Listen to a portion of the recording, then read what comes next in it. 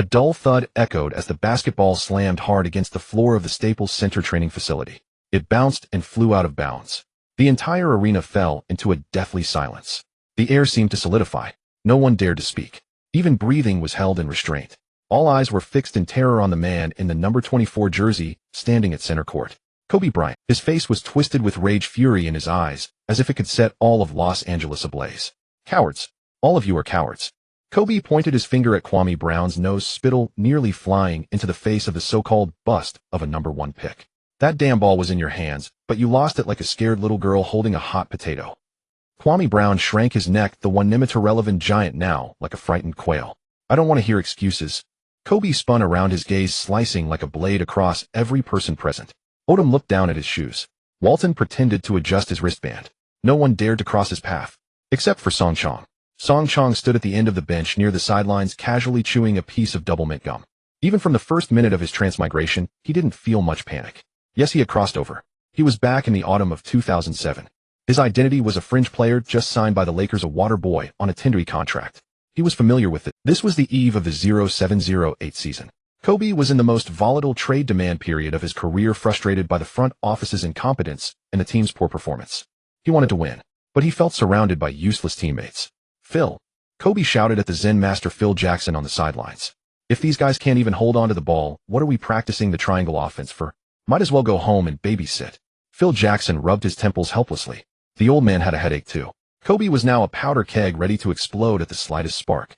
Just then an icy mechanical sound blasted in Song Chong's mind. Ding. Detected host in high conflict environment. Blessings of Many Children Dynasty Builder System activated. Newbie gift pack released. Congratulations, host. You have received Peak Klay Thompson Experience Card Permanent.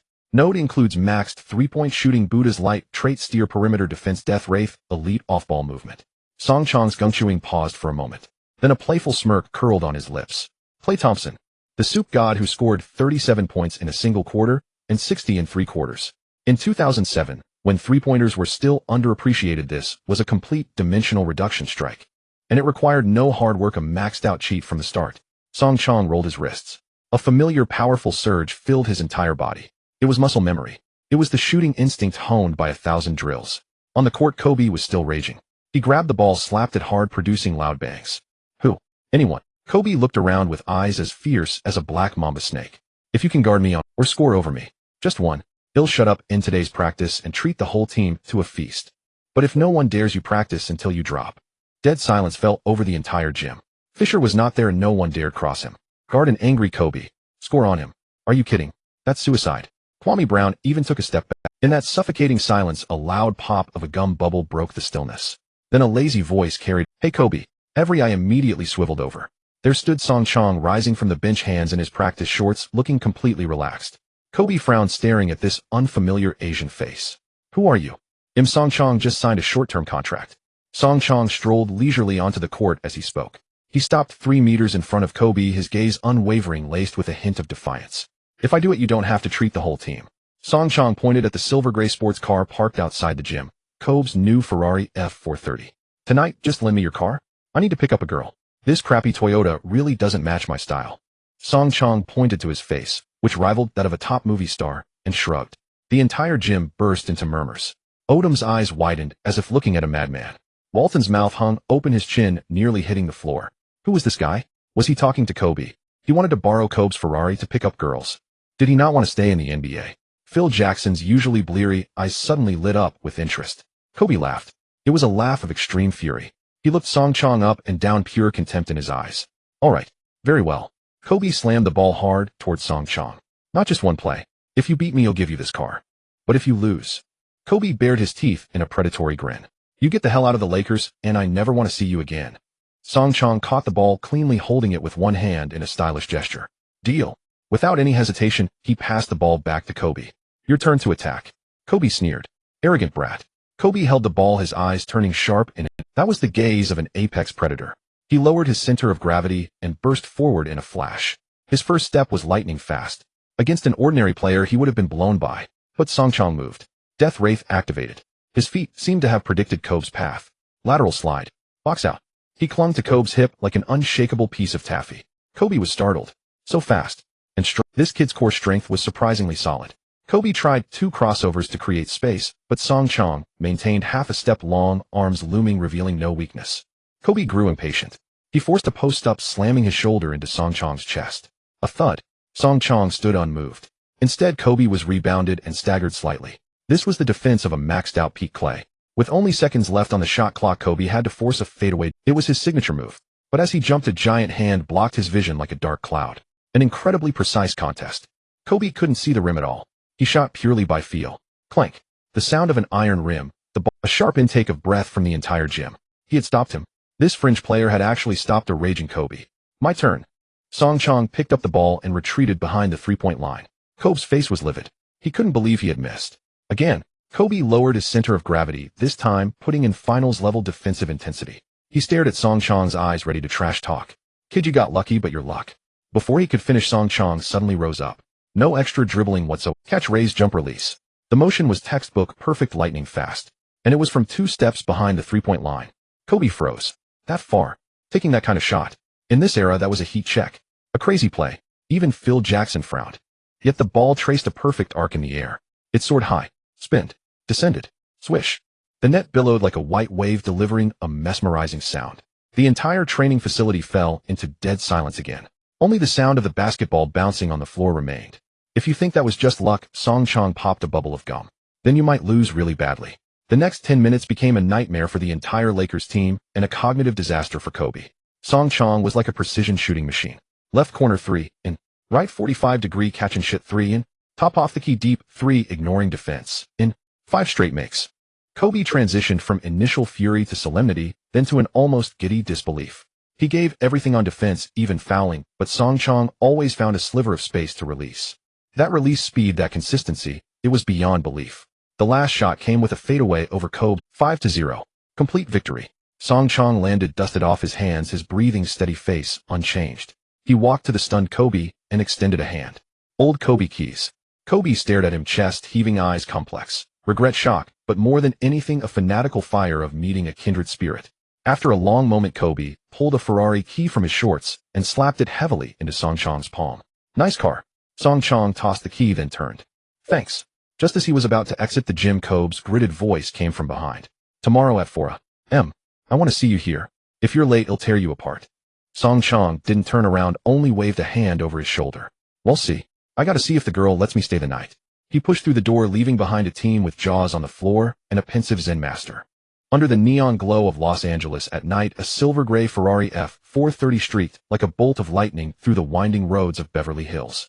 The roar of the V8 engine was the most ferocious symphony. Song Chong held the steering wheel with one hand, the other resting on the window, feeling the night breeze of California. Awesome. In his past life, he was just a 996 wage slave. How could he have ever driven a top-tier supercar like this? The push of acceleration, the roar of the engine. It was pure adrenaline rush. Ding. The system notification sounded again. Detected host is heading towards an entertainment venue. Triggering daily quest, got his favor. Quest description: attend a private party hosted by a famous Hollywood producer, find and chat up a high-quality woman with a comprehensive score of 90 and earn her affection. Quest reward unlocks grade physical skill, max stamina, perpetual motion edition. Failure penalty revoked, the peak clay template.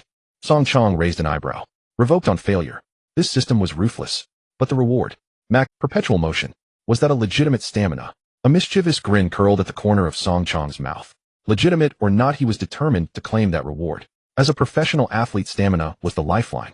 If he could have that Hamilton-like endurance combined with Clay's shooting skills, the thought was too beautiful to behold. Half an hour later, the Ferrari pulled up in front of a luxurious villa. Luxury cars gathered here, celebrities converged. Song Chong tossed the keys to the valet, adjusted his collar, and strode inside. Though he wasn't famous yet with this expensive outfit courtesy of the system's advanced funds, his exotic oriental good looks, and the Ferrari, the doorman dared not stop him. The party was ablaze with lights and wine. By the pool, Hollywood babes in bikinis lounged everywhere. The scent of champagne filled the air. Song Chong grabbed a glass of wine, his gaze scanning the venue like a radar. Anyone below 90 was skipped outright. Common beauties were beneath the system's and his standards. Suddenly his eyes locked onto a woman sitting on a couch in the corner. She wore a tight low-cut red dress that outlined a breathtaking curve. Her black hair cascaded like a waterfall, and her blue eyes were as languid and alluring as a cat's. But at the moment this beauty was frowning, drinking her sorrows with an irritated air. Her gaze was fixed coldly on a pretty boy in the middle of the dance floor who was grinding intimately with two blonde girls. Song Chang's eyes lit up. Megan Fox. In 2007, fresh off Transformers 1, she was at the peak of her beauty, setting the world on fire. That wild, sexy, even slightly aggressive beauty was simply mesmerizing. System scan. Target Megan Fox. Beauty 96. Figure 98. Current state angry, empty, seeking revenge. Overall score 97. Scrayed goddess. She was the one. Song Chang downed his glass in one gulp and strode over on long legs. If I were that bumblebee, I'd never let you sit here rusting alone. Song Chang's deep magnetic voice sounded in Megan's ear. Megan looked up. What met her eyes was an exotic face, so handsome it made her heart skip a beat. Especially those eyes seemingly able to see through her soul. Who are you? Megan raised an eyebrow. Her tone was cool, but she didn't tell him to leave. Just a passerby who can't stand seeing a beauty left out in the cold.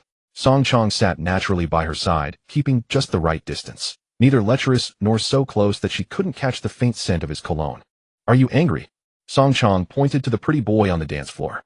That was Megan's boyfriend at the time, Brian, a washed-up extra actor living off Megan and fooling around everywhere. None of your business. Megan snorted, taking another sip of her drink. It's really none of my business. Song Chang shrugged. But if you want to get back at him, or just find a better man to make him jealous. He leaned in a little, that signature confident smirk on his lips. I think I'm the best candidate. Oh.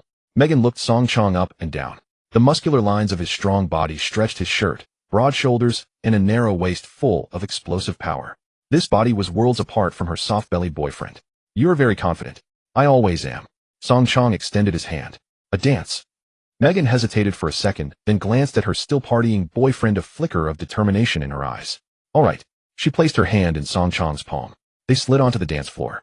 At that moment, Song Chang felt what a true goddess was. A supple waist, a hint of perfume, and that elastic touch. His death wraparound on the basketball court was for defense. But on the dance floor, those hands became the ultimate tool for flirtation. His dance moves were smooth. Had learned them to pick up women in his past life, guiding Megan through spins and close embraces. Their bodies pressed tightly together. Megan could feel the intense pheromones radiating from Song Chang. Her breathing grew rapid. Her gaze shifted from cold to dazed. What's your name? She breathed into Song Chang's ear. Song Chang. You can call me Song. Just as the atmosphere reached an intimate peak. Hey, what do you think you're doing? A furious roar shattered the romance. The pretty boy Brian had finally spotted what was happening and rushed over in a rage. He grabbed Song Chang's shoulder, trying to shove him away. Let go of my girlfriend. You yellow. The rest of the curse never left his mouth. Song Chang's eyes turned icy. With a slight shake of his shoulder, he reversed his hand and locked Brian's wrist. A little pressure. Oh. Brian screamed, his body bending like a shrimp. Song Chang hadn't even spilled a drop from his wine glass. Watch your mouth, man. He looked down at Brian, his gaze as cold as ice. This lady doesn't want to talk to you right now, got it? People around turned to stare. Brian was sweating with pain, feeling like his wrist was going to break. This was the gap between a professional athlete and an ordinary person. Even as an NBA fringe player, his physique was monstrous. Get lost. Song Chang released his grip, uttering the single word softly. Brian staggered back, and at the terrifying look in Song Chang's eyes, he actually chickened out. He shot Megan a vicious glare before slinking into the crowd. Watching this scene, Megan's eyes shimmered with the man who had made her suffer and she couldn't shake off was so easily crushed in front of this Eastern man. Was this boyfriend material? Her heart raced. I want to leave this place. Megan took the initiative to hook her arm around Song Chang's, her body nearly hanging on to him. Take me somewhere quiet. Song Chang smiled. This was it. As you wish, my lady. 10 minutes later. The Ferrari roared to life again. This time the passenger seat held a world-class sex goddess. They didn't go. Instead, they drove to the Mulholland Drive scenic overlook. From there, the entire Los Angeles nightscape could be seen. Stars, city lights, evening breeze. And in the cramped car, the temperature of intimacy skyrocketed. Ding. Detected host has established an ambiguous relationship with Scrayed goddess Megan Fox. Quest complete. Reward distributed max. Stamina perpetual motion edition has been fused. Song Chang felt a warm surge flowing into his dantian, then spreading to every limb and bone. All fatigue vanished instantly. In its place was boundless energy. He looked at Megan beside him. She was looking back at him, her eyes like water, her red lips slightly parted. Song, your driving skills are impressive. She said it as a double entendre. Song Chang leaned close, whispering in her ear. Actually, my ball skills are even better. Wanna try? Megan didn't answer, she simply pressed her lips to his. Early next morning, the first rays of sunlight streamed through the car window onto Song Chang's face. He opened his eyes, feeling refreshed. The beauty in his arms was still asleep, her lashes fluttering slightly like a delicate doll. Song Chang glanced at his watch. Holy shit. It's 8 o'clock. What did that obsessive Kobe say yesterday? 4 in the morning. Damn. This time he really was going to poke the sleeping tiger. Song Chong scrambled to put on his clothes. Megan woke up groggily, her voice lazy and husky. What's wrong, darling? I'm going to save the world. No, I'm going to save my career. Song Chong planted a kiss on her forehead. With that, he fired up the engine, and the Ferrari shot down the mountain like an arrow from a bow. The Lakers' training facility. The atmosphere was suffocatingly tense. All the players had finished their warm-ups and stood by the court awaiting the coach's instructions. Yet everyone knew where the storm's epicenter lay. Bryant, his face dark as thunder, was alone under the basket practicing free throws over and over. Each swish of the net seemed to vent his fury. That Chinese kid still hasn't shown up. He's done for. Standing up, Bryant, and 4 hours late. Not even God could save him now. Walton and Vujasic whispered. Even the ever-pleasant Odom shook his head. Had he gotten cocky after winning that bet yesterday? A classic flash in the pan. Just then the training facility's door creaked open. Song Chong burst in, still holding the Ferrari key. Sorry. Traffic was a nightmare. A flimsy excuse if ever there was one.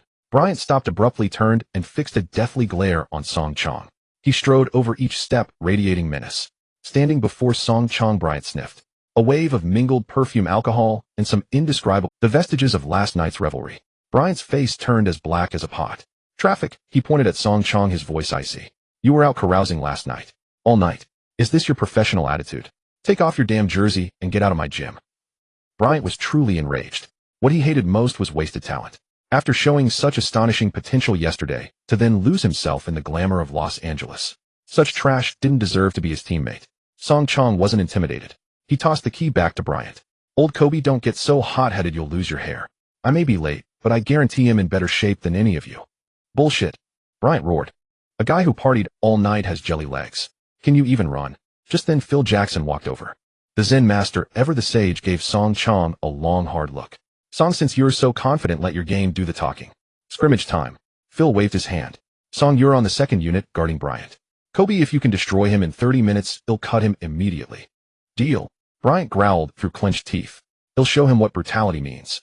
The scrimmage began. Starting unit Fisher, Bryant, Walton, Odom, Kwame Brown. Second unit Farmar, Song Chong, and a few nameless benchwarmers. Everyone expected a massacre. Song Chong must be drained from last night. How could he possibly defend a furious Bryant? The game started.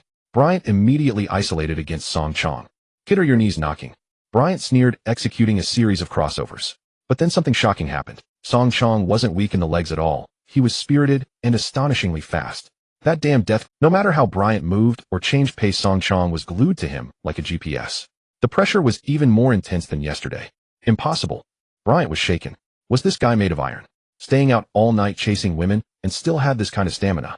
This was the terror of Max Stamina Perpetual Motion Edition. As long as he wasn't injured, Song Chong's energy was limitless. Locking down Bryant on defense, Song Chong exploded on offense. Give me the ball, he shouted at Farmar. Farmar passed instinctively. The moment Song Chong caught it, Bryant was on him. Don't even think about shooting. But Song Chong needed no adjustment. Catch, turn, fade away. Off balance in the air, he flicked his wrist gently. A touch of grace. Swish, three-pointer.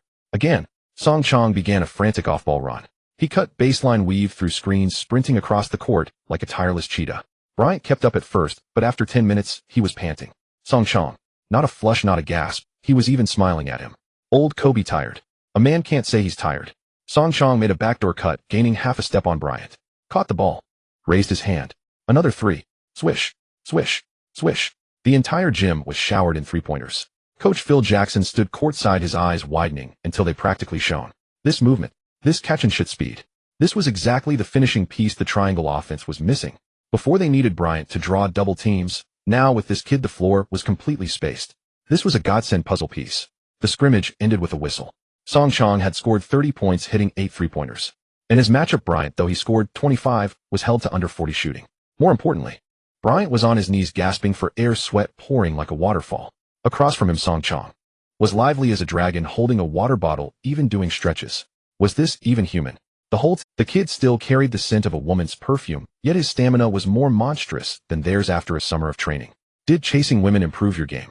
Bryant straightened up, his gaze complex as he looked at Song Chong. His anger had vanished, replaced by deep self. Was my training method wrong? Is the Los Angeles at 4 a.m. inferior to a Hollywood party at 4 a.m.? Bryant stepped forward and blocked Song Chong, who was heading for a shower. What did you really do last night? Bryant stared into his eyes. Don't give me that traffic excuse. Tell me if chasing women made you stronger. Bryant thought that for a championship, he might be willing to sacrifice his looks a little. Song Chong saw the desperate curiosity on Bryant's face and nearly laughed out loud. He leaned into Bryant's ear and whispered, "Practice ball." "But," Song Chong raised an eyebrow. "It was on the bed. That's another kind of high-intensity core training." With that, Song Chong patted Bryant's shoulder and, humming a tune, walked into the locker room, leaving Bryant standing there bewildered, grinding his teeth. "That damn bastard." But Bryant watched Song Chong's retreating figure, and the corner of his mouth twitched upward slightly. "That guy is tough." Kobe stared at Song Chong's retreating figure, clenching his fists. "That bastard. But quite tough." "Phil." Kobe turned to face Phil Jackson, who had remained silent all along. "His contract." The Zen master adjusted his glasses, a glint of calculation shining in his aged eyes behind the lenses. "Mitch is already handling it." Phil's voice was calm. "A formal minimum contract." Kobe said nothing more. This represented the team's. It also signified his approval. Although this kid was lazy, reckless, and full of bad habits he despised, damn it, he could win games. That was enough. 2 days later, the Lakers' first preseason game, hosting the Golden State Warriors at home. The Los Angeles sports media was buzzing like a festival. The headline on the sports section of the Los Angeles Times was scathing. "Lakers or circus? Kupchak signs a Chinese model to please Kobe." The image showed a candid shot of Song Chong at a party, his handsome face, indeed, more striking than most Hollywoods. On ESPN's flagship show First Take, renowned sports commentator Stephen A. Smith unleashed a full-throttle tirade, spittle flying as he faced the camera. A Chinese guy who never played in the NCAA. A 10-day contract, and because he got lucky and hit a few shots in a scrimmage, he lands a formal deal. This is an insult to the NBA. It's the most ridiculous joke I've ever heard. I bet this pretty boy Song will cramp up within 5 minutes on the court. He should go to Hollywood, not the Staples Center. Public opinion was almost one-sided. Everyone regarded Song Chong as a joke, a desperate move by the Lakers management to appease Kobe. Staples Center. The game was about to start. In the player tunnel, Song Chong was flexing his wrists. He heard the thunderous cheers outside, and also the harsh comments from the TV in the locker room. Lamar Odom approached, concern on his face. "Song, don't listen to those bastards outside. They don't know anything." Song Chong simply smiled. Why bother with them? This was exactly the feeling he wanted. The higher they're lifted, the harder they fall. No, they thought he would be lifted high and then fall hard. But he would only stand higher, watching them shatter to pieces on. The game began, and Song Chong was firmly planted on the bench. Phil Jackson had his own rhythm. On the court, the Warriors, led by the mad scientist Don Nelson, executed their signature run-and-gun offense. Baron Davis, Steven Jackson, Monta Ellis. A bunch of rugged players assaulting the Lakers' defense with relentless fast breaks and three-pointers. Kobe was playing hard. He had to lead the offense while defending the opponent's strongest scorer. At halftime, the Lakers trailed by 8 points. The locker room atmosphere was heavy. Kobe had a towel over his head, his chest heaving. Just then, Phil Jackson's gaze fell on Song Chong. "Song, you're in for the second half. Replace Walton, play shooting guard." Kobe yanked off his towel. Phil continued his instructions. "Kobe, you move to small forward. Don't worry about playmaking, don't worry about guarding their best player." The Zen master pointed at Song Chong. "Your only task is to set screens for him, then space the floor and watch him perform." Kobe was stunned. Me, Kobe Bryant, set screens for a rookie? He wanted to get angry. But when he saw Song Chong's face brimming with confidence, bordering on arrogance, he swallowed his words. He recalled that figure from the scrimmage who couldn't miss. "Fine." Kobe uttered a single word. The second half began. When the arena DJ announced Song Chong's name, the Staples Center erupted in a chorus of loud boos and scattered laughter. "That model is playing. Haha, are the Lakers giving up?" Song Chong jogged onto the court, facing the jeers. He felt no pressure, only a sense of enjoyment. Just then, a courtside camera caught a figure. In the front row, a woman in sunglasses and a hat was silently watching the game. The director immediately cut. "Oh my God, that's Megan Fox," the commentator exclaimed. "The Transformers star? What is she doing? Is she a Lakers fan?" The entire audience's attention shifted instantly, with many people screaming toward Megan's direction. Megan ignored them, her gaze fixed solely on the figure in the number 23 jersey who had just stepped onto the court. Song Chong saw her too. They locked eyes across the crowd. Song Chong grinned. The game continued. The Warriors inbound the ball. Lakers possession. Fisher brought the ball past half-court, glancing at Kobe, then at Song Chong, hesitating. "Ball." Song Chong's voice rang out. Fisher instinctively passed the ball. Song Chong caught it just past midcourt, near the Lakers' massive center court. Guarding him was Monta Ellis, a lightning-fast guard. But he clearly didn't take Song Chong seriously, standing 2 meters away, posing a go-ahead and shoot if you dare from their stance. He thought this Chinese guy was just a spot-up shooter incapable of shooting from that distance. Then, Song Chong, no probing, no hesitation. Catch, gather, jump. The motion was clean and sharp. Everyone in the Staples Center, including the players on the court, was stunned. A half-court shot. Was he insane? Don Nelson laughed heartily on the sidelines, ready to enjoy the joke. Kobe frowned, preparing to charge for the rebound. But the ball arced through the air in an impossibly high trajectory, flying precisely toward the basket. Time seemed to slow down. Swish. A crisp, satisfying sound. Nothing but net. The entire arena, 20,000 spectators, fell into a dead silence. Laughter got stuck in throats. Boos ceased abruptly. Monta Ellis stood agape, unable to believe what he had. Don Nelson's smile froze on his face. Kobe stopped mid-stride in his rebound charge, turning back to stare at the net, still rippling, completely frozen. Song Chong landed, his expression unchanged, as if he had just completed a routine practice shot. As he jogged back, he whistled at the dumbfounded Ellis. "Rookie, welcome to my range." That single shot ignited the silent arena. Oh, he made it. He actually made it from the logo. Who is this guy? The crowd went wild. And this was just the beginning. What followed became Song Chong's personal showcase. He began moving relentlessly without the ball. His elite off-ball movement combined with his motor-like stamina made him glide like a ghost across the court. The Warriors players couldn't keep up with his pace. Kobe kept his promise. He was truly setting screens for Song Chong, using his immense gravity to create opportunities. Song Chong curled off Kobe's screen, appearing at the right 45-degree angle. Catch, shoot. Swish. Three-pointer. He cut from the baseline, reverse direction to the left corner. Farmar's pass was perfectly timed. Song Chong didn't even look at the rim, jumping to shoot the instant he caught the ball. Swish. Another three-pointer. The Warriors were shell-shocked. Don Nelson roared from the sidelines, cycling through defenders against Song Chong from Ellis to Jackson, even switching a small ball center onto him. It was useless. Song Chong's release was too fast, and his shots defied logic. Every spot on the court was his range. Every defense was rendered futile against him. The Buddha's light shines everywhere trait activated. Single quarter explosiveness increased by 100%. Song Chong felt his hands burning hot. The basket looked as vast as the ocean in his eyes. Swish. Swish. Swish. A rain of three-pointers poured down at the Staples Center. The deficit was quickly erased, then surpassed.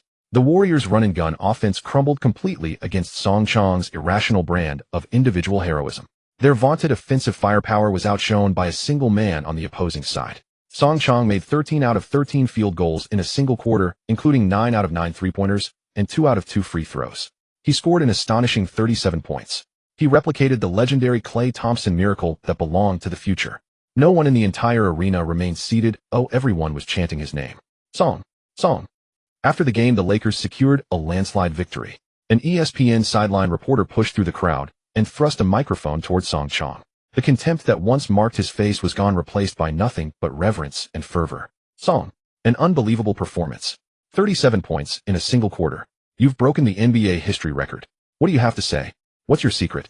Song Chong took a towel and wiped the non-existent sweat from his forehead. His gaze drifted past the camera and precisely found the breathtakingly beautiful figure smiling in the stands. He faced the camera and slowly winked his right eye. Because tonight a beautiful lady is watching. Song Chong's wink at the camera traveled across Los Angeles through the airwaves. In the locker room after the game, the atmosphere was as explosive as a powder keg.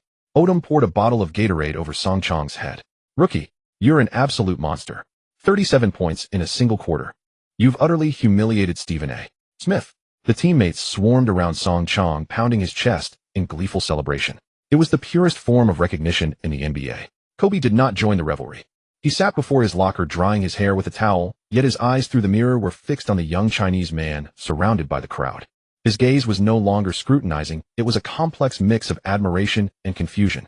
Just what kind of person is this guy? Arrogant, lazy, yet absurdly talented. Media interview requests flooded in, but Phil Jackson turned the Zen master pulled Song Chong aside and handed him a stat sheet. "How do you feel?" "It's okay, just got a hot." Song Chong shrugged, understating it. Phil smiled, said nothing more, and just patted his shoulder. "Get ready, the regular season will keep you busy." It was a promise. After the commotion, the players drifted away. As Song Chong finished changing, Kobe approached. The aura of aloofness around him had softened. "Kid, you played well tonight." It was the first time Kobe had voluntarily praised Song Chong. "Thanks, old Kobe." Leaving together, Kobe extended an invitation. "They'll give you a ride back to L. Song Chong raised an eyebrow. "Your Ferrari." "No thanks, I'm afraid you'll race me again." Kobe snorted. "That junker's too slow." He led Song Chong out of the player tunnel and around to the back of a black private helicopter sat silently on the helipad, rotors poised. A Sikorsky S-76 Kobe's personal ride. "This is faster." Kobe pointed at the helicopter, a hint of pride on his face. The smile on Song Chong's face froze instantly upon seeing the aircraft. His feet felt nailed to the ground, unable to move an inch. Damn, a helicopter. He had almost forgotten. January 26, 2020, Calabasas, California, a Sikorsky S-76B crashed.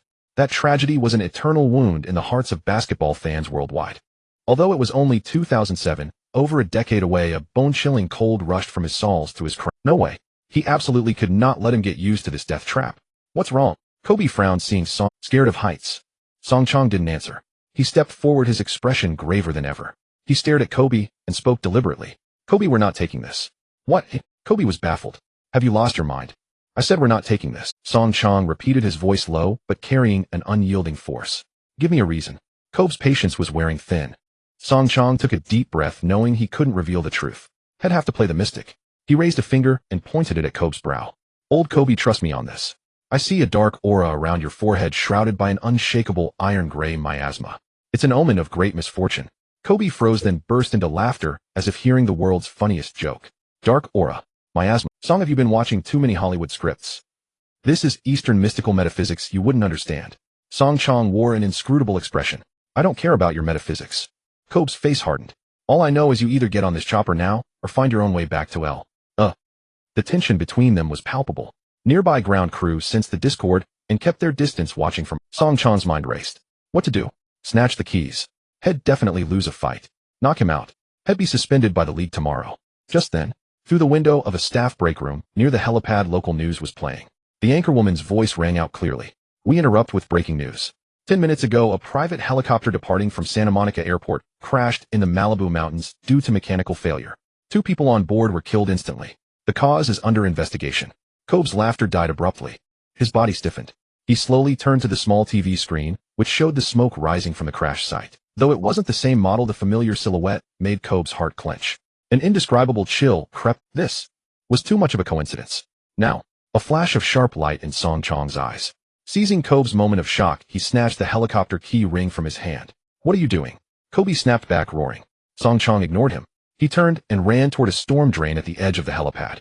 With all his strength, he hurled the metal keys. Clatter.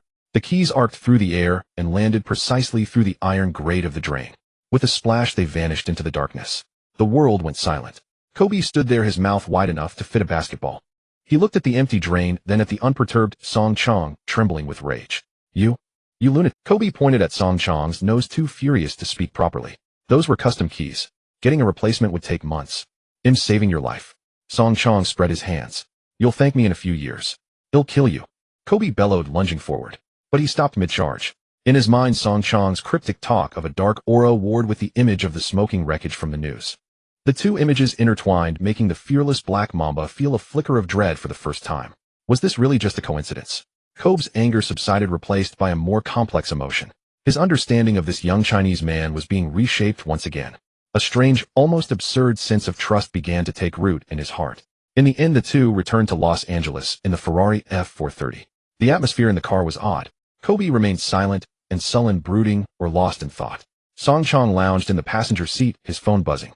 It was a text from Megan Fox. Mr. Beast, nice game. Free tonight. I have a few excellent art house films at my place. Care to come over and study the scripts together? Song Chong smirked and typed a quick reply. Get clean and wait for me. Just then his phone rang. The caller ID showed Phil Jackson. Song Chong answered, but before he could speak, the Zen Master's unhurried voice came through. Song Management has decided to offer you a formal bid contract, but there's an unusual addendum. Song Chong hung up the phone, and the atmosphere inside the car grew even more peculiar than before. Kobe had been driving with a darkened face, and now, unable to contain himself any longer, he squeezed out a few words through gritted teeth. What did Phil say? Nothing, just said he'd offer me a big contract. Song Chong pocketed his phone, speaking with an air of nonchalance. Kobe's grip on the steering wheel tightened. A big contract. This was only a preseason game. What kind of spell had this bastard cast on Phil and the management? Kobe said nothing more, stepping on the accelerator. The Ferrari F430's engine roared as it sped toward downtown Los Angeles. The next day, inside the Lakers' general manager's office, Mitch Kupchak, the GM who would later be cursed countless times by Lakers fans, was now beaming as he slid a document across the desk to Song Chong. Song, take a look. A 4-year, $12 million, full, mid-level exception contract. This is top-tier sincerity for a rookie. Song Chong flipped through it casually. For a 10-day contract player, this was undoubtedly a meteoric rise. But the numbers didn't matter to him. His gaze fell on the additional clauses on the last page of the contract. Additional clause: during the contract period, Party B must maintain a healthy, positive public image, refrain from publicly disclosing any romantic relationships, and avoid any form of scandal with any woman. Song Chong couldn't help but laugh out loud at this. Mr. Kupchak, what is this? A chastity monument? Kupchak's smile stiffened. Song, this is for your own good and for the team's commercial value. You need to understand your image is excellent right now. A single golden boy is most popular with female fans and advertisers. So you want me to be a monk for 4 years for commercial value? Song Chong tossed the contract back onto the table, leaned back into the sofa, and crossed his legs. I refuse. What? Kupchak hadn't expected such a blunt refusal. Song, you might not understand what this contract means to you. I understand perfectly, Song Chong interrupted him. But you might not understand what basketball means to me. He stood up, looking down at Kupchak with an unprecedented seriousness. My basketball comes from love. Restricting my love life is restricting my scoring. Do you get it? Kupchak was utterly bewildered. What kind of twisted logic was this? Framing womanizing in such a refreshing light and linking it to scoring ability. Was this kid out of his mind? Impossible. This is team policy. Kupchak's tone also hardened. Then there's nothing to discuss. Song Chong shrugged and turned to leave. Just then the office door swung open. An old man in a floral shirt with slicked back hair and a perpetually amused smirk walked in. Jerry Buss, the legendary owner of the Los Angeles Lakers, a business genius who perfectly blended basketball with Hollywood entertainment. Hey Mitch, did I hear something interesting? Old Buss asked cheerfully. Mr. Buss. Kupchak quickly stood up. This young man, he refuses to sign the contract because we require him to maintain a single image. Oh. Old Buss looked at Song Chong, sizing him up with interest. Kid, give me a reason. Why can't you stay safe? Aren't the girls in Los Angeles pretty enough? Song Chong looked at the legendary owner and smiled. Mr. Buss, quite the opposite, they're too beautiful. They are my inspiration, my source of power. Every wonderful date makes me shoot straighter and jump higher on the court. A man without love is like a Ferrari without gasoline. It won't go fast. This theory left Kupchak completely dumbfounded. Old Buss, however, burst into applause and laughter. Huh. Well said. Very well said. He walked to the desk, picked up the contract, and in front of everyone tore off the last page with the additional clauses, crumpled it into a ball, and threw it into the trash. Mitch, remember. Old Buss patted Kupchak on the shoulder. We are the Lakers' Showtime. We don't need saints, we need superstars who can put the ball in the basket. He turned to Song Chong and winked. Don't just date. If you can bring a championship to this team, I won't mind if you bring the whole of Hollywood home. With that, Old Buss turned and left gracefully, leaving Kupchak standing there in utter confusion. Song Chong picked up a pen and scribbled his signature on the contract. Done. To celebrate becoming a millionaire, Song Chong drove the Ferrari Kobe had compensated him with to an outdoor cafe in Beverly Hills. He needed to plan which 90-point goddess to start his path to power with. Just as he lifted his coffee, a slightly husky, yet magnetic female voice came from the next table. Excuse me, are you the Song who scored 37 points in a single quarter? Song Chong turned his head. A woman was looking at him. Golden wavy hair, full lips, and those captivating green eyes. Most striking was her hourglass figure, the simple white t-shirt barely containing her stunning curves. Scarlett, the future Black Widow, now just a rising star in Hollywood, preparing for a movie called Iron Man. System scan. Target Scarlett Johansson. Beauty 95. Physique 99, golden ring. Current status curious appreciative. Overall score 97, S-class goddess. Ding. Detected hosts interaction with S-class goddess Scarlett Johansson. Triggered new daily quest, the Black Widow's favor. Quest description: gain Scarlett Johansson's favor and obtain her private contact information. Quest reward: unlock S-class skill pack. Allen Iverson Prime Breakthrough Pack includes ankle breaker unstoppable crossover. Iverson's Breakthrough Pack. Song Chong's heart skipped a beat. If Clay's template made him an unstoppable shooter, Iverson's breakthrough would turn him into a monster that couldn't be defended. He had to have this reward. Song Chong set down his coffee cup, flashing his trademark mischievous smile. I thought the highlight of my day was signing a $10 million contract. But it seems meeting you is the biggest surprise today, beautiful lady. Scarlett was amused by his straightforward comment. You're more eloquent than you look in the news. She carried her coffee and naturally sat across from Song Chong. I heard you had a good time with Megan Fox at the party. Hollywood gossip spread fast. Just a dance, and I helped a beauty who was being neglected by her boyfriend. Song Chong shrugged. I'm always happy to help. Oh, so now are you trying to help me escape boredom? Scarlett asked in her unique smoky voice, a hint of flirtation in her eyes. This woman was a pro. Song Chong leaned forward, lowering his voice. No, I don't want to help you escape boredom. I want to make you happy. As their verbal duel heated up, the atmosphere intensifying. Buzz. Song Chong's phone vibrated. The caller ID read Megan F. A fox emoji set by Megan herself. Scarlett's gaze swept across the screen, her smile turning meaningful. It seems I'm not the only one who needs help. Song Chong picked up the phone, pressed the answer button in front of Scarlett, and even put it on speaker. Megan's lazy, possessive voice came through immediately. Hey Beast, where are you? I just finished shooting. I've got some new ideas about that script we studied yesterday. I want to discuss it in depth with you tonight. The voice wasn't loud, but in the quiet cafe, it was clear enough for Scarlett to hear. A love triangle.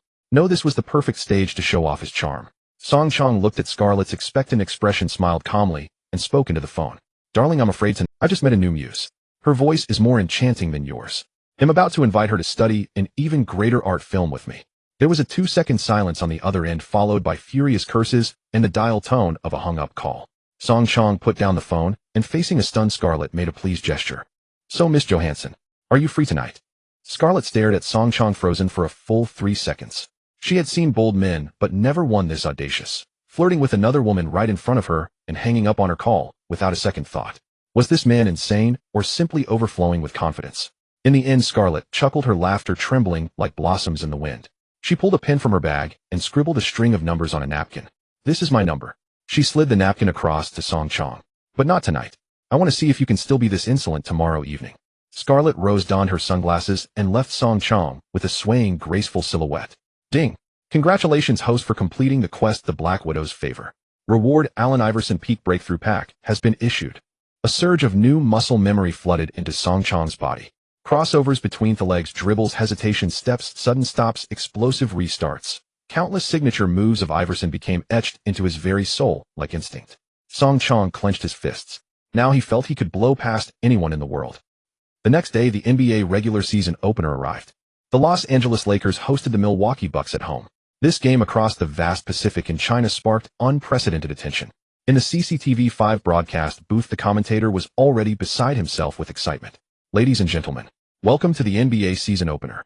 This will be a historic day. We are about to witness the first true Chinese derby on an NBA court. On one side, we have our space Yi Jianlian. On the other, the most anticipated super rookie of the new season, the creator of the 37-point single-quarter record, Song Chong. Online fans were already in a frenzy. Strong bro is a beast. Crush the Bucks. Show those Americans the power of a Chinese guard. Support Alien. Alien has historically great physique. If the coach gives him a chance, he'll definitely make it. Kids make choices. I want both. Hope they both put up great numbers.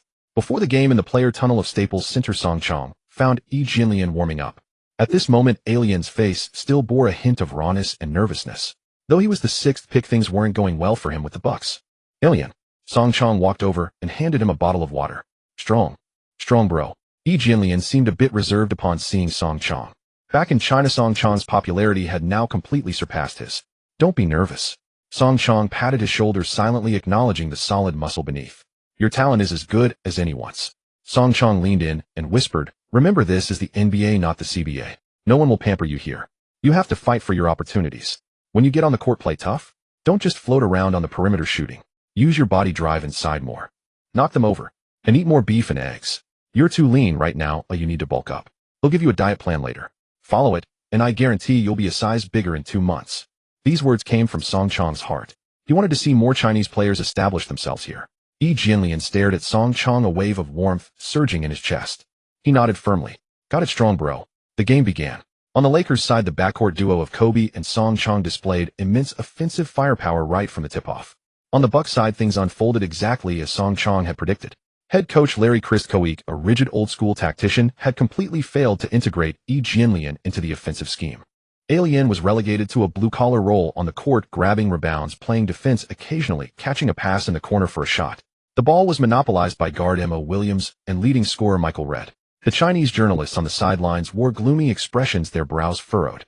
Song Chong also knitted his brows. In another round, Yi Jianlian had secured an excellent position in the low post, guarded by a shorter forward, and raised his hand to call for the ball. But the point guard Mo Williams didn't even glance his way. He charged to the basket himself, launching an absurd floater over Kwame Brown's defense. Clang! The ball hit the rim and bounced out. Damn it! Song Chong cursed inwardly. This was an utter waste of talent. During the timeout, Song Chong watched Yi Jianlian walk off the court, his face etched with disappointment and helplessness. A surge of inexplicable anger ignited within Song Chong's heart. You want to use him? Fine. Then he'll force you to use him. When the timeout ended, Song Chong's gaze had changed. It was the look of a hunter spotting its prey. The Lakers were on offense. Just as Song Chong crossed half-court, he made a gesture to Kobe. Clear out, I'm taking this. Kobe was taken aback, but chose to trust him. He immediately moved to the other side, drawing his defender away. The man guarding Song Chong was Redd. He sneered at Song Chong. Kid, did you use up all your preseason luck? Song Chong ignored him. The next second he moved. Allen Iverson peak crossover package activated. An explosive crossover followed by a lightning-fast between-the-legs dribble. Redd's balance was instantly shattered. He felt a blur before his eyes as Song Chong swept past him like a gust. So fast. Redd's heart pounded as he turned to chase. But it was too late. Song Chong drove into the paint, and the Bucks center Bogut rotated over to defend. Facing the Australian #1 draft pick, Song Chong showed no fear. He leaped toward him. Everyone expected a layup. Bogut raised his hands high ready to block. But in midair, Song Chong executed an incredible acrobatic move, avoiding the block and flicking his wrist to pass the ball from under Bogut's arm. The ball found a trailing Lamar Odom, who easily laid it in. The entire Staples Center erupted in gasps. Such dribbling. Such core strength. Was this really the Chinese sharpshooter who could only shoot threes? This was just the beginning. The next possession, Song Chong held the ball beyond the arc. Buddha's radiance activated. He didn't drive at all. Facing Red's defense, he took a step back and launched a direct pull-up three-pointer. Swish. Nothing but net. The Bucks were on offense. Red tried to answer, but under Song Chong's death coil pressure defense, he couldn't find any room to shoot and was forced into a hasty pass. The ball reached Bogut, who tried to post up Gasol. As he turned, a dark shadow flashed by. Song Chong appeared from nowhere, timing his leap perfectly. He slapped the ball from Bogut's hands, smashing it hard against the backboard. A volleyball-style block. The crowd went wild. Song Chong grabbed the ball and led the fast break himself, racing coast to coast. He used Iverson's signature crossover to shake Mo Williams off his feet. An ankle breaker. Then he coasted in for an easy layup. After scoring, Song Chong didn't celebrate. He slowly walked past the Bucks bench, pointed his finger directly at head coach Larry Kristkowiak, and shouted loud enough for the entire arena to hear. Hey, you in the suit. Give the ball to E. Let him take over. Otherwise he'll drop 60 points on your heads. I mean it. Kristkowiak's face flushed a deep shade of purple. He, a seasoned player, was being rebuked by a rookie, a yellow-skinned man, pointing a finger at his nose before the eyes of the world. Security. Eject him, he roared at the referee. Yet the referee merely shrugged and assessed a technical foul against Song Chong, letting the matter slide. Because Song Chong had spoken the truth. He was indeed dismantling the Bucks, while Yi Jianlian was being treated as if he were invisible. This incident thoroughly ignited Song Chong. The remainder of the game transformed into his personal showcase. At times he tore through the Bucks' defense with Iverson-esque drives, and at others he rained down three-pointers from beyond the arc like Thompson. The Bucks were utterly routed. He lived up to expectations, continuously scoring in the paint with his soft touch and explosive power. The game ended with a resounding Lakers victory. Song Chong finished the game with 45 points, 10 assists, 5 steals, and 2 blocks, a terrifyingly comprehensive stat line. At the post-game press conference, all questions from reporters centered on Song Chong's final gesture of pointing at the coach. Song Chong lounged with his legs crossed, speaking calmly into the camera. I was just fighting for the respect my fellow countrymen deserves. The NBA is a business league, but basketball itself should be pure. Those with talent should stand at center stage, not play second fiddle to the incapable. His words, broadcast live on television, spread across the world. On the other side of the ocean in China, countless fans wept with emotion. Chianga, you're a beast. That's a real Chinese man. So domineering. With sheer force, he carved out a tactical role for E. In the front row of the Staples Center stands a woman in sunglasses. Watch the confident, flamboyant figure on the screen, a beautiful smile curving her red lips. Scarlett Johansson. She had only come to see what the media-hyped Chinese shooter was truly capable of. What she witnessed was a true court tyrant. His commanding presence and disdain for the rules held more allure than any scripted male led. She quietly rose, and while reporters crowded around the press conference entrance, headed toward the player tunnel. Inside the Lakers locker room, teammates were wildly celebrating the resounding victory. Odom tried to give Song Chong a Gatorade shower, but Song dodged with a laugh. Get away, I'm all sticky. I have a date. Who?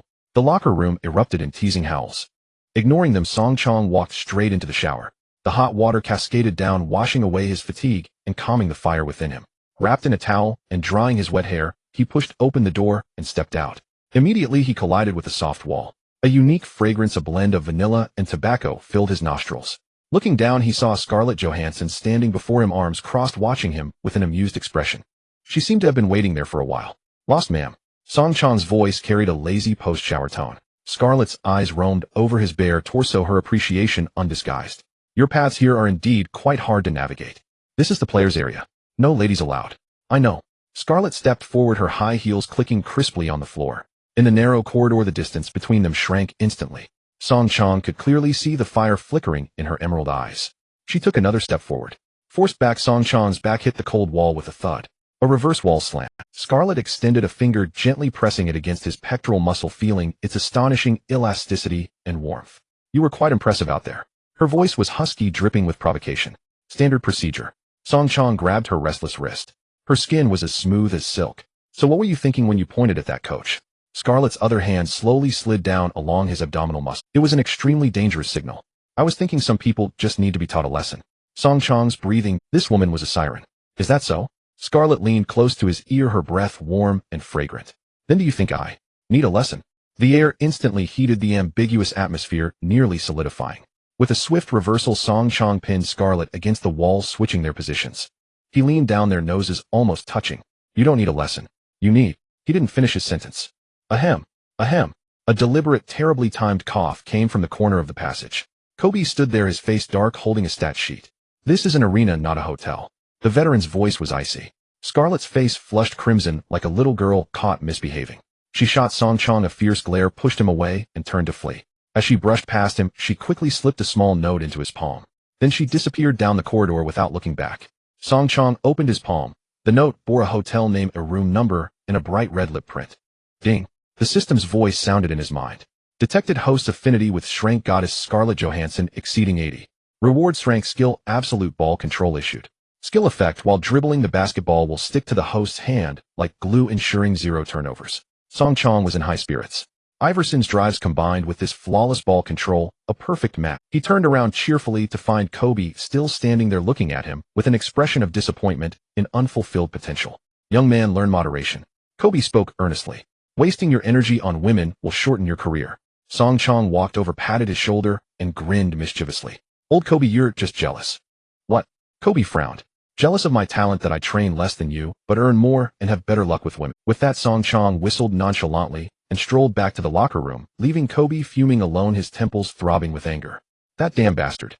Neither of them noticed the TMZ paparazzo at another exit of the passage, aiming a telephoto lens at Scarlett's hurried, retreating figure, frantically pressing the shutter. The next day, a single photo exploded across North America's sports and entertainment scenes. Hollywood sex goddess Scarlett's late-night rendezvous with the Lakers' new king, passionate kiss in the locker room passage. The photo was taken from a tricky angle, capturing only Scarlett's back and Song Chong's towel-clad profile. Scandal spread like wildfire. The rumor spread faster than a virus. As the Lakers' chartered plane flew to New York, almost every sports channel on the in-flight TV was discussing the incident. Shameless. What does he think the NBA is? A Hollywood set. A guy who only grabs attention with scandals doesn't deserve to be in this league. I bet he's just a flash in the pan, a shooting star that will fall fast because of his chaotic private life. Several ESPN commentators ranted, spittle flying, their words fierce. Odom couldn't stand it anymore and turned off the TV. Song, ignore them. They're just jealous. Song Chong, who was napping under an eye mask, replied indifferently. Let them curse. The louder they curse, the harder they'll fall later. New York, Madison Square Garden, the mecca of the basketball world. Tonight the arena was packed. As the Lakers players walked out of the tunnel, they were greeted by a tsunami of boos. 90% of those boos were aimed at Song Chong. In the stands, countless New York fans held up insulting signs. Yellow monkey, go back to Hollywood. How's Scarlett's bathwater? The courtside celebrity seats were glittering. The Knicks' #1 diehard fan, famed director Spike Lee, dressed in Knicks colors, was incessantly trash-talking. Nearby, the flamboyantly dressed Lady Gaga watched the court with interest. The atmosphere was more explosive. They weren't there to watch a game. They were there to see Song Chong humiliated. Phil Jackson pulled Song Chong aside. Song, stay calm. Don't let their emotions affect you. Song Chong cracked his wrist joints, popping. He glanced at Spike Lee, then at the sea of malicious faces in the arena. He smiled. Coach, don't worry. I won't be affected. They'll just shut them up. The game began. The Knicks point guard was the star Barry, Stephen Marbury, a rebellious streetball king. He matched up against Song Chong from the start. Kid, this is New York, not your backyard, Marbury taunted while dribbling. Today I'll show you what a real ankle breaker. With that, he launched into a series of flashy dribbles. But against Song Chong's death rap, all his tricks were chopped. Marbury found no room to drive. With the shot clock winding down, he had to force a pull-up jumper. Clang. The ball clanked off the rim. The Lakers took possession. Song Chong brought the ball up court and signaled his team he wanted to play isolation. Marbury immediately pressed up, playing aggressive defense with constant small fouls. He wanted to provoke Song Chong. But Song Chong just looked at him with an amused expression. The next second he moved. Allen Iverson peak breakthrough package. Absolute ball sense. A barely perceptible in and out dribble followed by a lightning-fast crossover. Marbury's mind couldn't keep up. His balance was completely broken, and he fell awkwardly to the floor like a ankle breaker. In front of 20,000 New York fans, their city's hero was sent crashing to the ground by a Chinese man using his own signature move. Madison Square Garden fell into dead silence.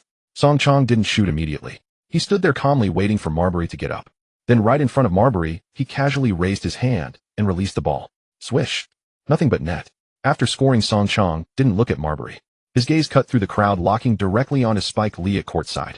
He slowly shrugged his shoulders at the fame, a classic Jordan move. Provocation. Pure provocation. Ah!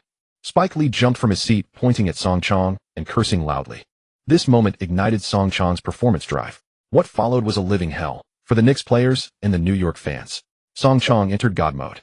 He tore through the Knicks' defense time and again with unbelievable drives. Sometimes he'd shake his defender for an easy layup.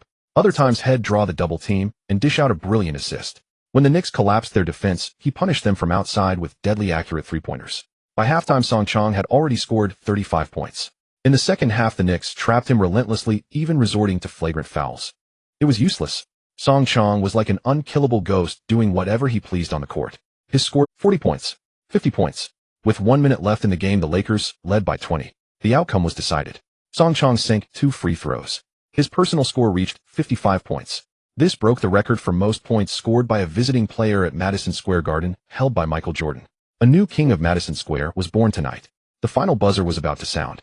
The Lakers had the last possession. Everyone expected Song Chong to run out the clock. But he didn't. He dribbled to center court right onto the giant Knicks logo. Under the gaze of the entire arena, he tossed the basketball high into the air.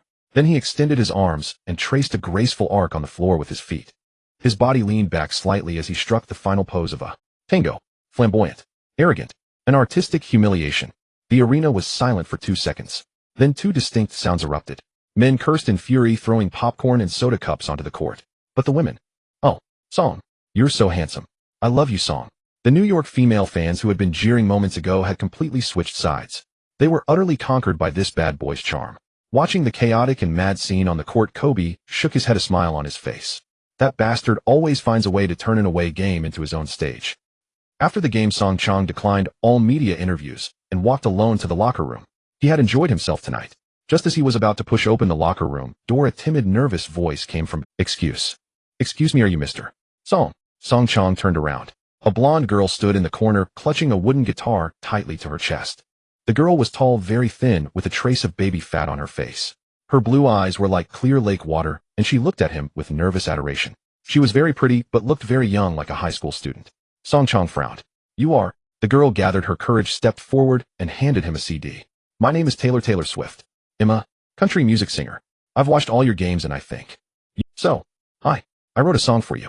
Song Chong looked at the blonde girl before him, clutching a guitar like a frightened fawn. Taylor Swift, the future world pop diva who would win Grammys with ease, was now just a budding country girl with baby fat on her. Mr. Song. Taylor held out the CD again, her cheeks flushing. Just then, a burly arena security guard approached, looking impatient. Hey kid, this is the player tunnel. No admittance. Leave now. The guard snapped, his tone aggressive, clearly mistaking Taylor for an obsessive fan based on her appearance. Taylor flinched, stepping back with her guitar, and said timidly, I am not. Song Chong stepped forward, shielding her behind him. He was taller than the guard, and his athletic build exuded an overwhelming presence. She's with me, Song Chong said calmly. The guard was about to argue, but when he recognized Song Chong's face, his attitude did a complete 180. Oh, Mr. Song. Sorry. I didn't know she was your friend. The guard quickly bowed and scraped. The man who had scored 55 points at Madison Square Garden tonight was the king of this arena. It's fine, go about your business. Song Chong waved his hand. The guard, relieved, scurried away.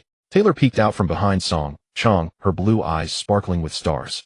This man, a ruthless tyrant on the court moments ago, was now like a knight guarding a princess. Thank you. Her voice was barely a whisper. No big deal, Song Chong smiled. You said you wrote a song for me.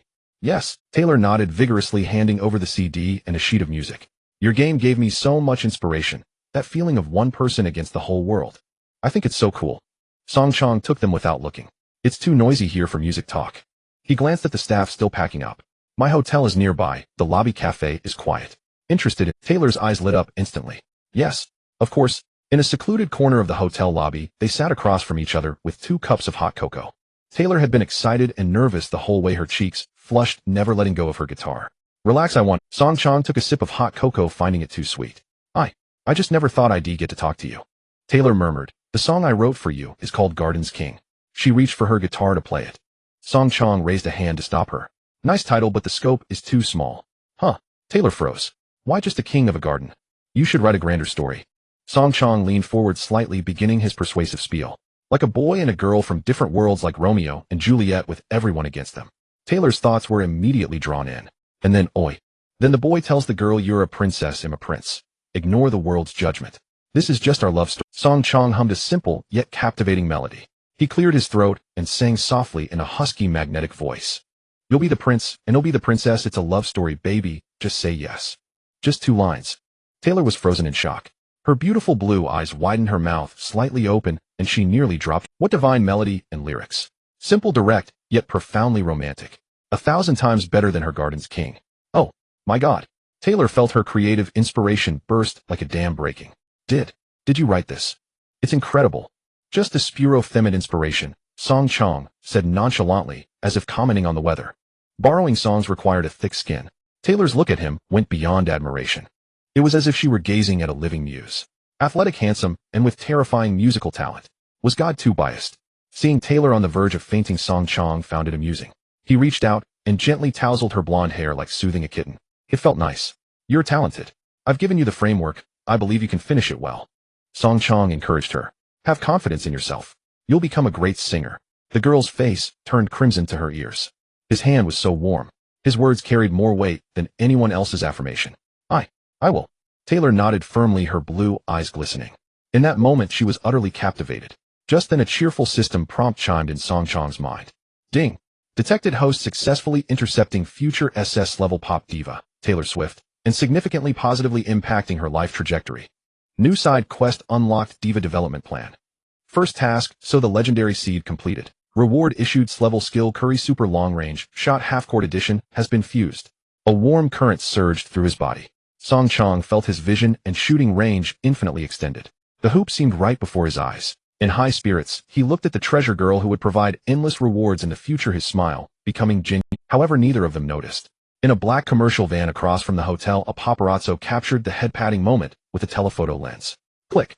The next day, the news of Song Chong's three-timing scandal accompanied by that evocative photo swept across North American social media. From Hollywood to country music, the Lakers' new king expands his hunting grounds. In Los Angeles, inside Megan Fox's mansion, she stared at the news on her phone, the photo of Song Chong's gentle smile and the blonde girl's adoring gaze. Sting. Bastard. She hurled her phone against the wall. In New York on a film set, Scarlett Johansson in costume took the phone from her assistant. She glanced at the headline and photo, her face expressionless as she took a sip of coffee. But her emerald eyes glinted with danger. Almost simultaneously, both women said the same thing to their assistants. Book me the fastest flight to Los Angeles. The Lakers' chartered plane touched down at Los Angeles International Airport. As soon as Song Chong stepped out of the VIP passage, he sensed something was amiss. A throng of reporters wielding cameras like predatory sharks drawn to blood clogged the exit. Song, what is your relationship with Taylor Swift? Are you simultaneously involved with Megan Fox and Scarlett Johansson? Some call you the most promiscuous player in NBA history. How do you respond? Flashbulbs blazed, each question more piercing than the last. Song Chong, donning sunglasses, remained silent as he squeezed into a private car under the escort of team security. Boss, this commotion is bigger than winning a championship. Odom driving quipped. Song Chong removed his shades and rubbed his temples. He had underestimated the media's reach. As the car pulled up to his villa in Beverly Hills, the situation was even more overwhelming than at the airport. Dozens of reporters encircled his front door in layers. As Song Chong racked his brain for a way in his phone, a text from Kobe. Heard your place is buzzing. Game tonight. Can your legs still carry you? Mischievous grin emoji, that sly old fox. Song Chong ignored him, instructing the driver to take the... He slipped through the back gate, barely catching his breath, when he spotted a figure on his doorstep. Blonde hair, sunglasses, a black trench coat, an imposing presence. Scarlett Johansson. She stood silently, arms crossed like an icy queen. We need to talk. Her voice betrayed no emotion. As Song Chong began to speak, the villa's front door creaked open from Megan Fox, clad in one of his oversized t-shirts, her long legs bare, leaned against the doorframe with a glass of red wine exuding an air of languid allure. She glanced at Scarlett, then at Song Chong, her lips curling into a provocative smirk. Darling, you're back. And who is this? In that instant the air seemed to freeze. The gazes of two level goddesses clashed midair, sparking invisible flames. The reporters at the gate caught wind of the commotion and surged forward like a tidal wave, their cameras clicking like... Oh my God, it's Megan and Scarlett. A century-defining showdown. A century-defining showdown. Amid the tense standoff, Song Chong's phone rang inopportunely. Caller ID Taylor Swift. Song Chong felt his head spin. He answered right in front of the two women. On the other end, Taylor's voice came through, choked with tears. Song, I'm sorry. Those news stories are all fake. I never meant to cause you such trouble. My company is frantic. The young woman was clearly terrified by the ordeal. An ice queen on one side, a fiery wildcat on the other, and a sobbing, innocent flower on the phone. Outside, a pack of eager reporters. Even a deity would kneel in this situation. But Song Chong was no deity. He was a cheat. Taking a deep breath, he even broke into a smile. A crisis. No, this was an opportunity. He spoke into the phone with the gentlest tone. Taylor, don't cry. This has nothing to do with you, it's just the media being petty. Do nothing, just write your songs and wait for my call. He hung up, turned to the two women locked in a standoff, and spread. It seems we really need to talk today. He stepped aside, gesturing for Scarlett to enter. Come in first. Standing outside only fuels the paparazzi. Scarlett hesitated, then stepped inside. In the living room, the atmosphere among the three was colder than a Siberian winter. Megan and Scarlett sat at opposite ends of the sofa, avoiding each other's eyes, yet the air crackled with tension. Song Chong poured himself a glass of water, breaking the silence. I know why you're both here. I won't make excuses because most of what's in the media is baseless. Megan let out a cold laugh. So what we're seeing now is also baseless. She gestured at Scarlett. Scarlett shot back. At least I'm not wearing someone else's clothes to stake a claim. As a quarrel was about to erupt, Song Chong raised his hand. Stop. His voice was low yet carried an unyielding authority. Both women fell silent. I know you're both exceptional and proud, Song Chong said, looking at them. A man like me truly doesn't deserve either of you. But, he pivoted, in matters of the heart, it's not about worthiness, but willingness. I, Song Chong, am not a man to be tied down. My world is vast, the court is just one part of it. I admire beautiful women and appreciate all things exquisite. I've never hidden that. He stood and walked between them. So I won't make a choice. But you can. Tonight the Lakers have a home game. I've reserved the best courtside seats for both of you. He looked at Megan, then at Scarlett. My performance depends on whoever makes me feel like she's my #1 fan, whoever gives me the most energy. After the game, I'll take her to celebrate the victory. Of course you can also walk away right now. With that, Song Chong grabbed his car keys and headed for the garage without. Decide for yourselves. He left Megan and Scarlett staring at each other in the living room, their faces a mix of shock and disbelief. That bastard. He was treating them as prizes in a competition. That night at Staples Center. Lakers versus Suns. The focus of the game, however, was not on the court, but courtside. When Megan Fox, Scarlett Johansson, and Taylor Swift, who had rushed over on Song Chong's private jet, sat side by side in the front row, the entire arena erupted. The announcer forgot the game, exclaiming with excitement, "Ladies and gentlemen, I don't know if I'm commentating on an NBA game or hosting the Oscars. My goodness." During warm-ups, Kobe looked at the three stunningly different, but equally gorgeous women courtside, then at Song Chong calmly flexing his wrists, and was utterly awestruck. The game began. Song Chong played as if injected with adrenaline, feeling boundless energy surging. On the first play, he used Allen Iverson crossover pack to shake Steve Nash, drove into the paint, and rose over Amare Stoudemire for a thunderous tomahawk dunk. The crowd went wild. After the score, he made a phone call, gesture toward the sidelines. All three women instinctively thought it was meant for them. Megan immediately stood up and blew a kiss. Scarlett applauded gracefully, her eyes gleaming with approval. Taylor, her face flushed with excitement, pumped her fists vigorously. What a scene. Song Chong felt his state peak. He entered unstoppable mode. The entire half-court with Stephen Curry ultra-range three-pointer was unleashed upon the world for the first time. Just past mid-court, he let it fly. Swish. Before the three-point line with a defender in his face, he launched another. Swish. Suns head coach Mike D'Antoni was dumbfounded. What kind of play was this? It defied logic. The halftime buzzer sounded. The scoreboard left everyone gasping. Song Chong 40 points. He had single-handedly silenced the Suns' 7 seconds or less offense. In the tunnel, Kobe caught up, slinging an arm around Song Chong's shoulder with unprecedented seriousness. You bastard, tell me the truth. Kobe stared into his eyes. Is it true that the more women you have, the stronger you get? Kobe stared intently into Song Chong's eyes, his expression as if he wanted to see through him completely. You bastard, the more women you have, the stronger you get. Faced with Kobe's soul-searching question, Song Chong grinned, revealing a row of white teeth. He leaned close to Kobe's ear and whispered, Old Kobe, you guessed right. And the more beautiful they are, the better my form. With that, he patted Kobe's stiff shoulder, whistled, and ran onto the court. Kobe stood frozen for a full 3 seconds. This bastard. He actually admitted it. What kind of absurd way to get stronger was this? Kobe felt that his 20-plus years of understanding about basketball were being utterly overturned by this Chinese kid. The second half of the game began. Song Chong's touch was scorching hot. He continued his insane form from the first half, immediately pulling up for an unreasonable step-back super-long three-pointer. The ball traced a perfect arc through the air and swished through the net.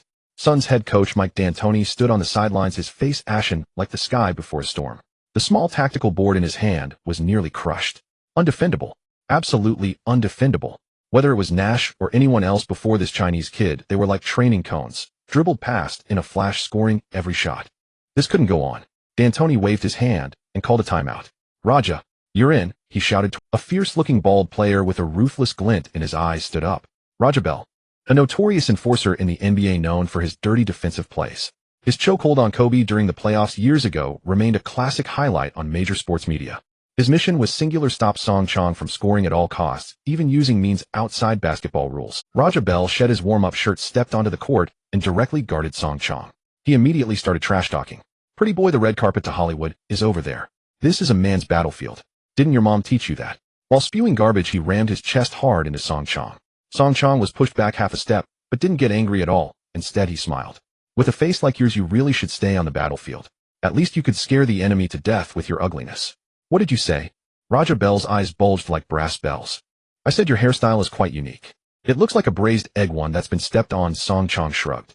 Raja Bell was so furious he nearly threw a punch on the spot. The referee's whistle blew and the game resumed. Lakers on offense. Song Chong had the ball and Raja Bell immediately clung to him like a stubborn patch of plaster. His physicality was intense and his sneaky moves were endless. He secretly jabbed his elbow into Song Chong's ribs. He used his knee to bang against Song Chong's thigh. The moves were extremely dirty, yet subtle, perfectly towing the line of a foul call. Song Chong sensed the opponent's intent, but his face still wore that nonchalant expression. He began to dribble, constantly changing his rhythm. Iverson prime crossover pack activated. Raja Bell was fully focused. He knew Song Chong's drives were lethal. He bent his knees, lowered his center of gravity, ready to react. Just then Song Chong accelerated, charging towards Bell's right side. Bell immediately shifted his weight, slid laterally, and blocked the driving lane. A sinister grin even crept onto his face. "Gotcha, kid." The moment he slid, he subtly stuck his foot out into Song Chong's path. A dirty trip. This was a malicious move that could ruin a player's career. Kobe on the sideline saw Bell's action and his heart leaped into his throat. "Watch out." But it was too late. Just as Bell's dirty foot was about to touch Song Chong's ankle, Song Chong's surging body came to an abrupt, impossible halt at a bizarre angle. An unbelievable behind-the-back hop step. The terrifying core strength and body control from max-level physique allowed him to complete this unorthodox move in a tenth of a second. Like a phantom dancer, he nimbly evaded that malicious foot. Because his entire weight was committed to one side, plus the tripping motion, Raja Bell completely lost his lower body balance. He only felt a blur, and the yellow-skinned number 23 had vanished. At the same time, he felt something pass through his crotch. It was the ball. A nutmeg. The most humiliating kind of crossover. Raja Bell lost all balance. Under the immense momentum, he awkwardly split his legs and crashed onto the floor on his rear. The pose resembled a clumsy gymnast failing at a split. Ow! A scream escaped Bell's throat, feeling like a certain vital part was nearly torn apart. The entire Staples Center was dead silent for a moment, then erupted into deafening cheers and laughter. Yet the man who orchestrated it all, Song Chong, didn't even glance back. He blew past into the Suns' paint like a gust of wind. The little tyrant Amare Stoudemire immediately rotated over, leaping high for a block. Everyone expected Song Chong to finish the humiliating play with a thunderous dunk. But he didn't. Facing the airborne Stoudemire, Song Chong didn't even look at him, just flicked his wrist backward. An incredibly imaginative Naluk behind-the-back pass. The ball flew precisely past Stoudemire, landing securely in the hands of the trailing Kwame Brown. Kwame Brown caught the easy pass, hesitated for a second, then let out an excited roar, jumped off both feet, and slammed the ball viciously through the hoop. The rim groaned loudly. After scoring, Kwame Brown pounded his chest in excitement. It was the easiest, most effortless basket of his career. The crowd went absolutely wild. All the cheers were for the man who orchestrated everything. Song Chong slowly walked across half-court, stopping before Raja Bell, who was still writhing on the floor. He looked down at him and shook his head. "Your defense is just like your hairstyle. Absolutely terrible." The camera immediately cut to the sidelines. Megan Fox jumped up from her seat in excitement, mimicking Song Chong's nutmeg move, and blew an ecstatic kiss to the camera. Scarlett Johansson leaned gracefully back in her chair. She didn't scream, just rested her chin on her hand, her emerald eyes shimmering with intense allure. This man perfectly combined violence and artistry. The Suns' mentality completely collapsed. They began to double-team Song Chong frantically, and without reason. Whenever Song Chong got the ball, 2 or even 3 defenders immediately swarmed him. This left the other Lakers players with a plethora of wide-open opportunities. Kobe received a pass from Song Chong at the right 45-degree angle. It was a huge open look with no defender within 3 meters. Everyone expected Kobe to shoot immediately, but he didn't. He glanced at the basket, then at Song Chong, trapped by 3 defenders. He snorted coldly and passed the ball right back. The ball sailed over the defenders' heads, returning precisely. "Since you want to show off in front of the women, then shoot them to death. Miss this and you're dead tonight." Shot. Basketball God mode. Kobe's voice, though not loud, was clearly broadcast throughout the entire Staples Center via the courtside audio equipment. "Since you want to show off in front of the ladies, then shoot them to death. If you miss, you're dead tonight." The entire arena erupted in uproar.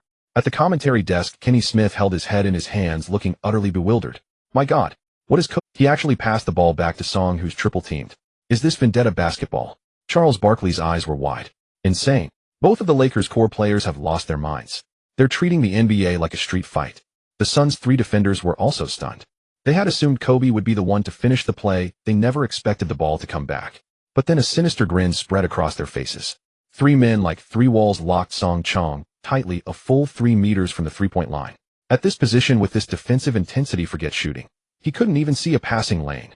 What could he do now? On the sidelines, D'Antoni's lips were already curling into a smirk. He could almost envision Song Chong committing an offensive error leading to a Suns fast break.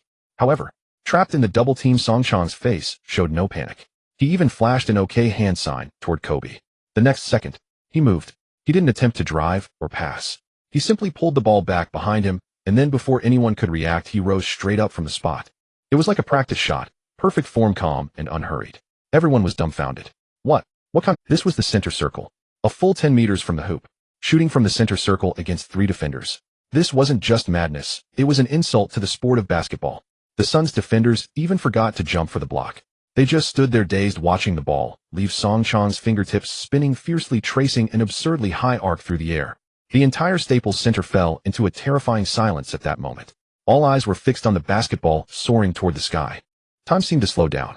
The orange ball sailed over everyone's heads, over the reaching arms of the defenders, and plummeted with deadly accuracy toward the basket. Swish! A crisp, delightful sound like heavenly music echoed through the silent arena. Nothing but net. The ball pierced the net, hit the floor, bounced twice, and rolled to the feet of a dumbstruck Nash. Silence. A deathly stillness. 3 seconds later. Boom! The entire Staples Center, like a detonated bomb, erupted in a thunderous roar of cheers. Hoo-ha! MVP! MVP! MVP! The fans went wild, waving their arms and screaming in disbelief at what they had just witnessed. The Suns players were petrified on the spot. Nash looked down at the ball at his feet, then up at the hoop, his eyes filled with utter bewilderment. Amare Stoudemire, the little tyrant, stood with his mouth agape, speechless.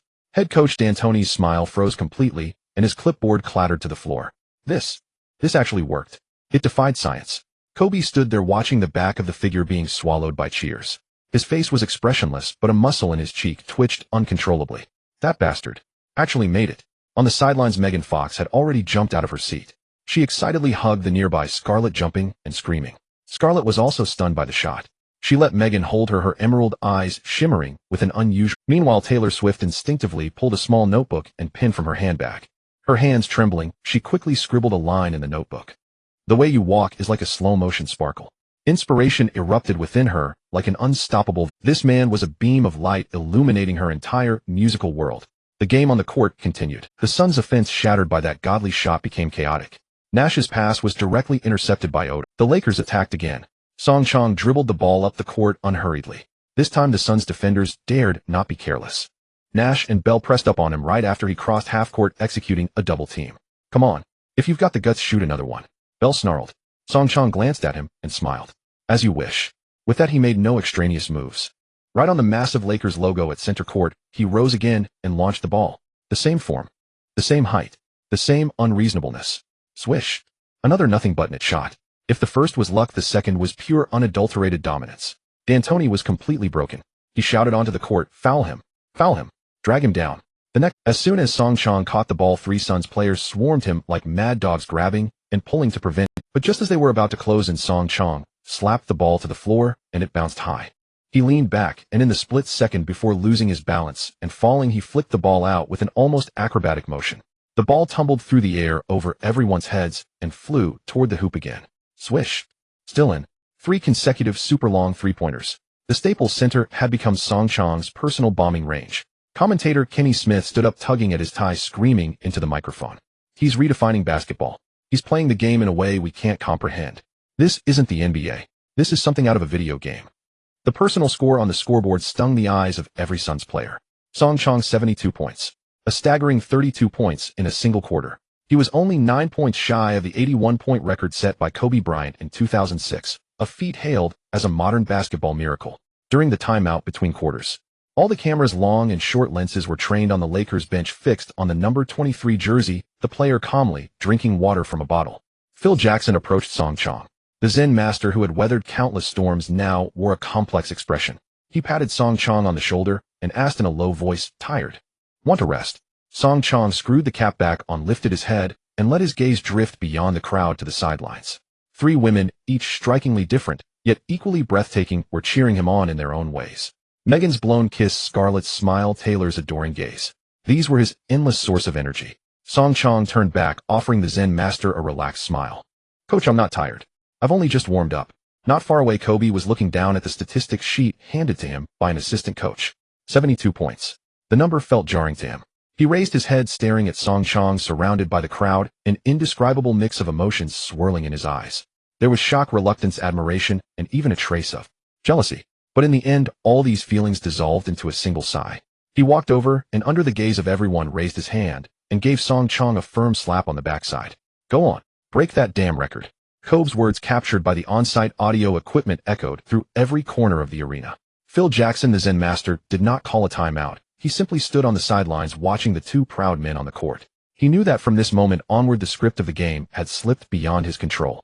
The Suns were clearly unwilling to become a mere footnote in history. Nash, the Canadian-born wind chaser, entered his rampage mode.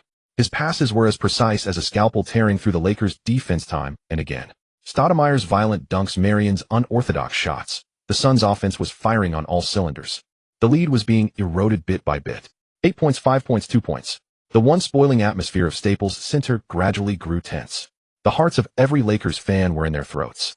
D'Antoni wildly waved his arms on the sidelines. His strategy was singular, almost frantic. "Lock him down. I don't care how you do it, just lock down that number 23. The Suns players faithfully executed their head coach's command.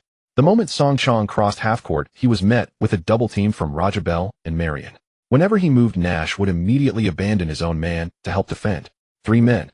They would rather leave Kobe open, let Gasol dominate the paint, than give Song Chong the slightest chance. Song Chong's personal score was cruelly stuck at 79 points. He was just 2 points short of that sacred 81-point record. Yet those 2 points now seemed like an insurmountable chasm. Time ticked away second by second. There were only 20 seconds left in the game. The Suns took the lead by 1 point thanks to a difficult floater from Nash. The Lakers were trailing, but had possession for the final offensive play. The buzzer sounded. Phil Jackson called his final timeout. The atmosphere in the entire arena was heavy. To 3 women on the sidelines, Megan, Scarlett, Taylor, stood up nervously, hands clasped in prayer for the hero. "Coach, give me the ball." Kobe walked up to Phil Jackson, his expression more serious than ever. Everyone's eyes were on Kobe. It was only natural. He was the Black Mamba, the league's premier clutch player, the undisputed leader of this team. It was only fitting for him to take the final shot. Phil Jackson looked at Kobe, then glanced at Song Chong, who was wiping sweat with a towel nearby, and nodded. "Kobe will take the final shot." The timeout ended. The Lakers players returned to the court. The eyes of the world were fixed on Kobe. The Suns' defensive strategy was clear. Nash guarded Kobe unknown, while 3 of the other 4 players relentlessly hounded Song Chong, with the 4th ready to help on Kobe. They were certain this play would be a 2-man game between Kobe and Song Chong. But the finisher had to be Kobe. Odom was about to inbound the ball from the sideline. Kobe made a reverse cut and successfully caught the ball. The clock started ticking. 19 seconds, 18 seconds. Kobe didn't rush. He controlled the pace, surveying the court. Nash spread his arms, defending with total focus. Stoudemire also moved up from the paint, ready to delay at any moment. On the other side, Song Chong was trapped in a tight space by 3 defenders, barely able to move. Everyone assumed Kobe would go unknown. With only 5 seconds left on the clock, Kobe moved. He accelerated, driving toward the basket. Nash was half a step behind, and Stoudemire immediately rotated to help. Kobe leaped high, facing Stoudemire, and made a shooting motion. The whole world thought he would end the game with a difficult fadeaway jumper. However, in midair, when no one expected it, Kobe twisted his body into an impossible angle. His hand about to release the shot flicked his wrist. The ball didn't fly toward the hoop. Instead, like a cannonball, it sailed over the heads of all defenders to the opposite corner. The corner everyone had forgotten. The man trapped by 3 defenders. What? D'Antoni's pupils on the court at the moment Kobe passed. Song Chong used a brutal spin move to force open a sliver of space. He reached out and securely caught the pass from his leader. Only 5 seconds remained. The 3 Suns defenders on him lunged frantically. 3 massive hands blotting out the sky sealed off every possible shooting angle. No time to think. No room to adjust. The instant Song Chong caught the ball, he pushed off with both feet, leaning backward until his body was almost parallel to the floor. Extreme fadeaway. Drift. Release. The ball left his fingertips, soaring over those 3 desperate arms. The red light on the sideline flashed on. The game-ending buzzer blared sharply. The world fell silent. Everyone's necks craned upward, watching the ball arc through the air. It traced a high, nearly perfect arc. Then under the gaze of millions, it dropped precisely. Swish. Nothing but net. Light on. Ball in. Game over. After the dead silence, the floor of Staples Center began to tremble violently. Cheers, screams, and roars erupted like a volcanic explosion threatening to blow the roof off the arena. Golden and purple streamers rained down from above like a magnificent storm. The numbers on the scoreboard finally settled. Lakers 125, Suns 124. And in the personal stats column, Song Chong number 23. Points 82. A new history. A new record. In this moment it was born. The 81-point miracle created by Kobe was shattered by his teammate, a rookie from China. In an even more legendary and unbelievable way, Song Chong rose to his feet and let out a primal roar to the heavens. Kobe was the first to rush over, landing a hard punch on him before pulling him into a tight embrace. "Hell of a shot, you bastard." At that moment, the security guards on the sidelines could no longer control the frenzied crowd. Three graceful figures like beautiful butterflies wove through the chaos and burst onto the court. Megan Fox, Scarlett Johansson, Taylor Swift. Their target was one and the same, the man who had just made history. Song Chong had just been pulled to his feet by his teammates, still gasping for breath. Three distinct yet equally intoxicating fragrances enveloped him instantly. He felt as if he had stumbled into a haven of tenderness. On his left, Megan Fox clung to him. Johnson embraced his waist tightly from behind. Before him, the innocent girl Taylor Swift, at a loss, could only blush. Such was the scene. Broadcast through the live camera, it spread across the world. At the commentary desk, Charles Barkley's envy nearly. "I declare this the greatest celebration in NBA history. Kenny, have you ever seen a more magnificent sight?" Kenny Smith shook his head and sighed. "I only lament why I am not Song. I would trade all my championship rings for his place, even if only for 3 seconds." Before the television, countless male fans across America had their hearts shattered. Their three goddesses were all embracing the same man. The image was too thrilling, too despicable. Journalists surged forward like madmen, encircling Song Chong and the three women in a tight cordon. An ESPN reporter thrust a microphone with all his might towards Song Chong's mouth. Song, breaking Kobe's 81-point record, how do you feel now? And what exactly is your relationship with these three beautiful ladies? How will you handle this complex situation?" Each question was more explosive than the last. Song Chong wrapped his left arm around Megan's waist to keep her from falling, gently patted Taylor's hand to soothe her, and felt Scarlett's embrace from behind. He flashed a trademark roguish grin at the camera. Feelings are fantastic. Records are made to be broken, nothing special. The next target is Chamberlain's 100 points. A collective gasp of disbelief swept through the journalists. Was this man insane? He still wanted 100 points. Song Chong paid no heed to their shock and continued, "As for these three ladies." He lowered his head, planting a kiss on the cheeks of Megan and Taylor, then turned slightly to savor the fragrance in Scarlett's hair. "They are all my inspiration, my muses. Without them cheering me on from the sidelines, tonight's 82 points would not have been possible." This response was impeccable. It saved face for the three women while positioning himself as a romantic genius rather than a mere playboy. Megan and Scarlett wore expressions of satisfaction. Taylor, on the other hand, was so embarrassed she wished she could bury herself in the ground. Just then Kobe, his face dark, pushed his way in. He yanked Megan, still clinging to Song Chong, down. "Enough, you bastard. The celebration is over.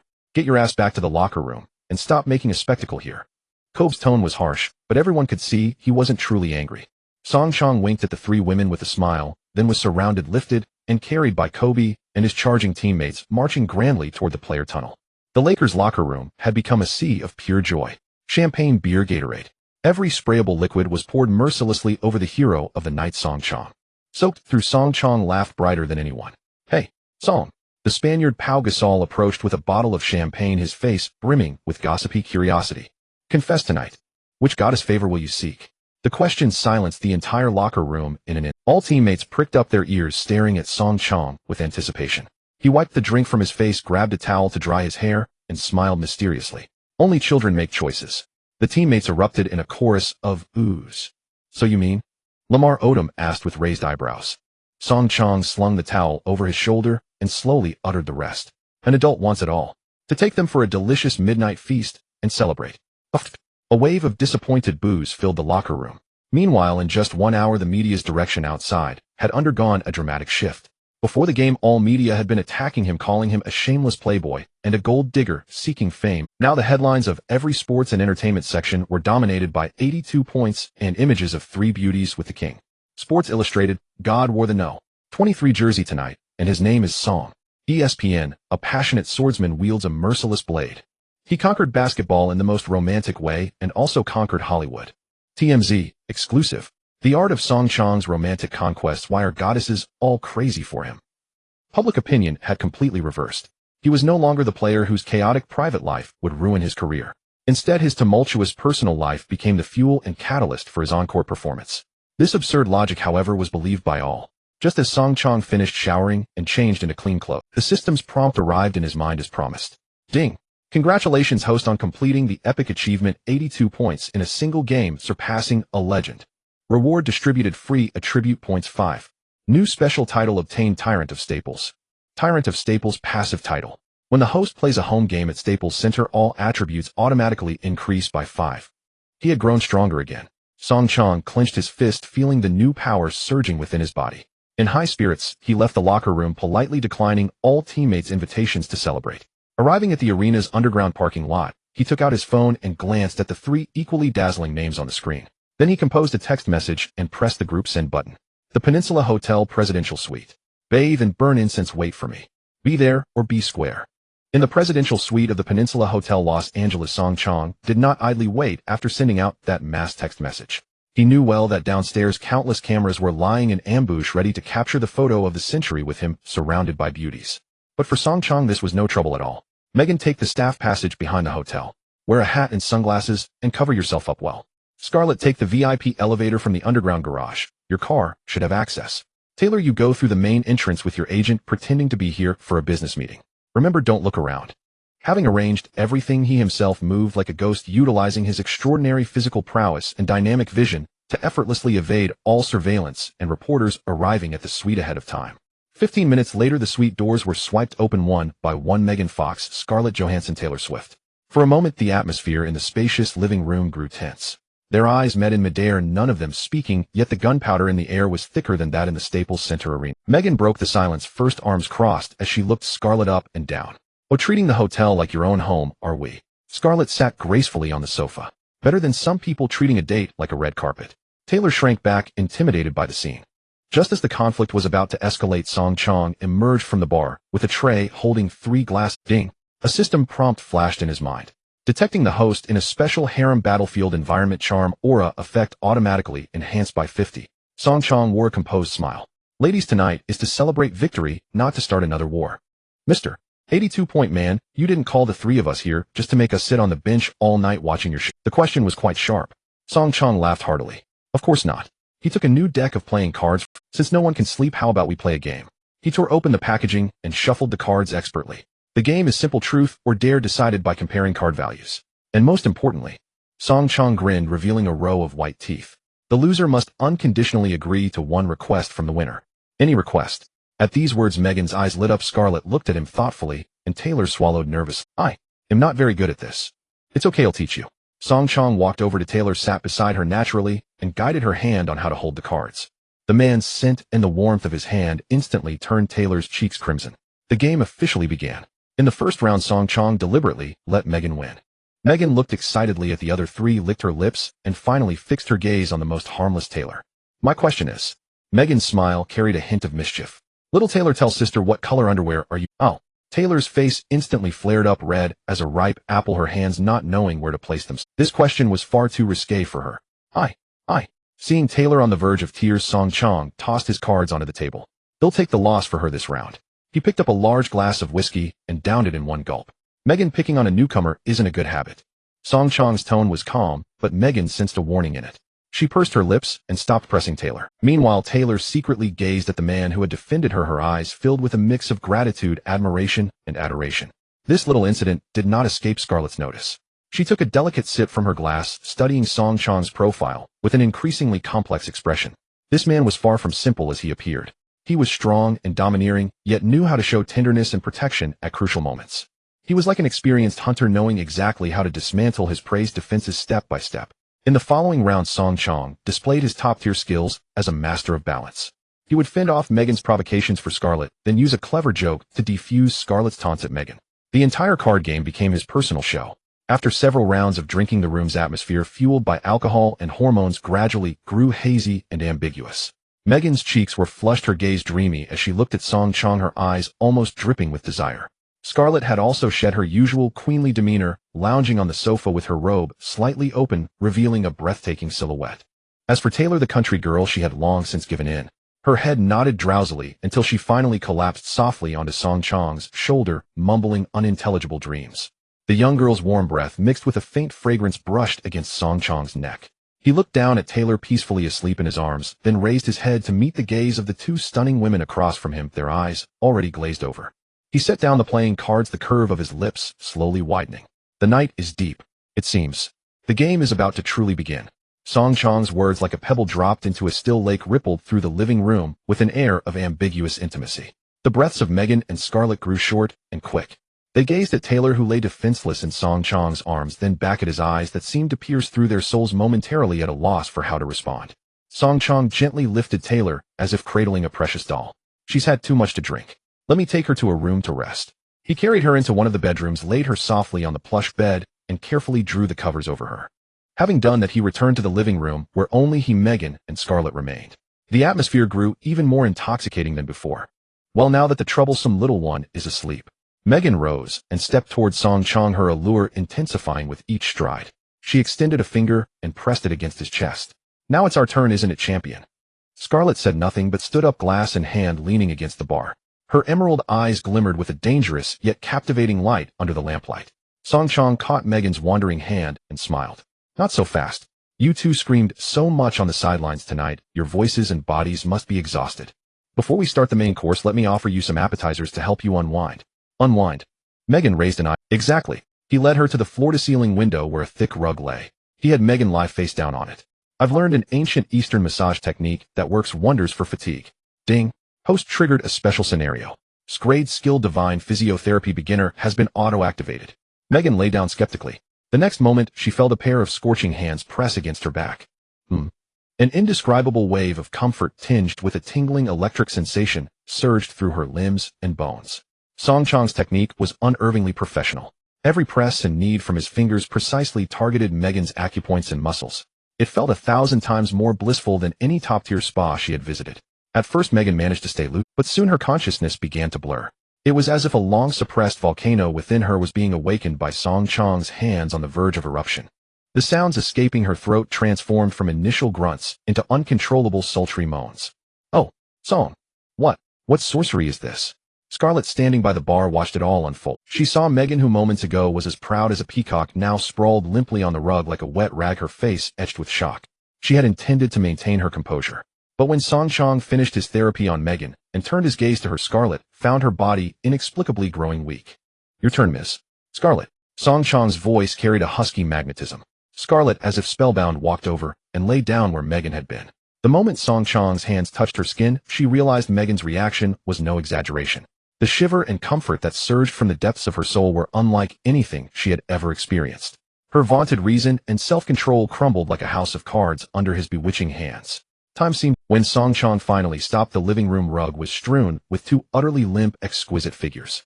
While he was conducting their physical training, the system notifications in his mind cascaded like a waterfall. Ding. Intimate interaction with Scrade goddess Megan Fox, affection 10. Physical fitness experience 500. Ding. Intimate interaction with Scrade goddess Scarlett Johansson, affection 10. Mental strength experience 500. Ding. Congratulations, host, for achieving the special accomplishment, sharing a bed pseudo. Ding.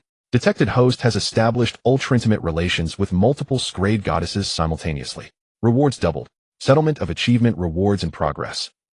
The next morning, the first rays of sunlight streamed through the floor-to-ceiling windows, illuminating the cluttered rug of the presidential suite. Song Chang awoke from the massive master bed. Though he hadn't gone all the way last night, he had done everything else. He felt an unprecedented surge of power within him. Ding. Achievement rewards settled. Congratulations, host, for obtaining the historic talent fusion Wilt Chamberlain's steel kidneys. Talent effect: host physical recovery speed 300. Core abdominal and lower back strength greatly enhanced. Hovering abilities significantly improved. A warm current surged from his waist through his entire body. Song Chang clearly felt his physique undergo another transformative change. He felt not a trace of fatigue or weakness, but instead was bursting with vitality and energy. Just then a commotion arose from downstairs. Hundreds of media reporters laden with equipment clogged the hotel entrance. They had waited all night to capture photos of Song Chang emerging with women on both arms or looking weary and weak-kneed. Here they come. Movement. Quick. Point the cameras at the balcony. All the reporters buzzed with excitement, training their lenses on the expansive viewing balcony of the presidential suite.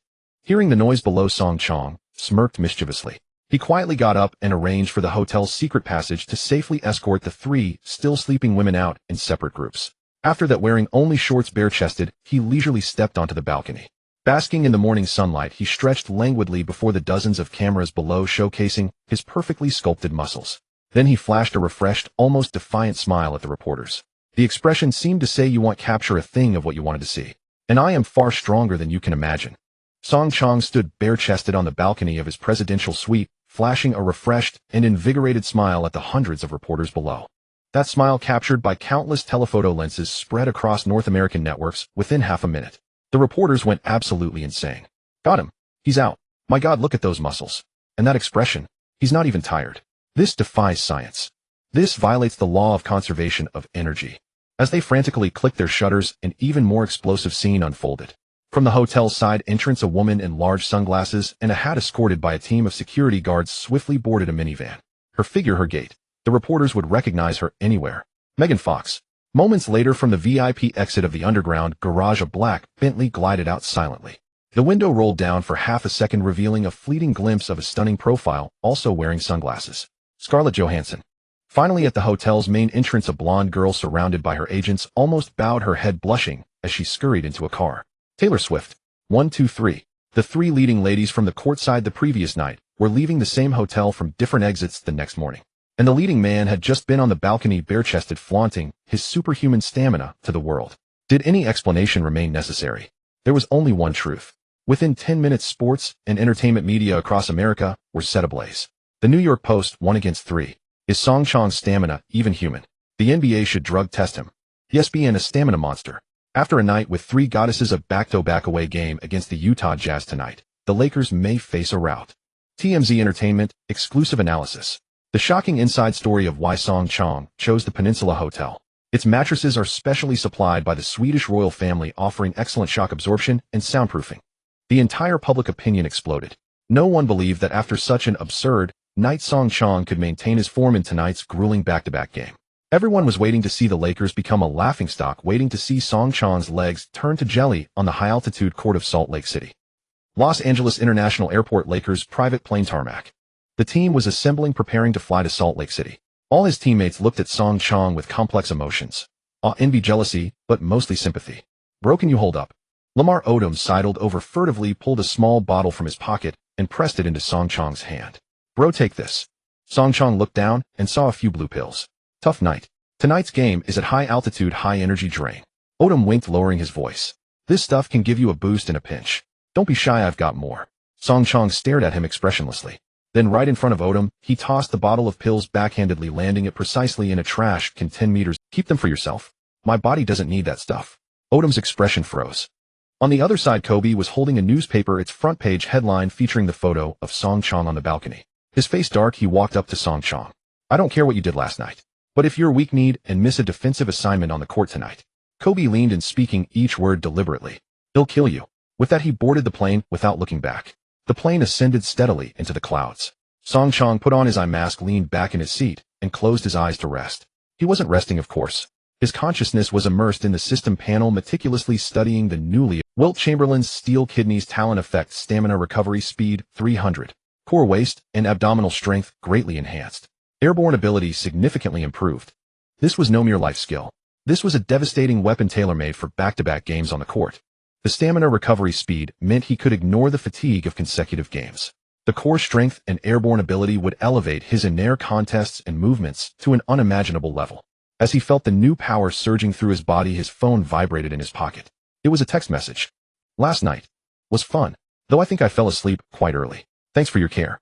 And don't let the news get to you. I believe in you." Song Chong looked at the message, the image of that shy, adoring blonde girl surfacing in his mind. He thought for a moment and replied with a mischievous emoji. The plane landed in Salt Lake City. As he stepped off, a wave of thin, dry air hit him. Altitude sickness was the first enemy every visiting team had to face here. Outside the airport, dozens of media outlets were already lying in wait, their questions revolving around one core issue. "Song, did you only get a few hours of sleep last night? Is your stamina a problem? The Jazz's home court is a fortress. Are you confident?" Song Chong remained silent, escorted by security directly onto the team bus. That evening at the Energy Solutions Arena. This was the most fearsome away venue in the entire league, bar none. Nearly 20,000 Utah fans greeted the Lakers players with thunderous, deafening boos.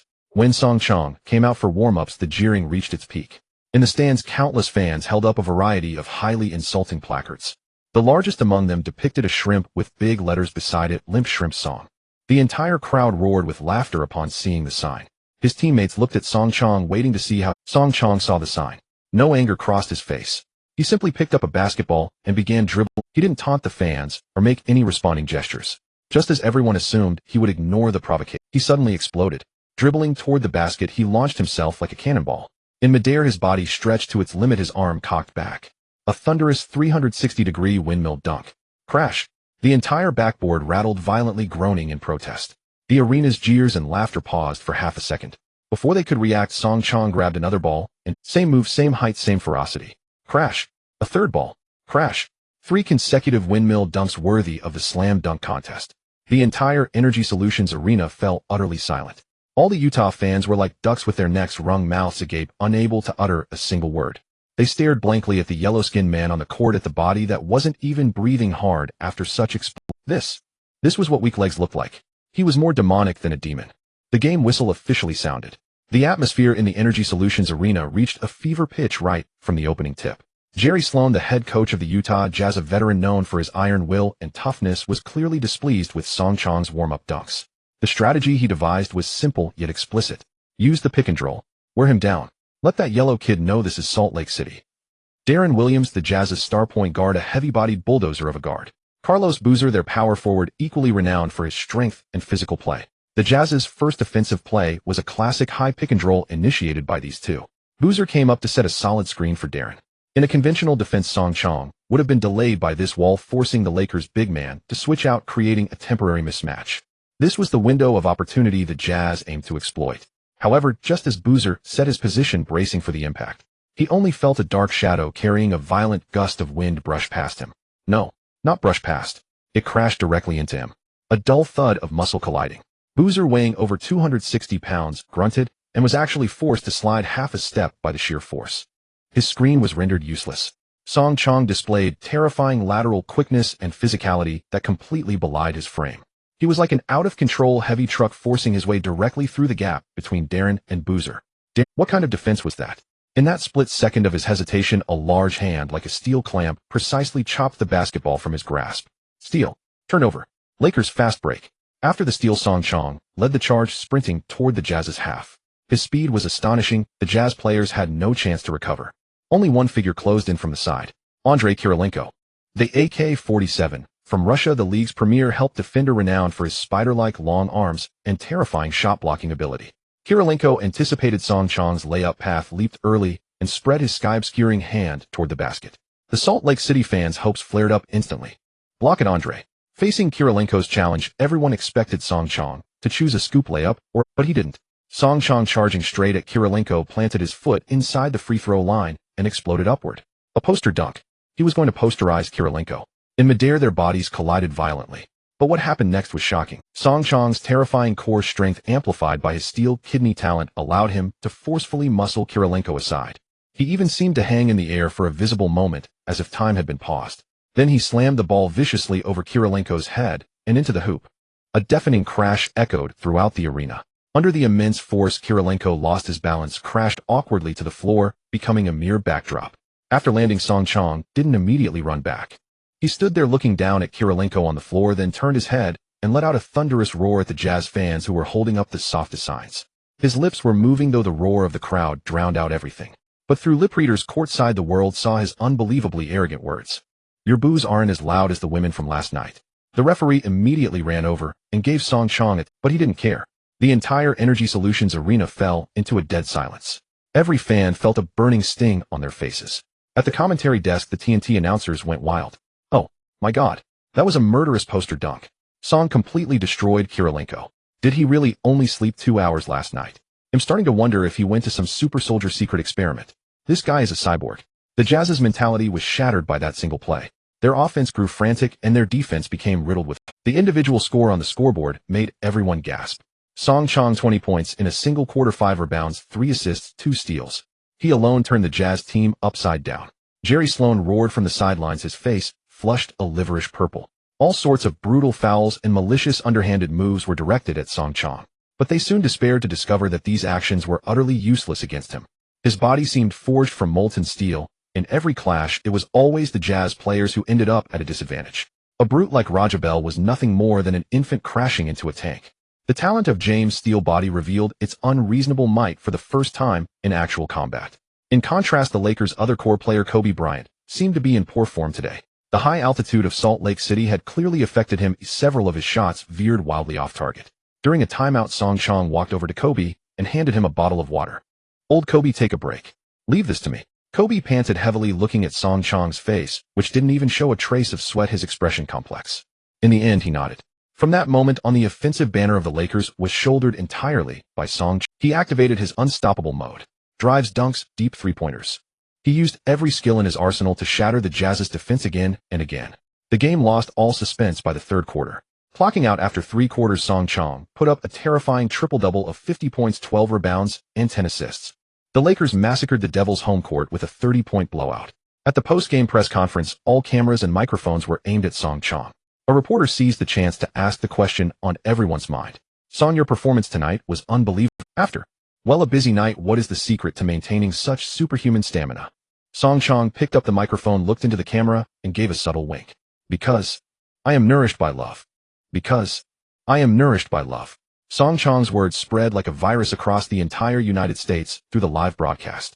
The press conference venue fell into an instantaneous, deathly silence. Every journalist stood with mouths agape, their minds frozen for a full 5 seconds. They had prepared countless thorny questions, ready to dig deep into Song Chong's physical secrets, even bracing themselves to launch moral critiques about his chaotic private life. Yet Song Chong, with such casual indifference and even a hint of boastfulness, laid everything bare on the table. "I got stronger through women. So what? Not convinced? Go ahead and try dating 3 goddesses yourself." This shameless yet irrefutable retort shattered the thinking of every media outlet present. An elderly journalist raised his hand in reluctance. "Song, are you suggesting that all athletes should follow your lead and engage in a busy nightlife before competitions? Isn't that a desecration of professional spirit?" Song Chong picked up the microphone, his expression turning serious. "No, you've got it wrong. I never encourage anyone to imitate me. Because you simply can't." With that, he placed the microphone on the table, stood up, and under the pursuit of countless cameras left the press conference without a backward glance, leaving behind a room full of journalists, their faces flushed red with indignation. On the Lakers' private jet back to Los Angeles, the atmosphere was even more jubilant than a championship celebration. Odom held a laptop and loudly read online comments. "Brothers, listen to this. ESPN's latest expert commentary: we must reevaluate Song's training methods. Perhaps love truly is a stimulant we have overlooked. Haha. And this." Barkley said on the show he would donate all his wealth just to get a taste of Song Chong's recipe for one night. The entire cabin was filled with joyous laughter. The way teammates looked at Song Chong had shifted from seeing a talented rookie to revering him as a deity.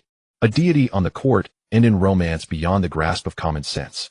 Kobe sat alone in a corner wearing headphones, pretending to listen to music, but the slightly crumpled newspaper in his hands betrayed his restless mind.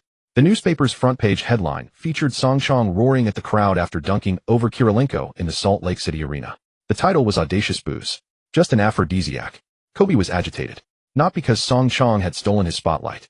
He was agitated because the basketball worldview he had built over 20 years was being trampled and reshaped by this damn kid in a way he utterly failed to comprehend. Does hard work always make you stronger? Then why could he barely run on the plateau after training until 4 a.m.? While this bastard, after a night with women, could soar and dominate the next day? It's not fair. The plane landed in Los Angeles. Song Chong politely declined all teammates' celebration invitations and returned alone to his lavish mansion in Beverly Hills. As he stepped inside, his agent Rich Paul called, his voice trembling with excitement like he had won the lottery. "Song, my God, do you know how many calls I got today? My phone is practically exploding." "Calm down, Rich." Song Chong poured himself a whiskey and lounged lazily on the sofa. "I can't calm down. Victoria, they offered $2 million for you to shoot a lingerie ad with Gisele Bündchen. Michael Bay, the director of Transformers. He watched your game yesterday and said your physique is even more explosive than the Autobots in his movie. He wants to invite you for a cameo in the 3rd installment. And countless film producers and music companies, they all want to collaborate with you." Rich Paul's voice quivered with exhilaration. "Song, you're a phenomenon. You've blown up. You're not just a basketball star now. You're the hottest sex symbol in all of North America." Song Chong swirled his glass unfazed. "Turn down all those messy movie cameos. I don't have time. As for the Victoria's Secret ad, he paused to think. Tell them to add another zero to their offer, and he'll consider it. 2. 20 million. Rich Paul gasped. This wasn't an endorsement deal. It was robbery. Just say it. They'll agree, Song Chong said with confidence. After hanging up, he turned on his computer and browsed the news online. Sure enough, overnight the tide had completely turned. The media and moralists who had been cursing him as shameless and corrupting morals just yesterday were now silent. In competitive sports, weakness is the original sin, and victory can cover everything. When he could score 50 points in back-to-back games and lead his team to a rout in a hostile arena, his private life became a legendary embellishment that people relished. A brand new term even topped Twitter's trending list at number 1. Song Chong law explanation. Song's off-court scandals are directly proportional to his on-court scoring ability. More scandals mean higher scores. This half-joking law garnered millions of likes and shares from netizens. Countless fans commented below, "Please, Hollywood goddesses. For the Lakers championship, don't stop. Step it up." I suspect Song has a succubus inside him needing to absorb goddesses' energy to play. This is true sportsmanship. Sacrificing his body for victory. I'm crying in you. At that very moment, in every corner of Hollywood, countless actresses, some with face masks on or just finishing auditions, stared at the news on their phones with changed expressions. Earlier, most of them had kept a wait-and-see attitude towards Song Chong. This Chinese kid was handsome and fit, but his private life was too chaotic. If he ever took a fall, they'd be dragged down too. But now the situation was entirely different. Song Chong hadn't fallen. Instead, he had driven this car full of goddesses all the way to the altar. Being associated with him was no longer a scandal, but a badge of honor, a golden ticket to the headlines. In an instant, countless calls from agencies flooded Rich Paul's phone. Countless dinner invitations, some suggestive and others blatant, poured in like snowflakes. Among them, in an ordinary apartment in Hollywood, a tall, healthy, and exotically beautiful woman watched the replay of Song Chong's news on television. Her name was Gal Gadot, a small-time actress who had come to Hollywood from Israel to chase her dreams, still playing minor roles in various productions. She watched the screen as that man, after his dunk, roared arrogantly at the crowd. She watched his face with that natural expression as he told the reporters, "You simply can't." Her heart pounded uncontrollably.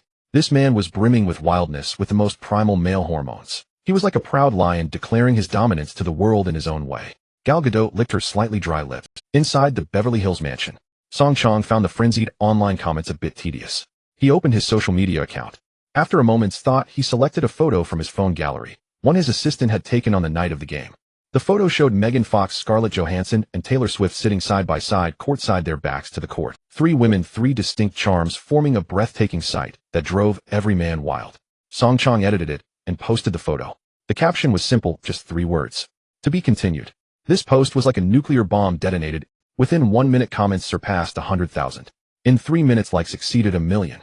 After 5 minutes, Twitter's servers, amidst a series of groans, collapsed gloriously. And beneath that post, 3 most prominent comments were pinned to the top.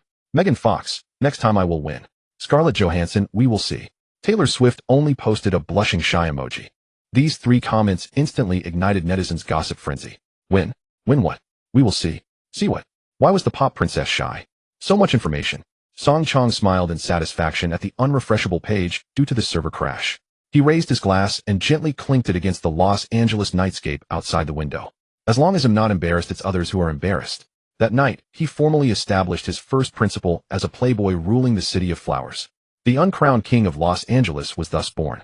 After the clamor, life returned to tranquility. The Lakers were granted a precious 2-day respite. At dawn, Song Chong, contrary to media speculation, was not lingering at any party or in the boudoir of a socialite. He arrived at the Lakers' exclusive training facility. At this moment, the vast gymnasium was empty, with only him present. Thud, thud, thud. The sound of the basketball striking the floor echoed within the hall. Song Chong was not engaged in complex technical drills. He was merely dribbling simply, then leaping and dunking. He was acclimating to this body, which had been further fortified by the Wilt Chamberlain iron kidney talent.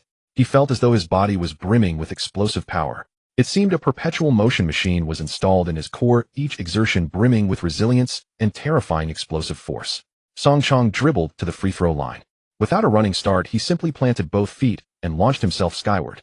His body, in an exquisitely extended posture, glided through the air toward the basket. Then, with effortless grace, he slammed the ball through the hoop. A jump dunk from the free throw line. This legendary move was accomplished by him with such ease. Not bad. Song Chong landed, barely feeling the impact. His body control had reached an extraordinary. Just then, a long-forgotten system notification chimed in his mind. Detected host's physical condition has met the standard. Initiating a new phase mission. New mission released. Speed, passion. Mission target Gal Gadot. Character rating 93 rising star mission brief. The Israeli Rose new to Hollywood faces a career bottleneck. She yearns for an opportunity, a man who can master her. Predicted mission rewards grade skill pack. Russell Westbrook, God of Thunder supersonic speed.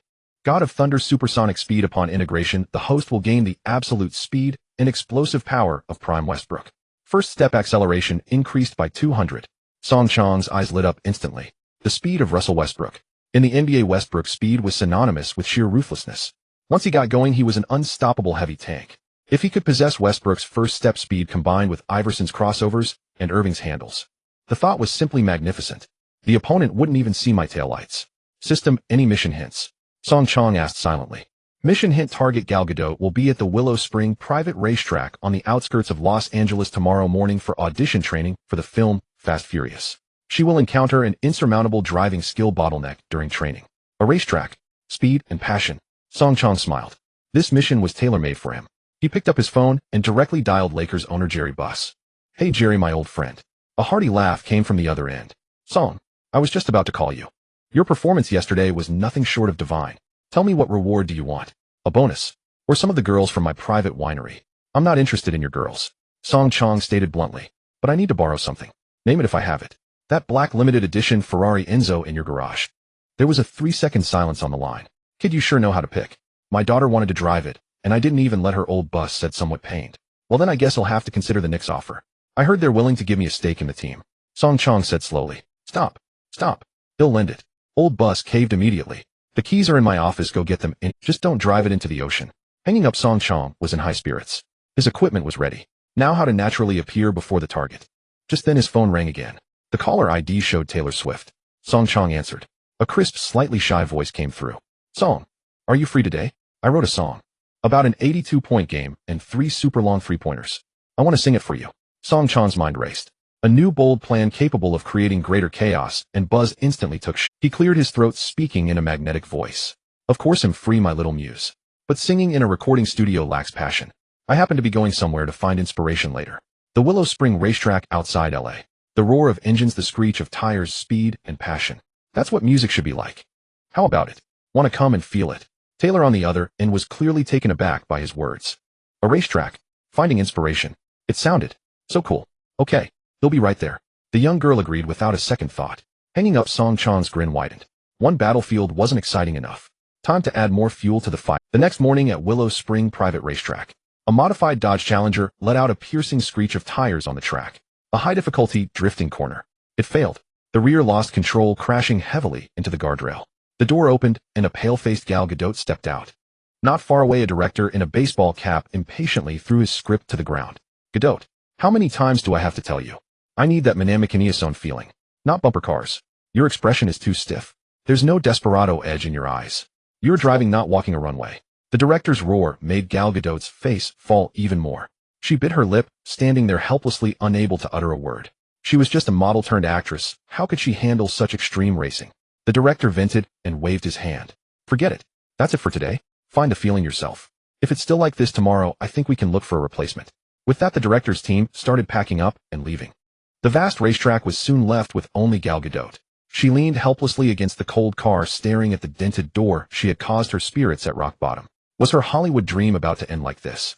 Just as she was disheartened, a low, thunderous engine roar approached. Gal Gadot instinctively looked up toward the track entrance. A sleek, pitch-black Ferrari like a beast of the night charged in at an unbelievable speed. Screech. With a piercing sound of brakes, the black Ferrari executed a textbook power drift, stopping perfectly before her. The doors opened upward like butterfly wings. A tall man in casual attire stepped out. He removed his sunglasses, revealing the face that drove all of Hollywood's starlets wild. In the sunlight, his smile held a hint of cynicism and deadly allure. He leaned against the car door, looking at the stunned Gal Gadot, and gave a slight raise of his eyebrow. Beautiful lady needed. The sunlight at Luchon racetrack was somewhat dazzling. Gal Gadot still stood frozen, staring at the man before. Song Chong used the black Ferrari Enzo as the most casual backdrop. He walked over to Gal Gadot's dented Dodge Challenger and tapped the door with his fingers. Your driving skills are terrible. His first words were filled with aggression. Gal Gadot frowned, ready to retort. Song Chong's next words followed. But you have a great figure. He looked Gal Gadot up and down, making no effort to hide his admiration. Give me your phone number, and he'll teach you how to drive. Call me when you think you can catch up with my taillights. With that, he gave her no time to react. He took the phone from her hand, deftly entered his number, and slipped it back. Having done this, he turned around with a flourish, got back into the Black Beast, and the engine roared as he sped away, leaving behind a bewildered Gal Gadot and the lingering smell of burnt rubber on the track. Not far away inside a van, Taylor Swift hugged her guitar, watching Song Chong's seamless performance, her mouth forming a perfect O. Song Chong opened the door and slid in, flashing her a mischievous grin. Stunned. My little muse. You? This is just too. Taylor struggled to find the right word. Too cool, right? Song Chong finished for her. Taylor blushed, lowered her head, and mumbled softly, too rude. With some women, politeness is the most useless thing. Song Chong leaned back in his seat. Let's go to your studio. I want to hear what kind of songs an 82-point score can produce. A day later, on the team's private jet from Los Angeles to San Antonio.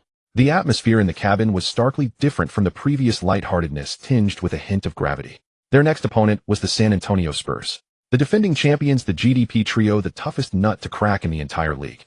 It was the first time in Song Chong's career he would face this finely tuned machine that had operated for nearly a decade. Odom walked over to Song Chong with a freshly printed sports news article, a strange expression on his face. Song, you better take a look at this. The headline was bold: Popovich, he's just a decent player, don't treat him like a god. The content was from the Spurs pre-game press conference interview. A reporter had asked Spurs head coach Greg Popovich how he planned to defend the red-hot Song Chong. The report detailed the scene. The white-haired old man took a slow sip of the red wine in his hand, then with a poker face uttered a few words to the gathered reporters. He's a decent player, but the media hype is overblown. Basketball is a five-man sport, not a hall. There's no script for individual heroism here. Every word dripped with contempt and disdain. The national media interpreted this as Popovich, the league's most stubborn and traditional coach, looking down on Song Chong's flashy individualistic style of play and off-court antics. Everyone was waiting to see how the Spurs would use their suffocating team system to teach this league's new darling a harsh. After reading the news, Song Chong's face remained impassive. He simply handed the paper back. Done. Done. Then go to sleep and stop bothering me.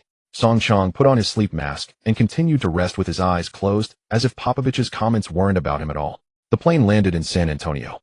As the Lakers team walked out of the airport terminal, a wave of hostility washed over them. Hundreds of Spurs fans clad in black, white, and gray jerseys crowded the hotel entrance. They weren't just booing like fans in other cities. They held up a variety of elaborately crafted signs. This is Texas, not Hollywood. Playboy, get out of San Antonio. Will your 3 girlfriends watch you get beaten to tears tonight? A torrent of obscenities filled the air. Kobe's face had been grim since stepping off the plane. He walked over to Song Chong and lowered his voice. Can you feel it? What? The atmosphere of hell. Kobe's jaw was tight. Don't bring that act you played in LA and New York here. Here they don't envy your cars and women. They'll do everything in their power on and off the court to tear you apart. And Song Chong glanced at the fervent fans, then at Kobe's stern face. He suddenly smiled. Sounds pretty. Kobe, seeing his flippant attitude, felt like punching him, but held back, letting out a cold snort before walking into the hotel himself. That night, at the AT&T Center. Pre-game warm-up time. The atmosphere on the Spurs side of the court was a Tim Duncan, the man known as the Big Fundamental, stood alone on the sideline, silently bouncing the basketball, one rhythmic dribble at a time.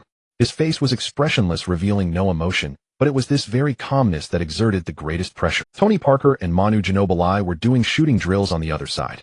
They exchanged few words, each movement precise and efficient, as if practiced 1,000 times. The entire Spurs team was like a war machine about to be ignited, every component in its place silently. Within this machine, one component exuded a danger different from the rest. Bruce Bowen, the Spurs starting small forward, a league-renowned defensive stalwart, and the most notorious master of dirty work. He wasn't warming up by shooting. He stood beyond the three-point line, his eyes like a venomous snake locked onto the figure in the no. 23 jersey on the Lakers side. A faint cold smile played on his lips. In the Lakers locker room, Phil Jackson was drawing up plays on the white. San Antonio's defense is like a net. The more you struggle, the tighter it gets. The Zen master's voice was calm and steady. We can't get into a knife fight with them, can't fall into unknown isolation. We need to use passes, patience to find that momentary gap in their defensive formation. He specifically looked at Song Chong. Song, I know you're very confident, but tonight trust your teammates, move the ball, save your personal offense for the most critical moments. Song Chong nodded in understanding, but inside a fire was blazing fiercely. Popovich's disdain, the fans' insults, Bowen's provocative stare, all of it was like pouring hot oil onto the flames within him. Defeat the Spurs with team basketball? No, that would be too easy for them. What he wanted was to shatter this so-called precision machine into pieces using the most unreasonable, most individualistic, most Hollywood way possible. He would make Popovich witness firsthand how his movie script could play out in reality. Warm-ups ended, and the players were about to take the court. The broadcast camera zoomed in on Song Chong as he was about to step onto the floor. Audiences worldwide saw his face through the lens. He slowly flashed a brilliant smile at the camera. Then under the gaze of thousands he raised his right hand and gently made a slashing motion across his throat. A throat-slitting gesture. A declaration filled with killing intent. The entire ATT Center erupted in chaos at that moment. The whistle blew, signaling the start of the game. The atmosphere inside the ATT Center ignited instantly. During the Spurs' first offensive possession, the ball didn't even pass through Duncan's hands.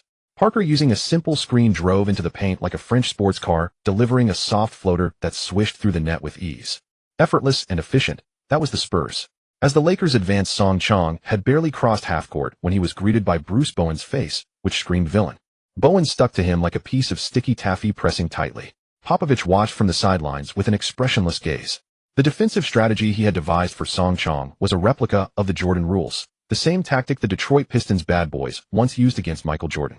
The core philosophy was simple: let him shoot, but never let him drive with ease. Use every bit of physical contact to drain his energy. Cut off all passing lanes to his teammates, forcing him into isolation traps. Then let the entire team's defensive system grind him down. Song Chong felt the intensity of this defense. He attempted a pull-up jumper, leveraging the explosive power of Buddha's radiance. But as he leaped, Bowen's hand, like a viper's strike, precisely tapped his elbow. The move was subtle, lacking force, yet it perfectly disrupted his shooting rhythm. Bang! The ball clanked off the front rim, bouncing high. Duncan calmly secured the defensive rebound, and the Spurs immediately launched a counterattack. Another easy layup. 40. See that? That's San Antonio. The commentator exclaimed from the booth, unable to contain his admiration. They won't give you a moment to breathe. Song Chong remained composed. On the second possession, he chose to drive. Executing an Iverson-esque crossover, he attempted to slip past Bowen on the left side. Yet Bowen's defensive experience was too seasoned. Like a prophet, he anticipated and blocked Song Chong's. His body collided like a wall, and in a moment of carelessness his knee drove hard into the outside of Song Chong. A sharp jolt of pain shot through him. Song Chong's driving rhythm was forcibly broken. He had no choice but to pass the ball out to Kobe on the perimeter. Kobe caught and shot, but under Ginobilis' disruption the attempt also missed. The entire arena erupted in the triumphant cheers of Spurs fans. Song Chong rubbed his bruised thigh and looked at Bowen. Bowen spread his hands, his face wearing an innocent expression that said, "I did nothing." Over the next few possessions the script on the court repeated itself almost identically. Every time Song Chong held the ball he faced Bowen's sticky harassment. A myriad of jersey tugs and subtle nudges occurred endlessly. And when Song Chong tried to pass, the Spurs' other defenders always rotated perfectly into the passing lanes. The Lakers' offense was completely dismantled. Phil Jackson frowned on the sidelines. He had anticipated a tough game, but not one this brutal. Song Chong finally shook off Bowen's entanglement and released a pull-up jumper. The basketball arced through the air. All eyes were fixed on that soaring sphere. No one noticed. Beneath the spot where Song Chong had leaped, a foot clad in a black sneaker, silently, a dirty play. The most insidious move in the NBA, capable of ruining a player's career. Bruce Bowen. Just as Song Chong's body descended, about to land on that malicious black shoe, a surge of intense danger made every hair on his body stand on end. His mind hadn't even processed it before his body instinctively performed the most primal evasion. The superhuman body control and flexibility granted by the Iverson crossover saved his life. In midair, his body twisted into an impossible angle, like a gymnast forcibly altering his center of gravity mid-flight. His left foot grazed past Bowen's shoe by a hair's breadth. Losing his balance entirely, he crashed heavily onto the scorer's table outside the court. Bang! The thunderous impact startled everyone. The ball swished through the net cleanly. But at that moment no one cared about the basket anymore. Kobe was the first to charge over. His eyes bloodshot, he pointed at Bowen, who stood there feigning innocence, and roared furiously at the referee. "Are you blind? That was attempted murder. Didn't you see his foot? Eject him, now." The referee warned Kobe, but made no call against Bowen. From his angle, Bowen had merely stood still without any extra movement. The move was too insidious, too subtle. Nearly 20,000 Spurs fans erupted into deafening cheers. They weren't celebrating the basket. They were applauding Bowen's iron-blooded defense. Kobe was slapped with a technical foul for charging at the ref. The Lakers bench rushed to the sidelines, the atmosphere tense and volatile. Amidst the chaos, someone pulled Song Chong up from the floor. He brushed the dust off himself, rotated his ankle. Fortunately, no serious harm. His face bore no anger. On that handsome visage, all traces of smiles and nonchalance vanished completely. Only a chilling cold remained, a cold that sent shivers down even Bowen's spine. Song Chong said nothing, merely fixing Bowen with a deep, penetrating stare. Bowen felt a bit unnerved but still shrugged, habitually feigning innocence. After this minor incident, the game's rhythm fell entirely into the Spurs' hands. Song Chong's mindset was clearly affected. His shots became hesitant, his drives lost their previous decisiveness. He struggled intensely. Throughout the first half, his shooting percentage plummeted below 30, the lowest of his career. The Lakers were completely ensnared in the Spurs' swamp-like defensive tempo. The score gap widened bit by bit. 5 points, 10 points, 15 points. The halftime buzzer sounded. The Lakers trailed by a full 15 points. The players trudged back to the locker room dejectedly. Inside, the atmosphere was suffocatingly oppressive. No one spoke, only heavy breathing filled the silence. All eyes deliberately or not drifted toward the number 23 sitting in the corner. This was the first time since entering the league that Song Chong had been so thoroughly suppressed on the court. Everyone wondered how this previously smooth-sailing superstar rookie would react upon hitting his first rookie wall in his career. Would he crumble, succumb, or? Song Chong remained silent. He peeled off his soaked jersey and silently pulled a new pair of knee pads and elbow pads from his locker. He fastened the gear tighter than ever before. Phil Jackson watched him about to speak. Song Chong lifted his head. His face had regained its calm, but beneath that calm lay a volcano about to erupt. He looked at the Zen master and spoke clearly word by word. Second half. Give me the ball. The locker room door swung open and the players filed out one by one. Song Chong walked at the very rear. On his face, there was no trace of the frustration from being suppressed in the first half. In its place was a chilling calm that sent shivers down one's spine. As he passed by Phil Jackson, the Zen master simply patted him on the shoulder, saying nothing. Sometimes the best strategy is simply to give the ball to the one who wants to win the most. The second half began. The Lakers had possession. Kobe dribbled past half court, and without a moment's hesitation passed the ball directly to Song Chong. The eyes of the entire arena instantly focused on this number 23. Bruce Bowen, as in the first half, immediately closed in his face, still wearing that detestable smug smile. He was ready. He was prepared to continue tormenting this young talent with his dirty defensive philosophy. This time Song Chong made no fancy dribbles or fake shots. He simply shielded the ball at his side and then lowered his center of gravity. His shoulders dropped slightly, his entire body coiling like a cheetah locking onto its prey, muscles tensing in an instant. The next second he exploded forward. No crossovers, no hesitation. Just the simplest, most brutal straight-line drive. A mocking smirk curled at the corner of Bowen's mouth. A straight charge. How naive. He sidestepped to cut off the angle, his knee instinctively ready to deliver a vicious blow to Song Chong's flank. Just as their bodies were about to collide. Ding. James' iron body talent effect activated. Core strength contest increased by 100. Song Chong's shoulder slammed down hard. Boom. A dull teeth-grinding thud of muscle against muscle echoed across the entire court. Time seemed to freeze for half a second. Nearly 20,000 fans at the ATT Center witnessed a sight they would never forget. Bruce Bowen, the tough guy renowned for his ironclad defense and dirty tricks, was sent flying like a paper doll hit by a truck in this pure contest of strength. He lost his balance entirely, stumbling and staggering back 2 full steps. His proud defensive stance was shattered by Song Chong's most brutal direct charge. Bowen's face was a mask of shock and disbelief. The referee's whistle hung in his mouth, hesitating for a long moment before finally staying silent. How could he call it? This was a perfectly legal drive with the ball. No extra hand movements, no hint of a foul. It was pure, overwhelming, crushing power. My God. Barkley leaped from his seat on the commentary desk. Is this a basketball game? I thought I was watching an NFL running back charging. Blasting past Bowen, Song Chong drove into the Spurs' paint in one stride. Inside, the silent stone Buddha Tim Duncan spread his arms and rotated over to defend. Facing the greatest power forward in league history, Song Chong showed no fear. He didn't choose a flashy dunk. He chose the toughest way. He rose against Duncan's defense, his body colliding solidly with Duncan's in midair. Then in a bulldozer-like fashion, he slammed the ball viciously off the backboard. The ball bounced and swished through the net. BZZZZ. The referee's whistle sounded at that moment. Defensive foul on Duncan. The basket counts with an extra free throw. The arena fell silent. Tim Duncan stood still, staring at the yellow-skinned man, who got up from the floor and pounded his chest. For the first time, the stone Buddha's face showed genuine surprise. This Chinese man's strength. It wasn't normal. In that contest, he felt like he had hit a moving steel plate. Song Chong stepped to the free throw line and calmly sank the shot. The deficit was cut to 12 points. But everyone knew the momentum of the game had completely shifted. What followed became a one-man show by Song Chong. He abandoned all mid-range and long-range shots. With every possession, he charged like a fully fueled heavy tank, launching a desperate assault on the Spurs' defense. Bowen was completely stunned. He tried grabbing and pulling, only to be dragged along for several steps by Song Chong. He tried throwing a cheap shot, but Song Chong's terrifying physique left him no chance even to get under his feet. His dirty tricks in the face of absolute power became as laughable as a child's prank. For the first time, he felt that despair known as powerlessness against a player. The Spurs' defensive formation was thrown into chaos by Song Chong alone. Popovich on the sidelines slammed his clipboard to the floor in fury. He roared at the referees on the court. That's an offensive foul. He's fighting, not playing basketball. Are you blind? That's not a legal charge. The referee spread his hands and gave him a warning. What could he call?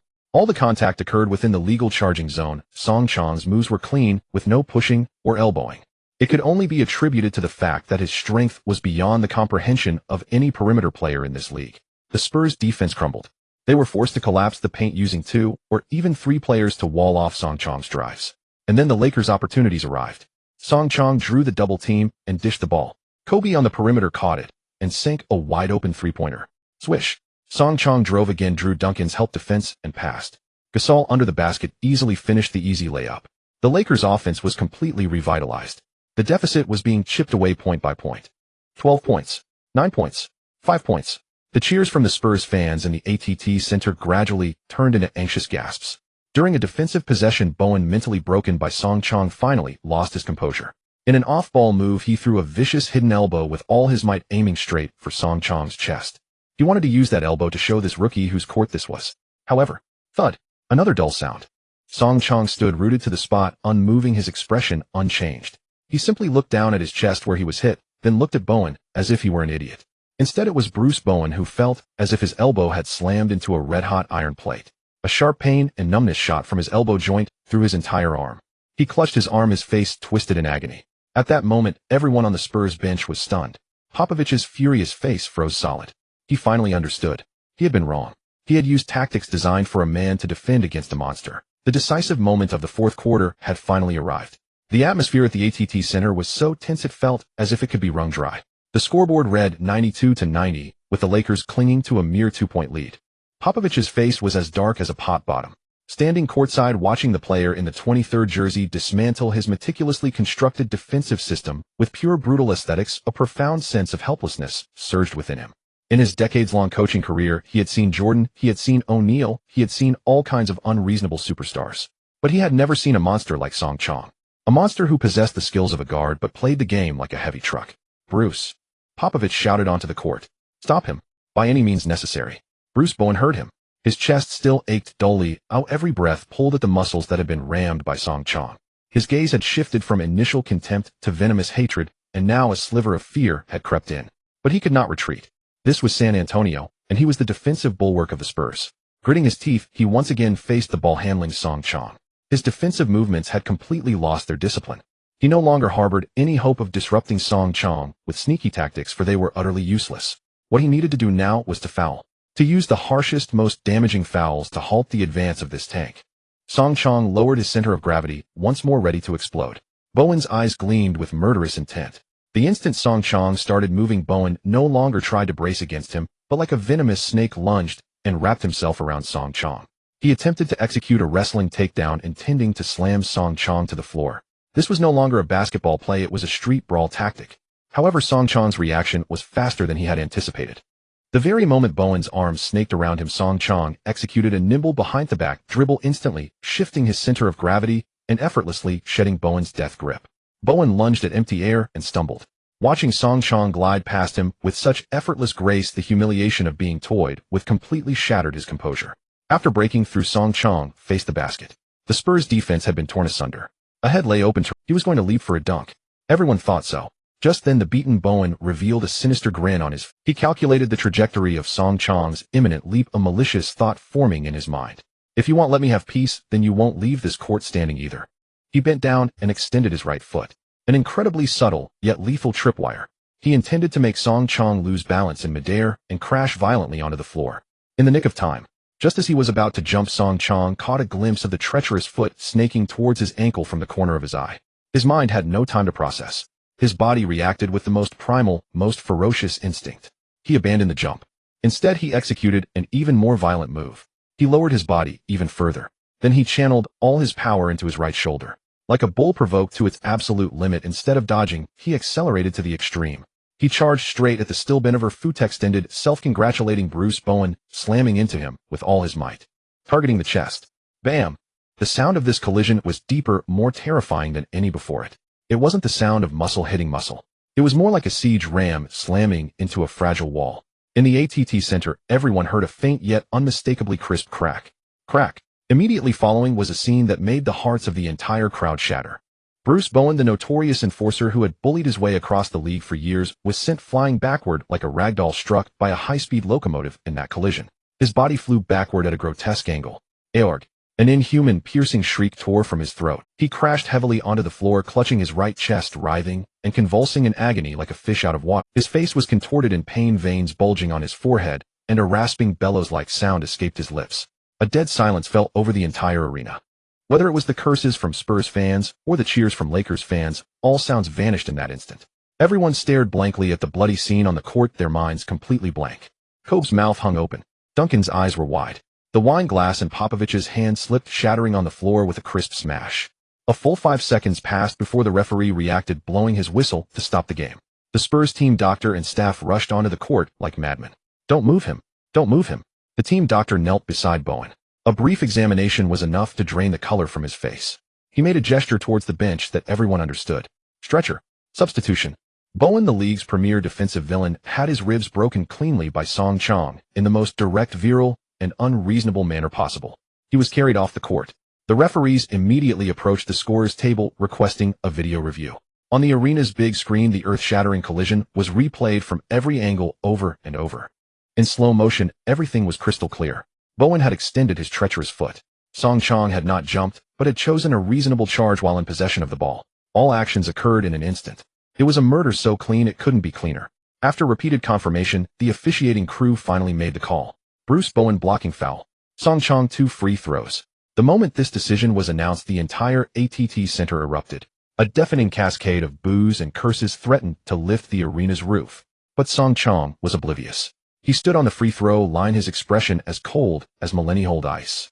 He glanced towards the Spurs bench at the pathetic figure being carried through the player tunnel on a stretcher. There was no pity in his eyes, only the purest form of contempt. This was the consequence. Swish. The first free throw solid. Swish. The second, another clean net.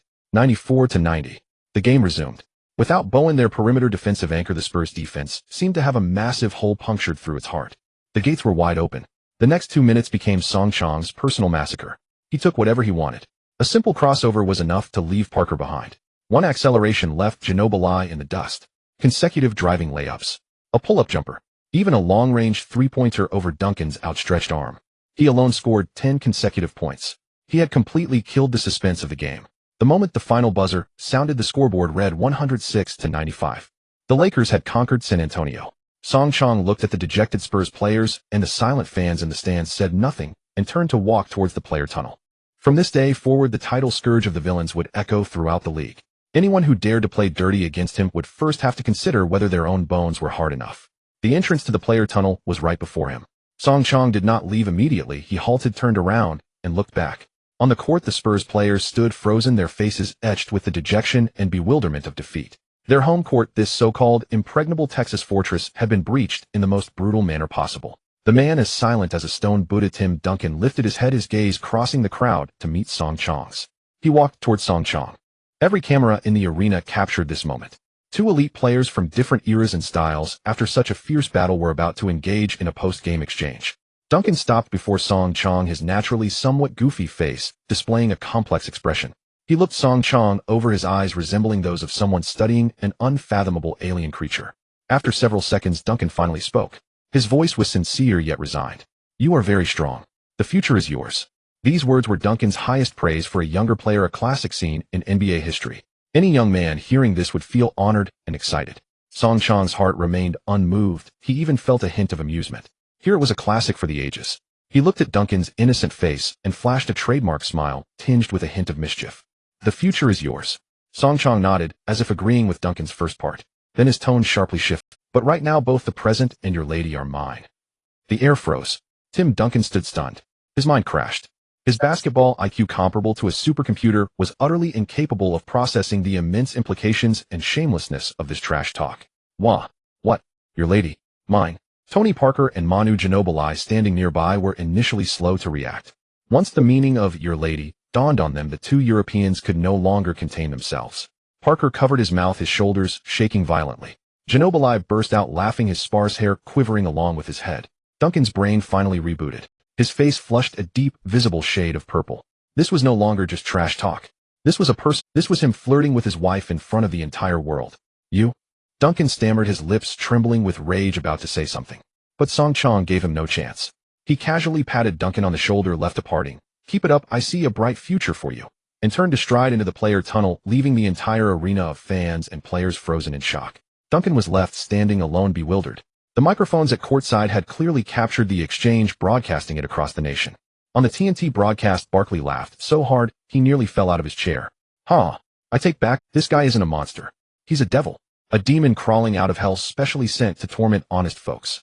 Tim Duncan, for the first time in his career, has been KO'd by trash talk. The post-game press conference. The reporters on site had gone completely wild. No one cared about game tactics or Bowen's injury. Every question revolved around one core point. "Song, what exactly did you mean by what you said to Duncan? Do you really have some connection with his then fiancée? Was this a premeditated psychological tactic?" Song Chong sat on the stage, facing a barrage of flashing cameras and microphones, wearing an innocent expression. What are you talking about? I was just joking with Tim. He's a great player, and I deeply respect his." This explanation only made things worse. That casual remark about respecting his future was like pouring salt on the Spurs' wounds. On the other side, the Spurs press conference. Greg Popovich was unusually calm, neither angry nor leaving early. He simply sipped a glass of red wine. A reporter mustered the courage to ask, "Coach, what's your assessment of Song Chong's performance tonight and his post-game trash talk?" The white-haired old man set down his glass, looked into the camera, and said in an exhausted tone, "We lost to a monster, both physically and verbally." In the Lakers locker room, the atmosphere was as jubilant as if they had already won the championship. Lamar Odom was on his phone, vividly mimicking Song Chong's trash talk. "The future is yours, but right now both the present and your lady are mine." "Huh, that's brilliant." The teammates erupted in laughter. Kobe Bryant emerged from the shower, walked over to Song Chong, and without a smile gave his shoulder a heavy punch. "Well done." His voice was filled with barely contained excitement. "I've wanted to do that for ages." Just then the system notification sounded in his mind. Ding. "Congratulations, host, for achieving hidden achievements, conquering the devil's home court, and punishing the villain. Comprehensive evaluation rewards issued. Reward 1, physical hardness 10.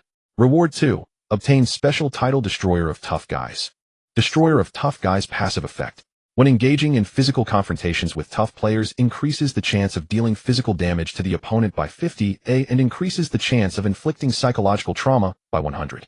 Song Chong looked at the new title, his grin widening. This system sure knew how to reward. This wasn't just a title, it was a death sentence for every bully in the league. The Lakers took a private jet back to Los Angeles overnight. The team's morale was at its peak for the season. Conquering San Antonio and smashing the Spurs' iron defense Heaton was a massive boost to the team's confidence. The plane leveled off in the stratosphere, and the cabin gradually quieted down. Song Chong leaned back in his seat and took out his phone. He saw a newly received text message. It was from an unfamiliar number. He opened it. "I heard you sent someone to the hospital. You're such a barbarian." Song Chong raised an eyebrow before he could read the next line. A second message followed immediately. "But I like it." The text message came from an unfamiliar number, but Song Chong knew who it was. It could only be the Israeli beauty he had just teased at the racetrack. "Barbarian." Song Chong looked at his phone screen and chuckled. "But I like it." This heavily suggestive remark lifted his spirits even further. Conquering a woman with such wildness was far more intriguing than dealing with love-struck young girls. He pocketed his phone without replying. The fish had already taken the bait. Now all he had to do was let it swim right into his mouth. The next day at the Willow Springs private racetrack on the outskirts of Los Angeles, Song Chong drove the black Ferrari Enzo he had borrowed from Old Bus, spotting the familiar tall figure at the end. Gal Gadot had changed into a professional racing suit, the tight fabric accentuating her powerful, healthy curves to perfection. She had clearly been waiting for a while, impatience and irritation evident on her face. When she saw the black beast-like Ferrari approach, her eyes lit up, but quickly returned to vigilance. Song Chong parked smoothly in front of her, lowering the window to reveal a face that could make any woman's heart race. "Get in." He issued the invitation without unnecessary words. Gal Gadot stood still with her arms crossed, filled with curiosity about this man, but also on guard. This man who had only yesterday broken someone's ribs in San Antonio appearing here today was utterly unpredictable. "Sorry, I don't ride with strangers," she replied coldly. Song Chong was not offended. His gaze swept over Gal Gadot before he spoke. "Your racing suit doesn't fit." Gal Gadot frowned. "The shoulders are too tight, it will affect your steering range during high-speed turns. The waist is too loose, during emergency braking your body will slide unnecessarily against the seat. A delay of even a few tenths of a second could be enough to cause a crash." Song Chong leaned back in the driver's seat, his tone calm, yet as precise as a professional coach hitting the nail on the head. Gal Gadot's expression shifted, showing surprise. This basketball player actually understood racing. And he spoke with such authority, pointing out exactly the issues she had encountered during her training yesterday. You? She was about to ask something. Just then, a white minivan slowly approached from a distance and stopped behind the Ferrari. The door opened, and a blonde girl wearing a hat and sunglasses clutching a guitar jumped out. It was Taylor Swift. She had come full of joy, ready to embark on a romantic and thrilling journey of inspiration with her muse. But when she saw Song Chong chatting amiably with another stunning exotic beauty, her face instantly fell. A faint scent of jealousy filled the air. Song Chong turned to see Taylor pouting like a little squirrel whose pinecone had been stolen. He laughed. He pushed open the door, stepped out, and naturally opened his arms to give Taylor a hug. My little muse. Then releasing Taylor, he turned to the still-dazed Gal Gadot, showcasing his masterful social grace. Let me introduce you. He gestured toward Taylor. This is Taylor Swift, the sweetest country music sensation in America, and my inspiration goddess. He then pointed to Gal Gadot. And this is Miss Gal Gadot, a very talented actress striving for her movie dream. The two women's eyes met in the air, each detecting scrutiny and hostility in the other's gaze. Song Chong, as if completely oblivious to the subtle tension, clapped his hands and continued. Perfect timing. I invited Taylor to experience speed and passion to help her find some musical inspiration about heartbeats and madness. His gaze shifted to Gal Gadot, offering an inviting smile. Miss Gadot, it seems you're facing some bottlenecks in your driving skills. Why not join us? Consider it a technical exchange. Perhaps the roar of the engine will help you find that connection between man and machine. His words were flawlessly crafted. He elevated Taylor's status while giving Gal Gadot a graceful way out. Though Taylor still felt a twinge of jealousy hearing that Song Chong was helping her find inspiration, quickly dispelled her mood. She nodded politely, offering Gal Gadot a courteous smile. Gal Gadot, observing the scene, felt much of her wariness dissipate, so he had invited Taylor Swift. Seeing that the famously wholesome young star was present made her feel much safer. Moreover, she was genuinely curious to see if this man really had the skill to teach her driving. All right, she nodded. Thus a striking scene unfolded at the racetrack. Song Chong, the basketball superstar, now dominating both sports and entertainment. Taylor Swift, the future pop queen destined to become a legend. Gal Gadot, the future Wonder Woman, Hollywood's next iconic symbol of allure. The three walked side by side into the track's lounge area. The image was indescribably powerful, instantly drawing the attention of everyone present. Not far away, an Asian director in a baseball cap was discussing something with several crew members. When he saw Song Chong and his companions, he paused his conversation, pushed up his glasses, and a glimmer of keen interest showed in his eyes. Is that Song? His assistant immediately replied, Yes, director. That's the Lakers' sensational rookie Song Chong. Director Justin Lin stroked his chin. He was struggling with casting for Fast Furious 4, needing a new character exuding masculinity and commanding presence. And Song Chong, with his top-tier physique and rebellious aura, immediately caught his eye. Especially when he saw Song Chong standing next to Gal Gadot, the unique chemistry between them sparked an idea. Inside the lounge, Song Chong had changed into his racing suit and walked toward the black Ferrari Enzo. Gal Gadot took the passenger seat. Taylor Swift nervously squeezed into the cramped back seat, clutching her precious guitar. Song Chong started the engine, and the black performance beast let out a low, ferocious roar. He glanced in the rearview mirror at the excited yet anxious face, then at the woman beside him, whose eyes were full of scrutiny and challenge. He grinned. Buckle up. Ready for takeoff. Fasten your seatbelt. Prepare for takeoff. As Song Chong's words fell, the engine roar of the Ferrari Enzo did not immediately turn savage as expected. He simply drove the car smoothly onto the track, moving at a leisurely pace, as if out for a casual cruise. In the passenger seat, Gal Gadot crossed her arms, her gaze carrying a hint of scrutiny and confusion. What was this man up to? First turn a hairpin. Entry speed too high, breaking point too late.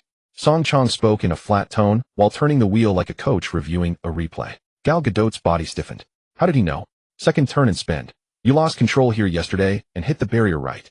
Song Chong didn't even glance at her, his eyes fixed on the track ahead. Because when you exited the first turn, you overcorrected the car's posture by stomping the throttle too hard, causing excessive weight transfer. By the time you entered the second turn, the car was already on the verge of losing control. Gal Gadot's mouth fell slightly open. The director and stunt coordinator had told her the same thing yesterday, but nowhere near as clearly or incisively as Song Chong had. Had he been here yesterday too? Impossible. He was playing a game in San Antonio yesterday. How do you know? Gal Gadot couldn't help asking. With my eyes. Song Chong pointed at the fresh tire marks on the track. Tire width, this size, braking marks of this length and angle, plus the impact point on that barrier. Even an elementary school kid could tell this is a classic low-level mistake born from rushing. His words were blunt, even tinged with mockery. Gal Gadot's cheeks flushed, half from embarrassment, half from astonishment. This man had reconstructed her entire mistake from yesterday down to the last detail, just from a few tire tracks. Was he really a basketball player? In the backseat, Taylor Swift couldn't understand a word of the technical jargon. She simply hugged her guitar and secretly watched Song Chang's profile as he drove. A focused man was truly captivating. He seemed to excel at everything, playing ball, writing songs, and now even racing. The little pop star's heart, that fawn of admiration, was already about to faint from excitement. After one slow warm-up lap, the Ferrari returned to the starting point. Song Chang brought the car to a steady stop and turned to look at the still-stunned Gal Gadot. He suddenly smiled. Theory class is over. Now for the practical. The moment the words fell, roar. The Ferrari Enzo's V12 naturally aspirated engine, like an awakened ancient beast, let out a gut-wrenching roar utterly different from before. A terrifying surge of force pinned both women into their seats. Before Gal Gadot's scream could even escape her throat, the car shot forward like a black cannonball toward the first turn. Too fast. He was insane, absolutely insane. Entering the turn at this speed was impossible. It would definitely spin out. Just as Gal Gadot shut her eyes in terror. Squeal. The sound of tires screeching against the asphalt was so sharp it seemed to pierce the eardrums. The car's body swung sideways at an unbelievable angle. A perfect drift. The immense centrifugal force made her feel like her internal organs were about to be flung out. She thought she was dead, but the expected crash never came. The car, on the verge of losing control, was yanked back by a steady hand with almost brute force. The entire cornering process was fluid, brimming with violent elegance. Gal Gadot snapped her eyes open and saw Song Chang's still calm face. He even had the leisure, while drifting, to operate the steering wheel with one hand and reach over with the other to turn on the car's audio system. A burst of explosive rock music instantly filled the cabin. AC/DC's Highway to Hell. Highway to Hell. This bastard. Gal Gadot felt like she wasn't in a car, but riding a missile ready to explode at any moment. What she felt wasn't fear. It was an unprecedented thrill, a mix of terror and excitement. Her blood was on. One turn after another, Song Chang conquered them with textbook-perfect driving techniques. Every brake application, every steering input, was as precise as if calculated by a computer. This wasn't driving. It was a magnificent slaughter on the track. One lap ended, when the black Ferrari came to a steady stop at the starting point, trailing a hot smell of burnt rubber. The three people inside the car were in different states.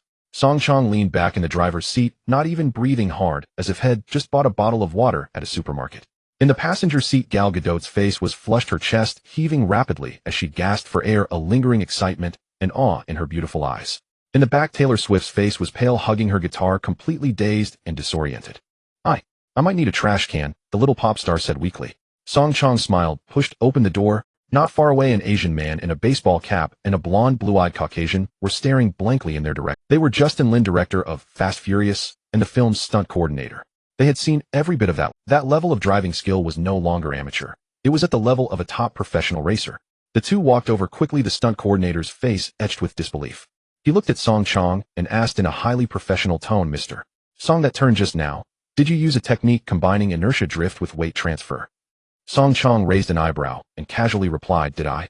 I was just driving casually. Just driving casually." The stunt coordinator felt his professional knowledge had been insulted. Director Justin Lin's gaze shifted between Song Chang and Gal Gadot, who had just gotten out of the car, his eyes growing brighter. He stepped forward and extended his hand. "Mr. Song, hello. I'm Justin Lin, the director of this film. Your driving skills are the best I've ever seen." Lin's eyes sparkled with a light of admiration. "To be honest, our crew is looking for a suitable actor to play a very important role. A tough guy with superb driving skills, an untamed personality, and an air of Eastern mystique. I think you are the perfect choice." Faced with Justin Lin's eager gaze, Song Chang merely shrugged. "Acting? Sorry, I'm not interested." He refused with such finality, as if the other party had offered not a Hollywood role that countless actors would kill for, but an insignificant flyer. Justin Lin was stunned. The stunt director beside him was also stunned. In Hollywood, they had never seen anyone dismiss an invitation from the Fast Furious crew so lightly. "I just drive for fun, a hobby." Song Chang shoved his hands into his pockets, turned his head, and fixed his gaze on. His eyes held an undisguised aggression. "Besides, the track is too safe, too boring. True skill is never demonstrated in a place constrained by rules." Gal Gadot met his gaze, her heart inexplicably skipping a beat. "Then where?" she asked instinctively. The curve of Song Chang's lips widened. "Los Angeles, Mulholland Drive. Heard of it? Mulholland Drive." The moment those words left his mouth, director Justin Lin and the stunt director's faces changed color. That road was the holy grail and the nightmare of every street racer in Los Angeles. It coiled and twisted on the Hollywood Hills, renowned for its continuous sharp turns and treacherous terrain. A scenic spot by day, it became an outright death track by night. Every year, countless drivers who boasted of their superior skills left their sports cars forever in some ravine there. This madman, he actually wanted to race there. Song Chang completely ignored the shocked looks of those around him. He only stared at Gal Gadot like a devil issuing his invitation. "So, Got the guts to experience a real thrill. Gal Gadot looked at him. The aura of this man, like Mulholland Drive itself, was full of danger, yet carried a fatal allure. She had just tasted that ultimate thrill of teetering on the edge of control. Now she wanted to experience it again. And alone with this man. Okay. She agreed without a moment's hesitation. This answer pleased Song Chong. He turned to look at Taylor Swift, who had been silent all along, her face, pale, still suffering from the aftereffects of motion sickness. He walked over to Taylor and said in a gentle, unyielding tone, "My little muse, it seems today's inspiration trip was a bit too intense for you. The next part of the journey might be even bumpier, not good for you. They'll have your van follow behind us. You can rest well in the car, or maybe start turning the heartbeat you just felt into a melody." The words were considerate and thoughtful, caring for her health while affirming her musical value. Taylor had felt a slight twinge of jealousy, but hearing Song Chong say this, her displeasure vanished instantly. She nodded obediently. Then you guys. Be careful. She was still a little worried. Don't worry. Song Chong gave her a reassuring smile. I drive very steadily. Steadily. The guy who nearly threw everyone's internal organs out of place just a moment ago had the nerve to say he drives steadily. Gal Gadot silently cursed in her heart. But she didn't say a word, just watched as Song Chong arranged This man was not only terrifyingly skilled in driving and sports, but he was also a top-tier master when it came to handling relationships with women. Soon Taylor was in her van. Inside the black Ferrari Enzo, only Song Chong and Gal Gadot remained. The space within the car seemed to grow more intimate with the absence of the third person. Night fell silently. Mulholland Drive, like a black dragon coiled in the mountains, opened its dark eyes above the dazzling lights of Los Angeles.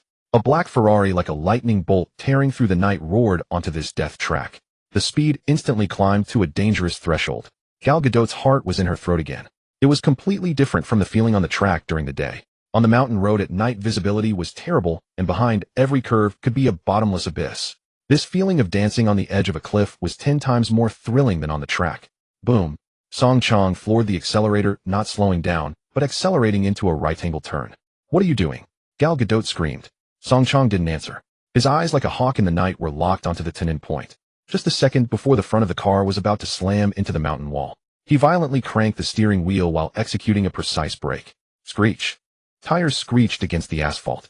The black beast, at an almost impossible angle, performed a drift, its body scraping against the mountain wall, sliding perilously through this deadly corner. Gal Gadot felt her soul nearly leave her body. And this was just the beginning. Ahead lay Mulholland Drive's most famous series of turns. 3 consecutive sharply angled curves like the claws of a demon waiting to devour any speeding intruder. Song Chong's face showed no tension, instead revealing an excited smile. He began using inertia, keeping the car in a continuous drift. The Ferrari's tail swung like a pendulum between the left mountain wall and the right cliff. At the peak of the drift, an overwhelming centrifugal force struck. Gal Gadot's body, completely out of control, crashed heavily towards Song Chong. Her cheek, her shoulder, her arm slammed solidly into Song Chong's right arm. Thud. Hard. Burning hot. These were the only 2 words left in Gal Gadot's mind.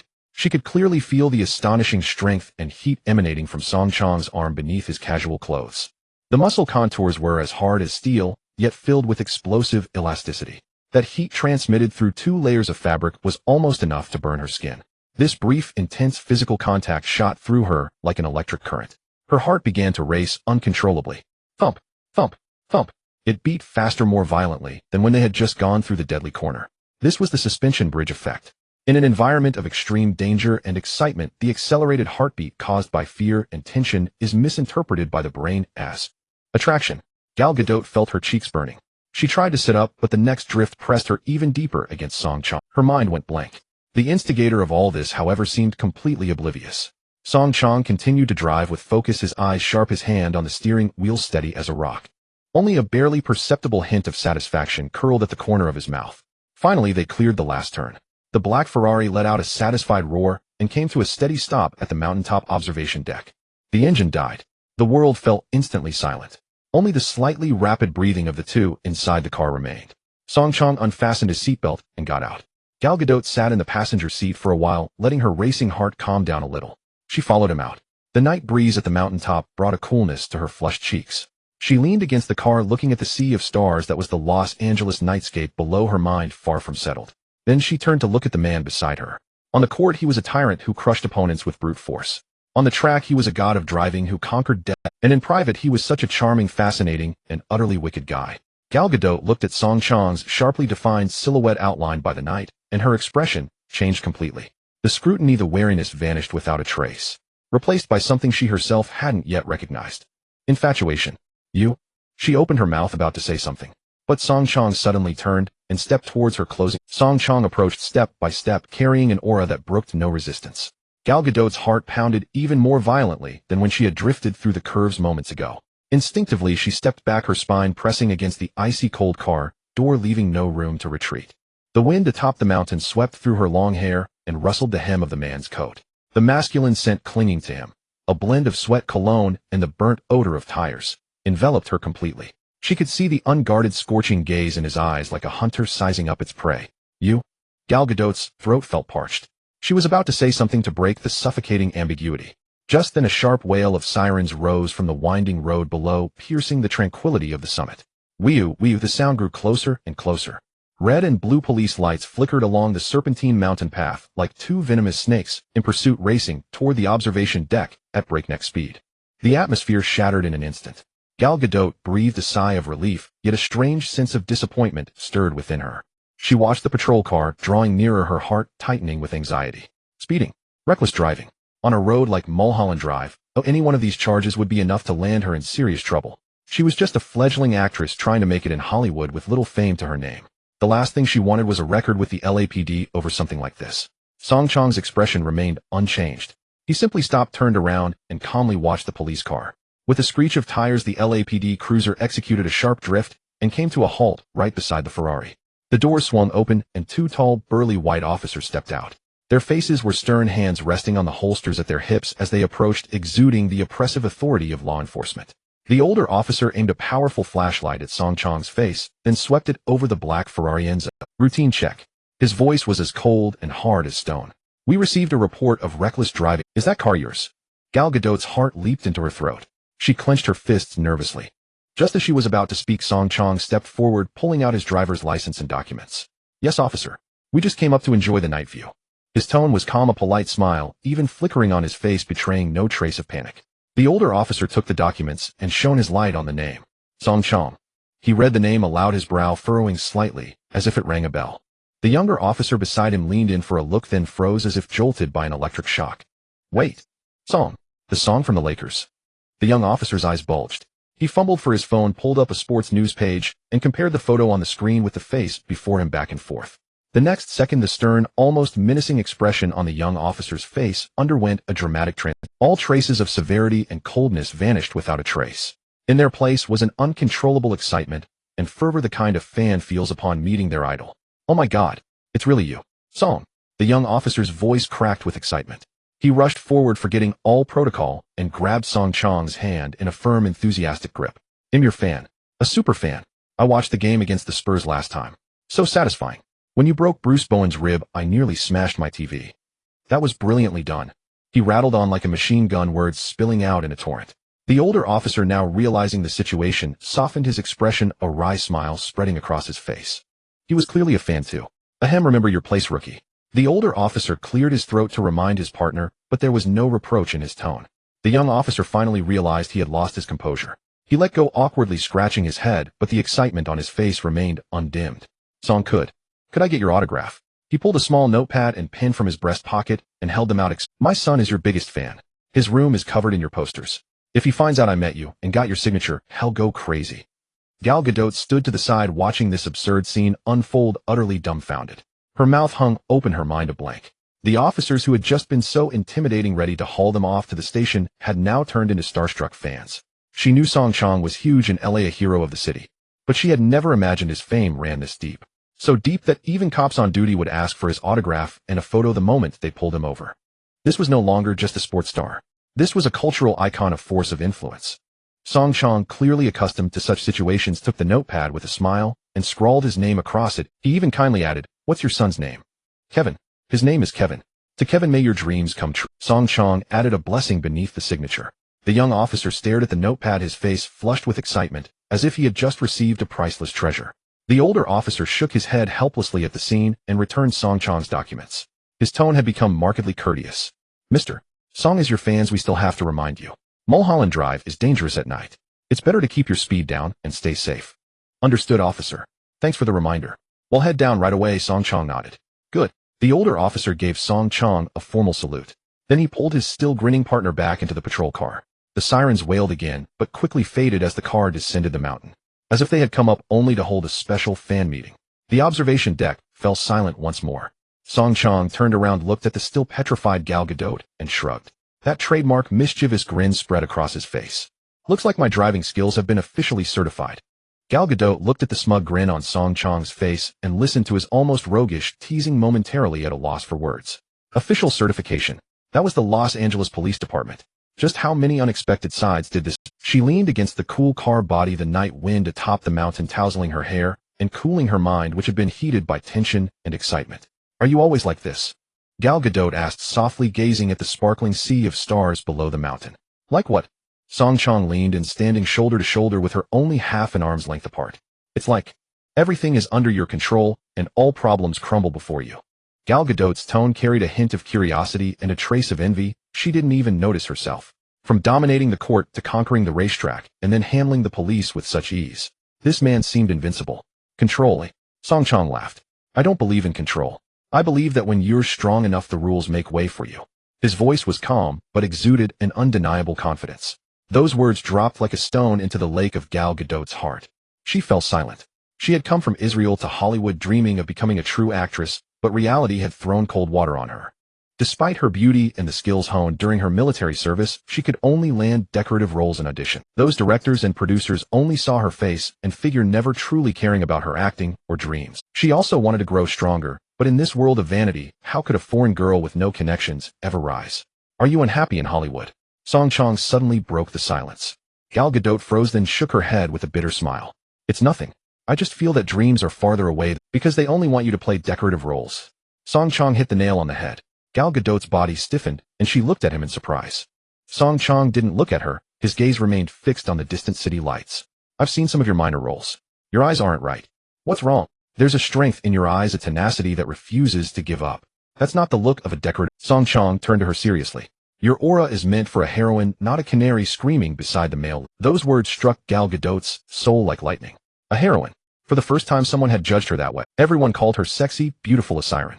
Only this man beyond the shell the world knew saw what was truly inside her. That unyielding spirit forged in the military. Gal Gadot's eyes suddenly reddened. She felt all her grievances, all her frustrations, all her confusion were seen through and gently held by this. Go audition, Song Chong said, looking into her eyes with encouraging resolve. Go after the role you want, don't wait for others to choose you. You will succeed.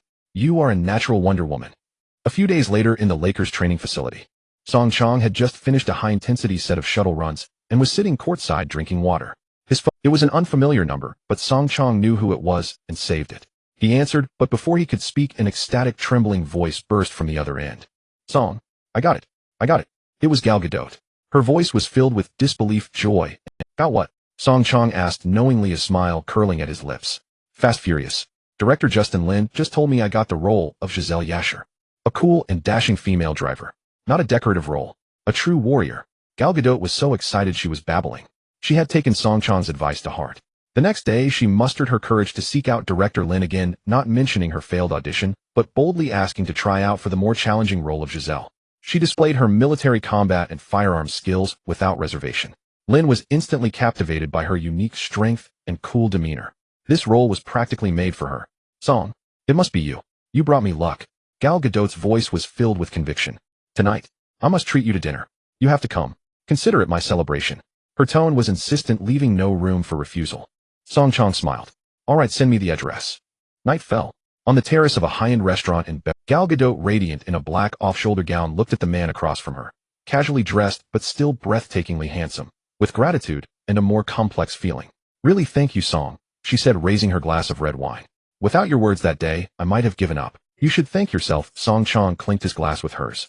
I just spoke the truth. They talked a lot. From movies to basketball to their homelands and dreams.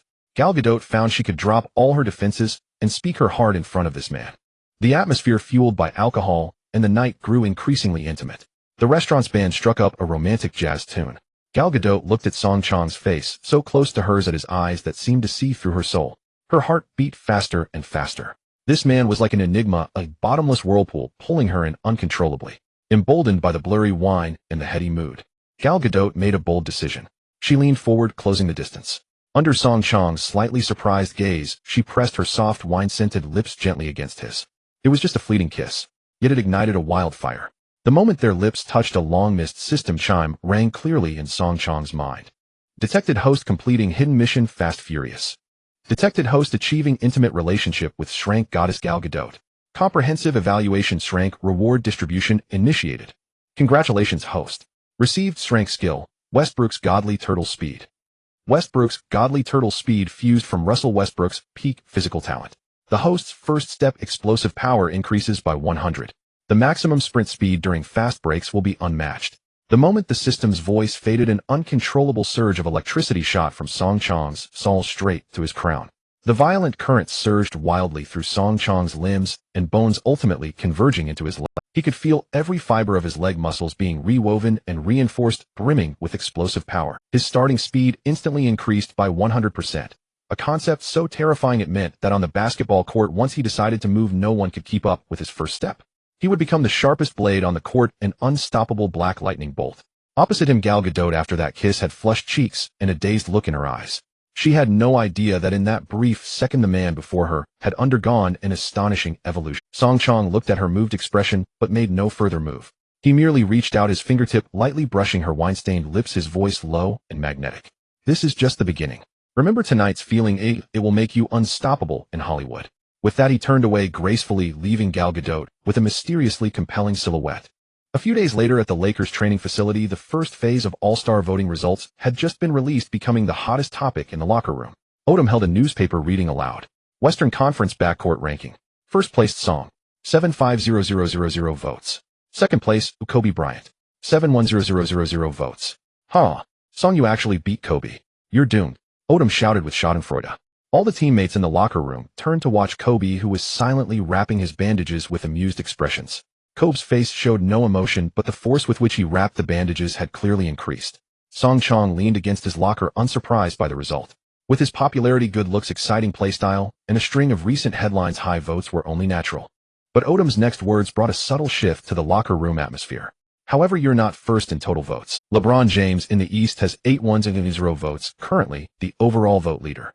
And the West vote leader isn't you either, it's the big man from the East, Yao Ming, with 780 votes. This result surprised the teammates. Given the storm Song Chong had stirred across America, how was he only third in total votes? At that moment, veteran player Fisher spoke up to explain. This is normal. The league has its own way of doing things. LeBron is the league's current chosen one. Wholesome image, formidable strength. Pushing him to the top of the vote aligns with the league's interests. As for Yao, Fisher paused. Behind him is the entire Chinese market, a voting base of hundreds of millions. No one can compete with that. The league doesn't want a rookie constantly entangled with Hollywood actresses to be their face. Fisher's words were blunt and realistic. This wasn't just a contest of popularity, it was a behind-the-scenes commercial game orchestrated by the league. As he finished speaking, the locker room door swung open, and Kobe walked in, already in his practice gear, holding a bat. Without a word, he simply jerked his chin toward Song Chong. Come on, onion. Kobe's voice was calm, but everyone could sense the fighting spirit smoldering beneath that calm surface. Kobe, this is personal revenge. Odom continued to heckle from the sidelines. Song Chong smiled, took off his jacket, and stepped onto the court. Bring it on. Perfect chance to try out my new moves. Meanwhile, the online discourse began to ferment. Famous ESPN commentator Stephen A. Smith publicly expressed his skepticism towards Song Chong on his show. It's impressive for a rookie to get this many votes, but he should know his place and focus more on the court instead of partying. The All-Star vote leader represents the league's image and face. Song Chong clearly doesn't qualify yet. His remarks reflected the views of many old-school figures in the league. On the other side, LeBron James in the East posted a photo on social media of himself sweating profusely during a 4 a.m. training session. The accompanying caption was pointed, "Earn respect through sweat." All-Star voting. The post instantly garnered countless likes and shares from fans. Jameis' image as the diligent, self-disciplined face of the league was further solidified. For a moment, all public opinion seemed to converge in one direction. Song Chong was merely a fleeting bubble of popularity. The true king was still the king from Akron. Amid all the external noise, Song Chong himself appeared utterly indifferent. Vote leader. Just an empty title. Basketball, after all, is decided by strength. In his locker, the system panel still gleamed with the strength skill Russell Westbrook's turtle speed shining bright. This was his true confidence. However, as he lay on the floor like a dead dog after a grueling, unknown practice session with Kobe that felt like hand-to-hand combat, a system prompt suddenly rang in his mind without warning. Ding! Detected special event, all-star vote leader competition triggering a time-limited mission. Mission name peak of popularity.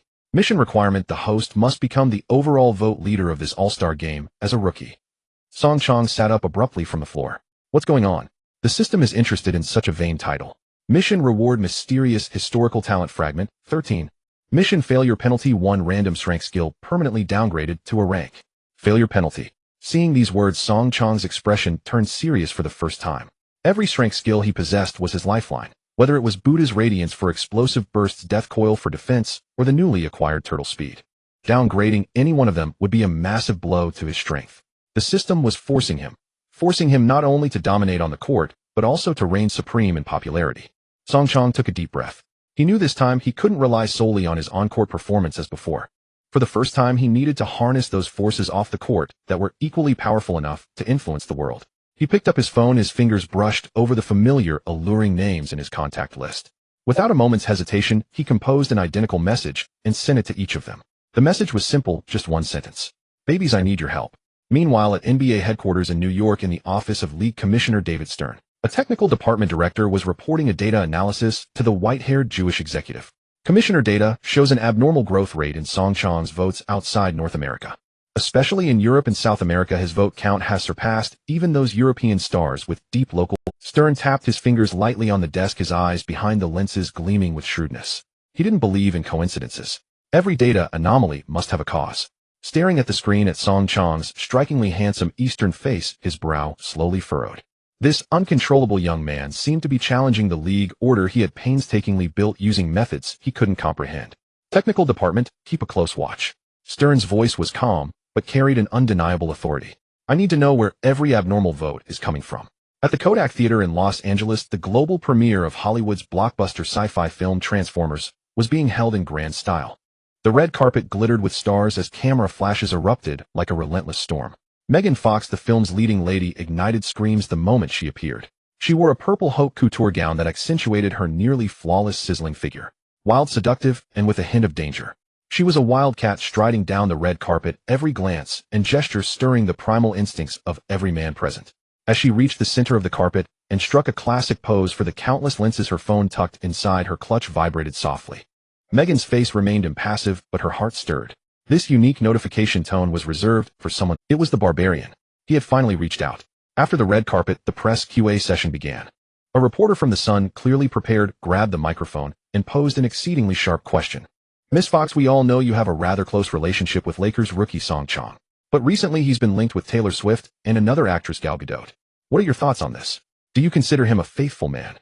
The question was laced with malice and provocation. The atmosphere grew tense. Every reporter leaned in, eager to see how Megan Fox would navigate this predicament. Would she lash out on the spot or brush it off with a cliché?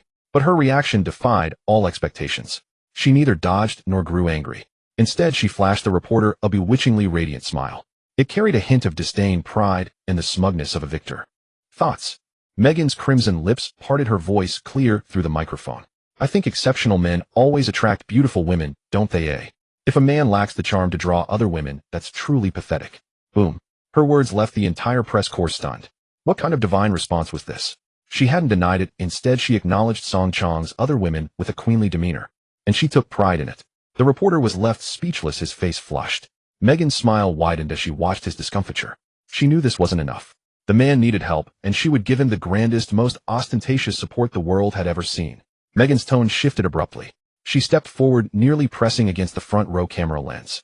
Her gaze through the lens seemed to lock onto viewers worldwide. By the way, I'd like to announce something personal. Her voice brimmed with unyielding possessiveness. My man Song is running for the NBA All-Star Fan Vote Leader.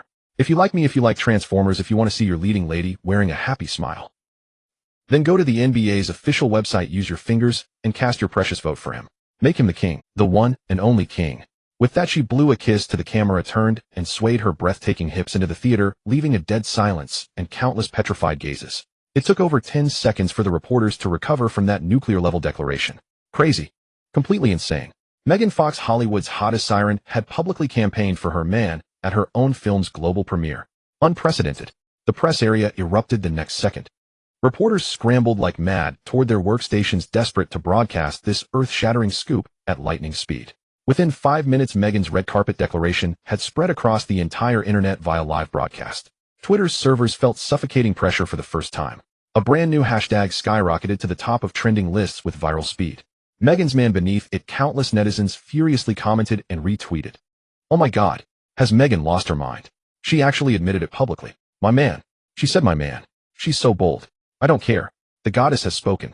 From today I'm Song Chong's diehard fan. How do I get to the NBA? Brothers charge. Vote for the goddess man. I declare Song Chong the enemy of all men worldwide. Damn it, I'm voting too. Fanboys worldwide went into a frenzy. Their goddess had issued a command in an almost imperious tone, and that command was to vote for the man who had stolen their goddess. What a complex and infuriating feeling. Yet their bodies obeyed. A torrent of traffic flooded the NBA's official voting website like a breached dam. The site's technicians watched the back-end traffic curve spike like a flatlining ECG, and their coffee cups crashed. Damn, the servers are about to crash. Meanwhile, on the real-time all-star voting leaderboard, Song Chong, originally in third place, saw his vote skyrocket at a visible rate. 750,000, 800,000, 900,000, 100,000. The gap with Yao Ming shrank rapidly. Overtaking was only a matter of time. In a luxurious New York apartment, Scarlett Johansson, wrapped in a bathrobe, sat on the sofa sipping coffee. The TV played entertainment news, leading with Megan Fox's red carpet declaration. Scarlett paused her coffee, watching Megan's triumphant smirk on screen. She pulled out her phone and saw the identical message from Song Chong. Babes, I need your help. Scarlett set her coffee cup down heavily. She turned to her agent and spoke in an unyielding tone. Tell the producers of Iron Man 2 I agree to do the next Saturday Night Live. But I have one condition. The host for that episode must be my choice. Elsewhere, Taylor Swift on a national tour saw the news in her The young singer's face was etched with anxiety and grievance. She had received Song Chong's message too, but her star power and popularity paled in comparison to a global sex symbol like Megan Fox. She felt she was falling behind in this invisible war. Just then her phone rang again. The familiar number. Taylor quickly answered. My little muse busy.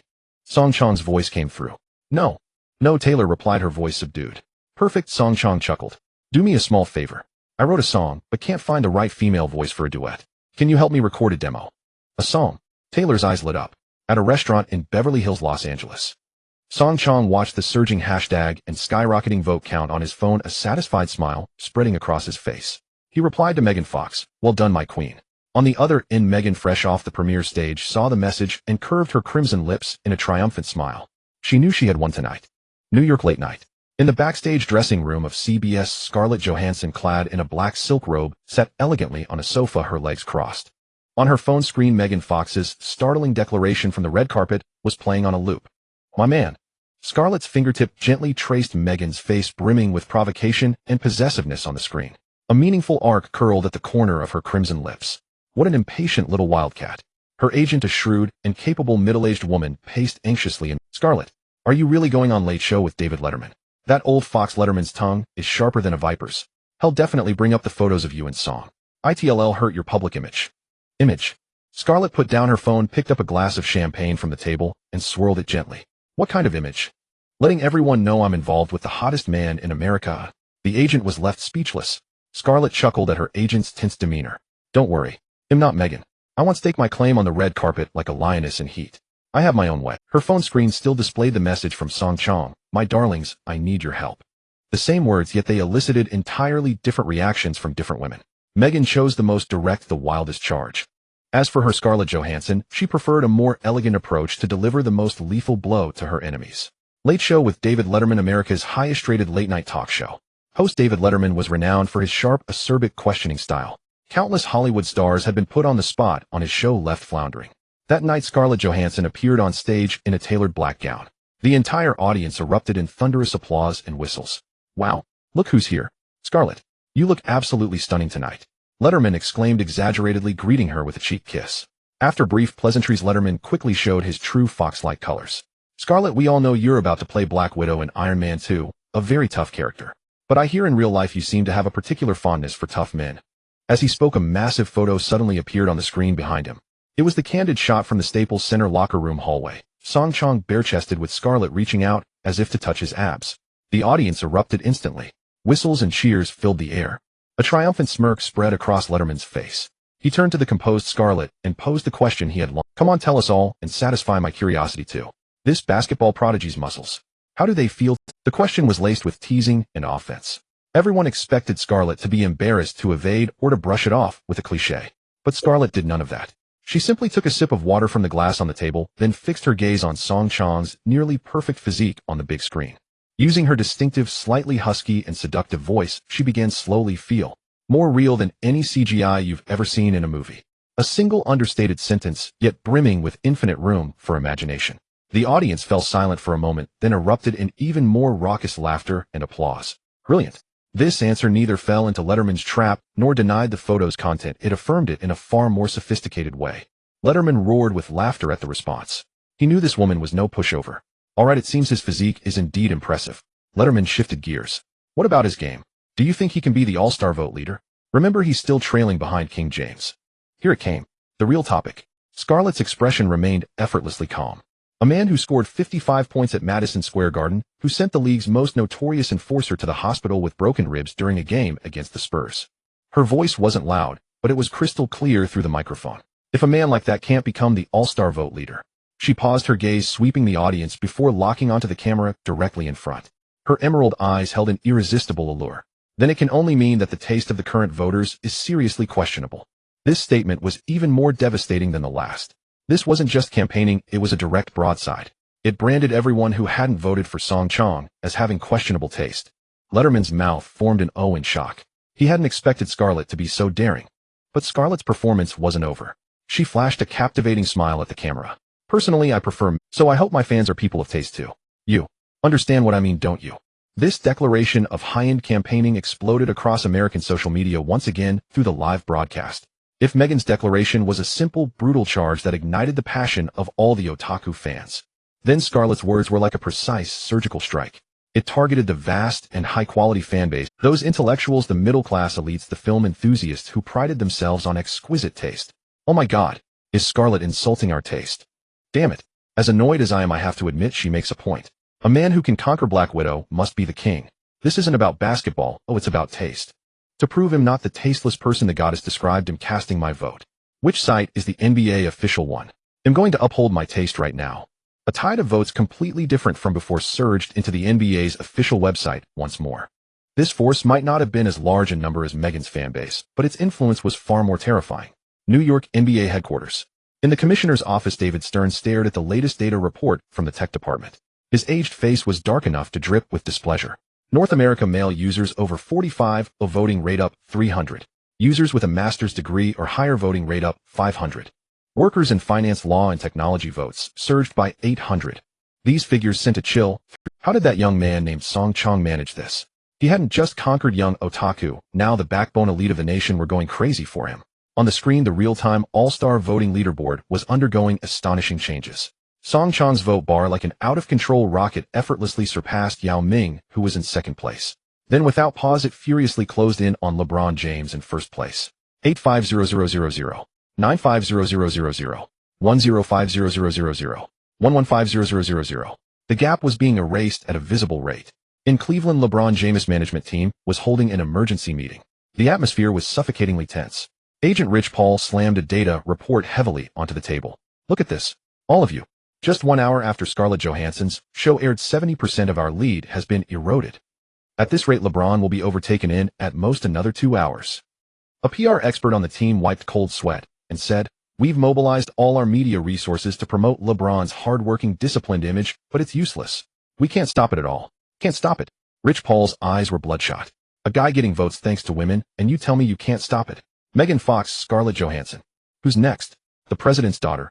Just as the entire Cleveland team was sinking into despair backstage at a tour stop in Nashville, Tennessee, Taylor Swift put down her phone. The TV was replaying Scarlett's stunning talk show appearance. Watching the radiant Scarlett on TV effortlessly stirring the winds and clouds with her words, and then looking at the news on her phone frantically praising Black Widow's taste theory. A surge of unprecedented grievance and unwillingness welled up in the young singer's heart. They were all fighting for him, using their influence, their charm, charging forward for him. And me? What can I do for him? Taylor bit her soft lip. A flash of unwavering determination passed through her azure eyes. She picked up her phone and dialed her agent. "Scott, listen." Her voice was no longer its usual sweet and youthful tone, but carried an unyielding decisiveness. "Change the theme of the next concert. Immediately." "To what?" the agent on the other end asked, somewhat bewildered. Taylor stood up, walked to the window, and looked out at the sea of countless glow sticks forming a brilliant starry expanse outside the venue. "Change it to Crowning My Night." Nashville, Tennessee, the sacred land of country music. Tonight this city belonged to one name, Taylor Swift. The Nissan Stadium, capable of holding 70,000 people, was packed to capacity. Tens of thousands of frenzied Swifties waved their glow sticks, transforming the entire stadium into a sea of blue. The concert atmosphere had reached its peak. After a series of high-energy songs and dances, the stage lights suddenly went dark. Only a single spotlight illuminated the center of the stage. Taylor Swift sat quietly on a high stool holding her iconic crystal-encrusted acoustic guitar. The previously wild and fervent crowd instantly fell silent. Everyone knew this was a classic segment of Taylor's concert, as she was about to sing those slow songs that could touch people's hearts. The next song. Taylor brought her lips close to the microphone, her voice soft, yet clearly reaching every corner of the stadium. I want to dedicate it to a very special person. He's not a singer nor an actor, but he has given me endless musical. He's like a knight descending from the sky, bursting into my world, and giving me a courage I've never known before. The fans below began to murmur among themselves. A special person. A knight. Could Taylor be in love? Amidst curious and expectant gazes, Taylor strummed the guitar strings. A fresh and sweet prelude flowed forth.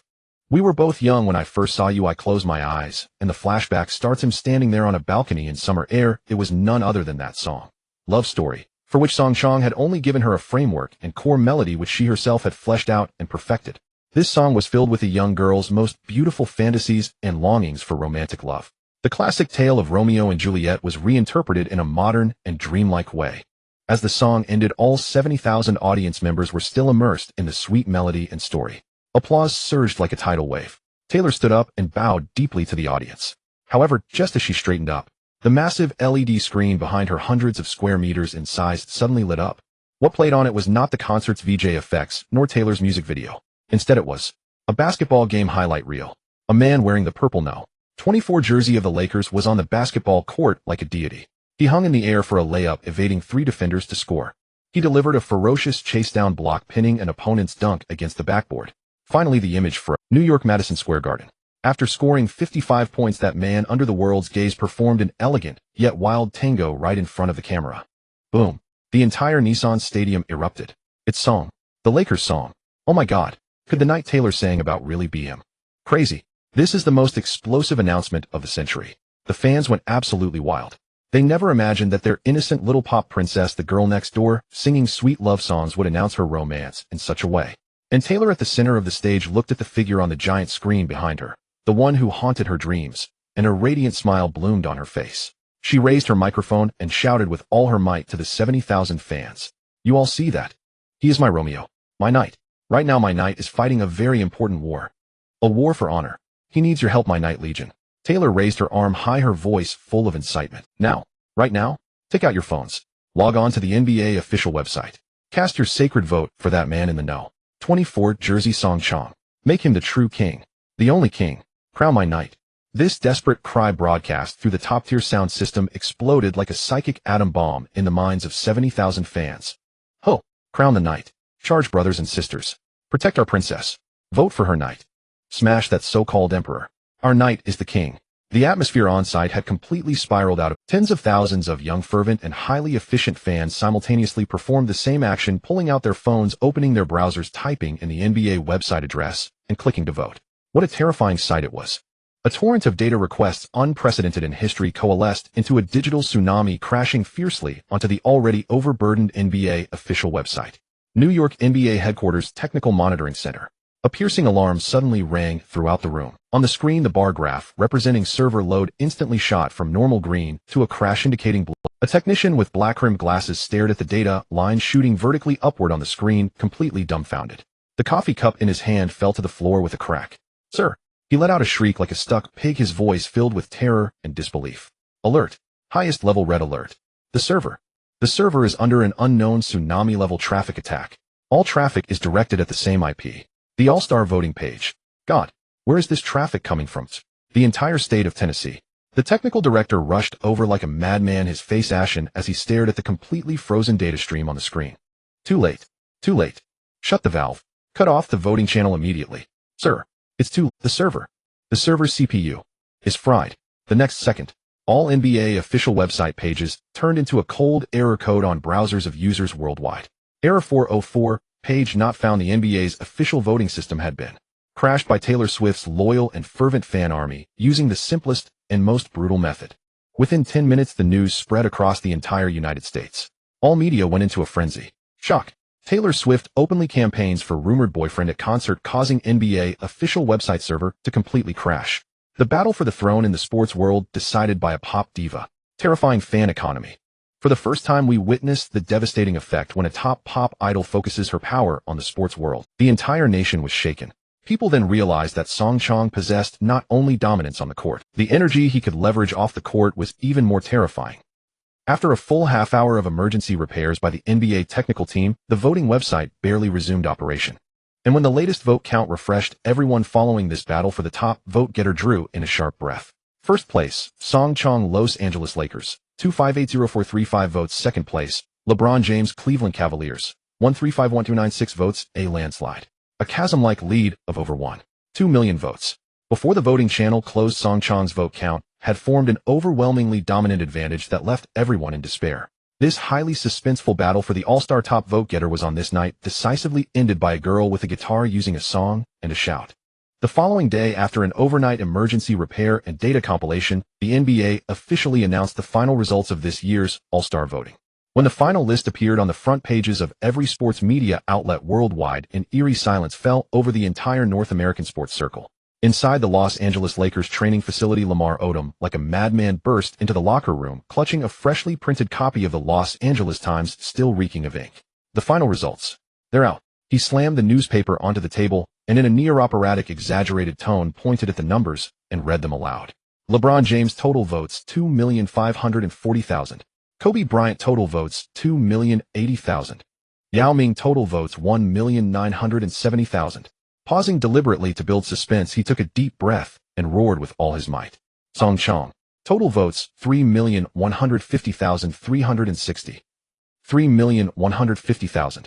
A new terrifying number that crushed all historical records. The first player in NBA history to top the All-Star vote tally as a rookie was born. In the locker room, the Lakers players froze for a moment, then erupted in cheers and whistles.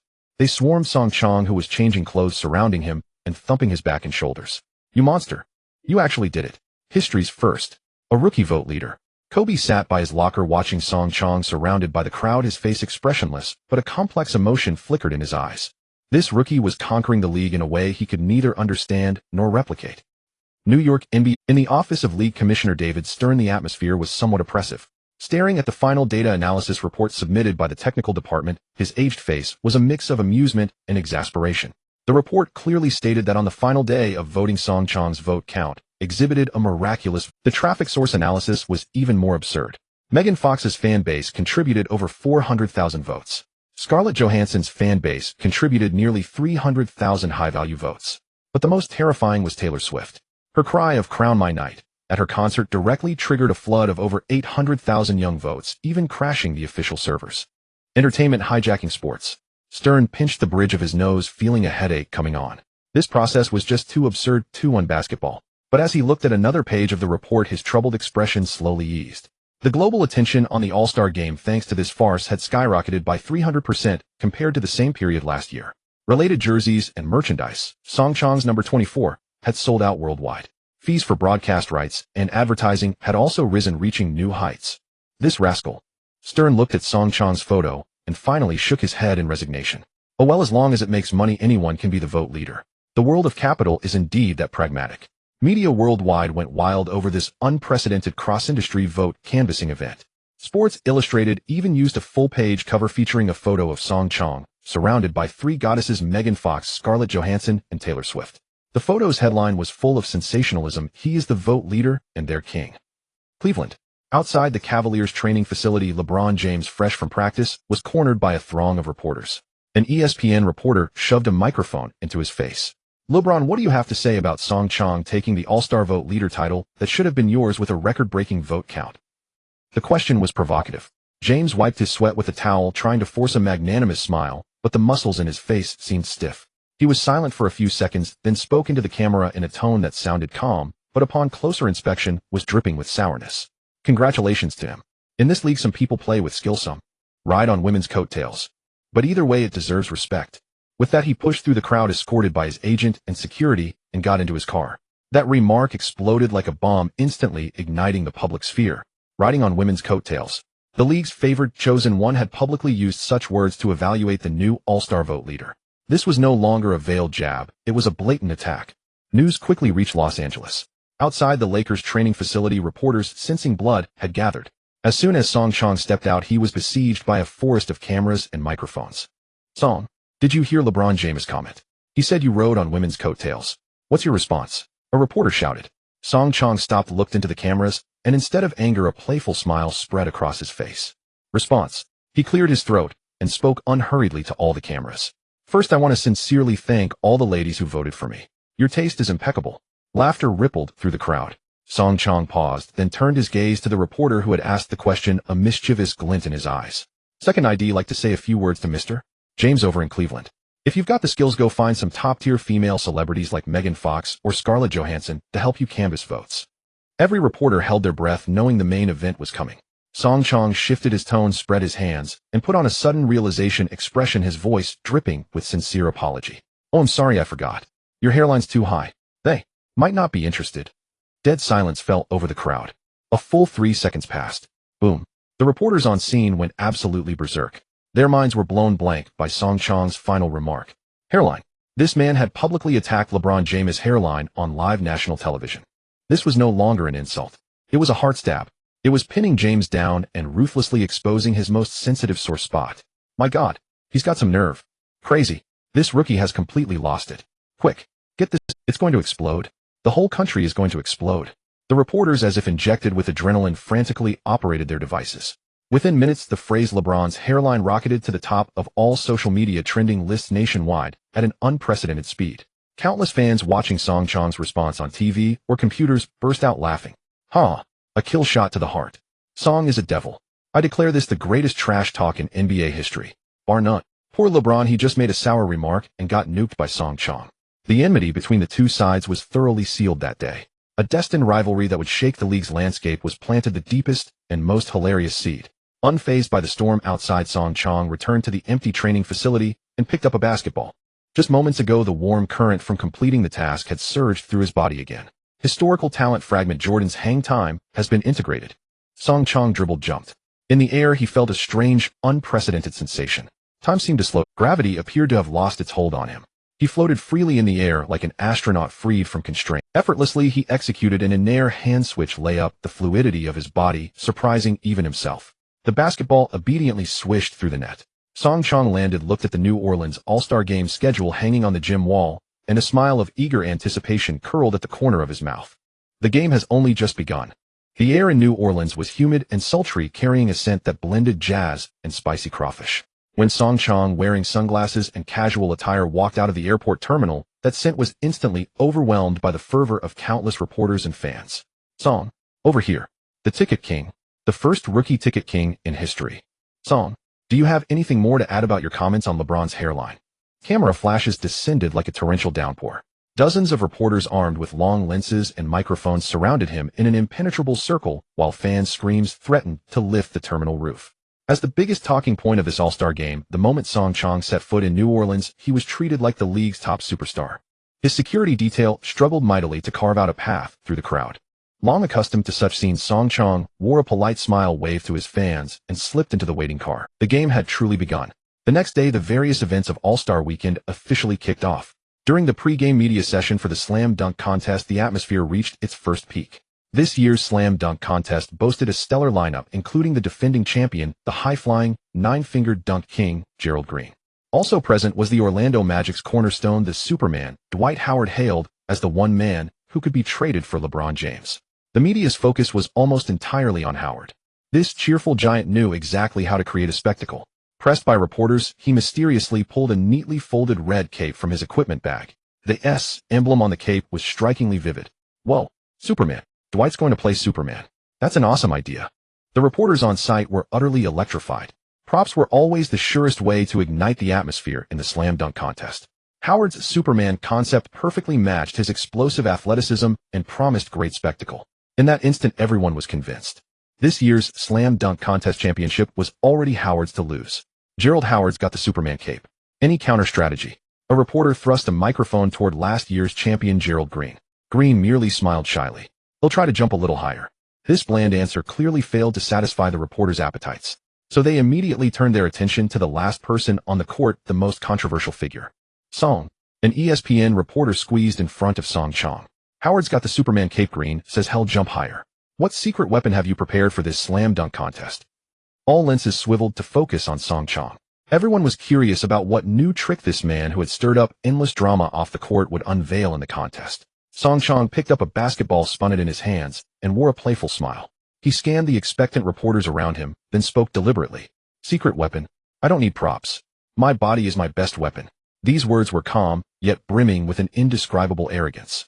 The reporters on site were stunned for a moment, then their faces erupted with a kaleidoscope of expressions. What did he mean by that? Was he dismissing Howard's creativity? Or did he believe his raw athleticism alone could crush everyone?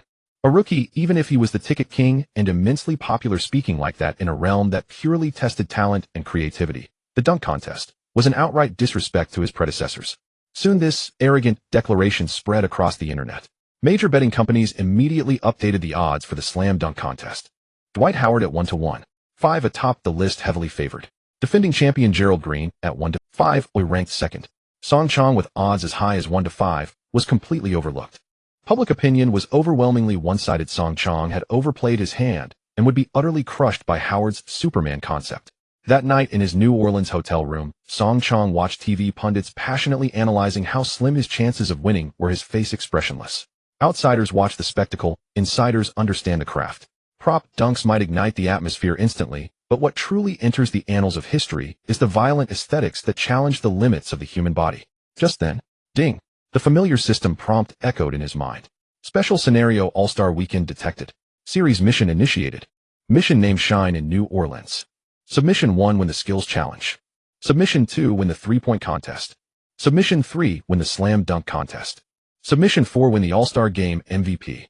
Reward completing any single mission grants an Scrade skill fragment. If all 4 missions are completed, the Jordan's Hang Time talent fragment can be upgraded to the complete Scrade talent, Flying Man talent. Flying Man talent. Seeing those words, Song Chong's breath caught for a moment. This wasn't just a skill, it was something that could fundamentally change his physical capabilities. Song Chong, who had initially treated this casually, now wore a serious expression for the first time. He had to get this reward. The skills challenge and three-point contest were manageable with his current ball handling and clay shooting template.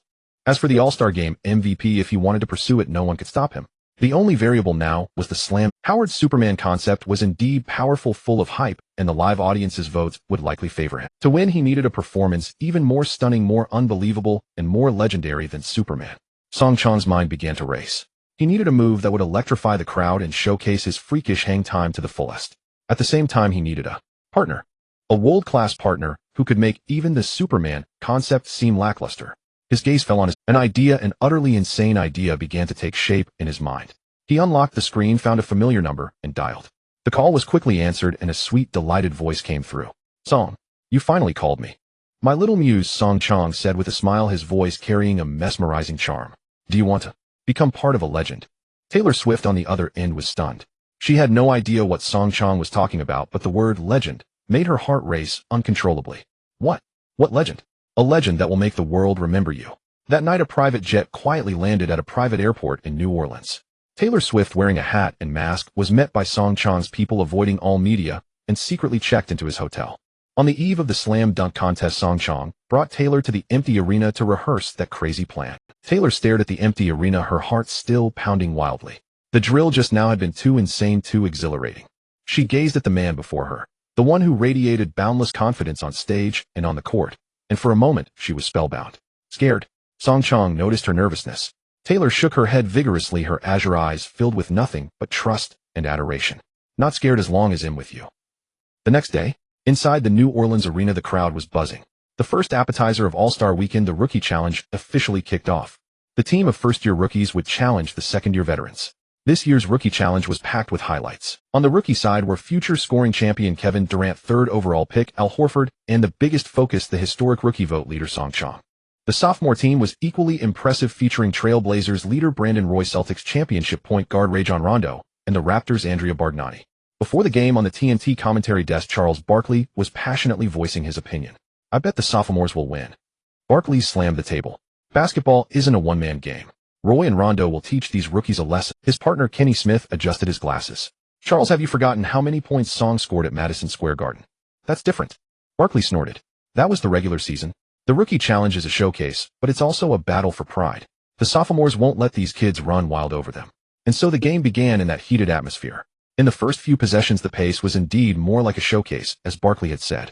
Everyone played relaxed with flashy dribbles and passes emerging one after another, drawing cheers from the Song Chong didn't push hard either. He just knocked down 2 3-pointers from the outside and delivered a beautiful bounce pass to Horford in the paint. The tempo on the court was unhurried. Until the 6th minute of the first quarter, Rondo of the sophomore team executed a classic behind-the-back fake pass, fooled his defender, and cruised in for an easy layup. After scoring as Rondo ran back on defense, he deliberately passed by Song Chong and casually dropped the taunt. Mr.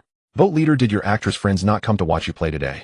Rondo's trash talk wasn't particularly clever, but the provocation was unmistakable. Song Chong stopped, glanced at Rondo's back, and smiled. All right, warm up over. On the next possession, Roy of the sophomore team missed a mid-range jumper, and the rebound was secured by rookie center Horford. Just as Horford grabbed the ball, he instinctively looked for his point guard. But the moment he turned his head, a purple blur flashed past him. Ball. Song Chong's voice seemed to linger in the air, but he was already near mid-court. Horford didn't even have time to think. Purely on instinct, he hurled the ball forcefully up the court. In that instant, tens of thousands of spectators in the New Orleans arena, Barkley and Smith on the TNT commentary desk, and every player on the court witnessed a sight they would never forget. Song Chong caught the pass. Between him and the opponent's basket stood 3 sophomore players retreating on defense: point guard Rondo, shooting guard Roy, and small forward Rudy Gay. They formed a seemingly tight defensive line. Under normal circumstances, Song Chong would have slowed down, waited for his teammates to set up, and run a half-court offense. But Song Chong did not slow down. He even accelerated. Westbrook torrential speed. Activate. Song Chong's entire body seemed like a Ferrari engine instantly revved to the red line, emitting a low, thunderous roar. His first step was so fast it was impossible to capture with the naked eye. Just one step. A single step. And he had already bulldozed past Rondo. Rondo only felt a gale rush past him before he could even make a lateral defensive move. The back of the number 24 jersey had already left him behind. So fast. That was the only thought in Rondo's mind. He was a guard known for his speed in the league. But compared to Song Chong's explosion, his pace was like a kid's go-kart. Having blown past Rondo, Brandon Roy stood in Song Chong's path. Roy's defensive instincts were sharp. He anticipated Song Chong's driving lane and cut it off early. But it was useless. Song Chong executed the simplest, most brutal crossover. No finesse whatsoever. Pure speed domination.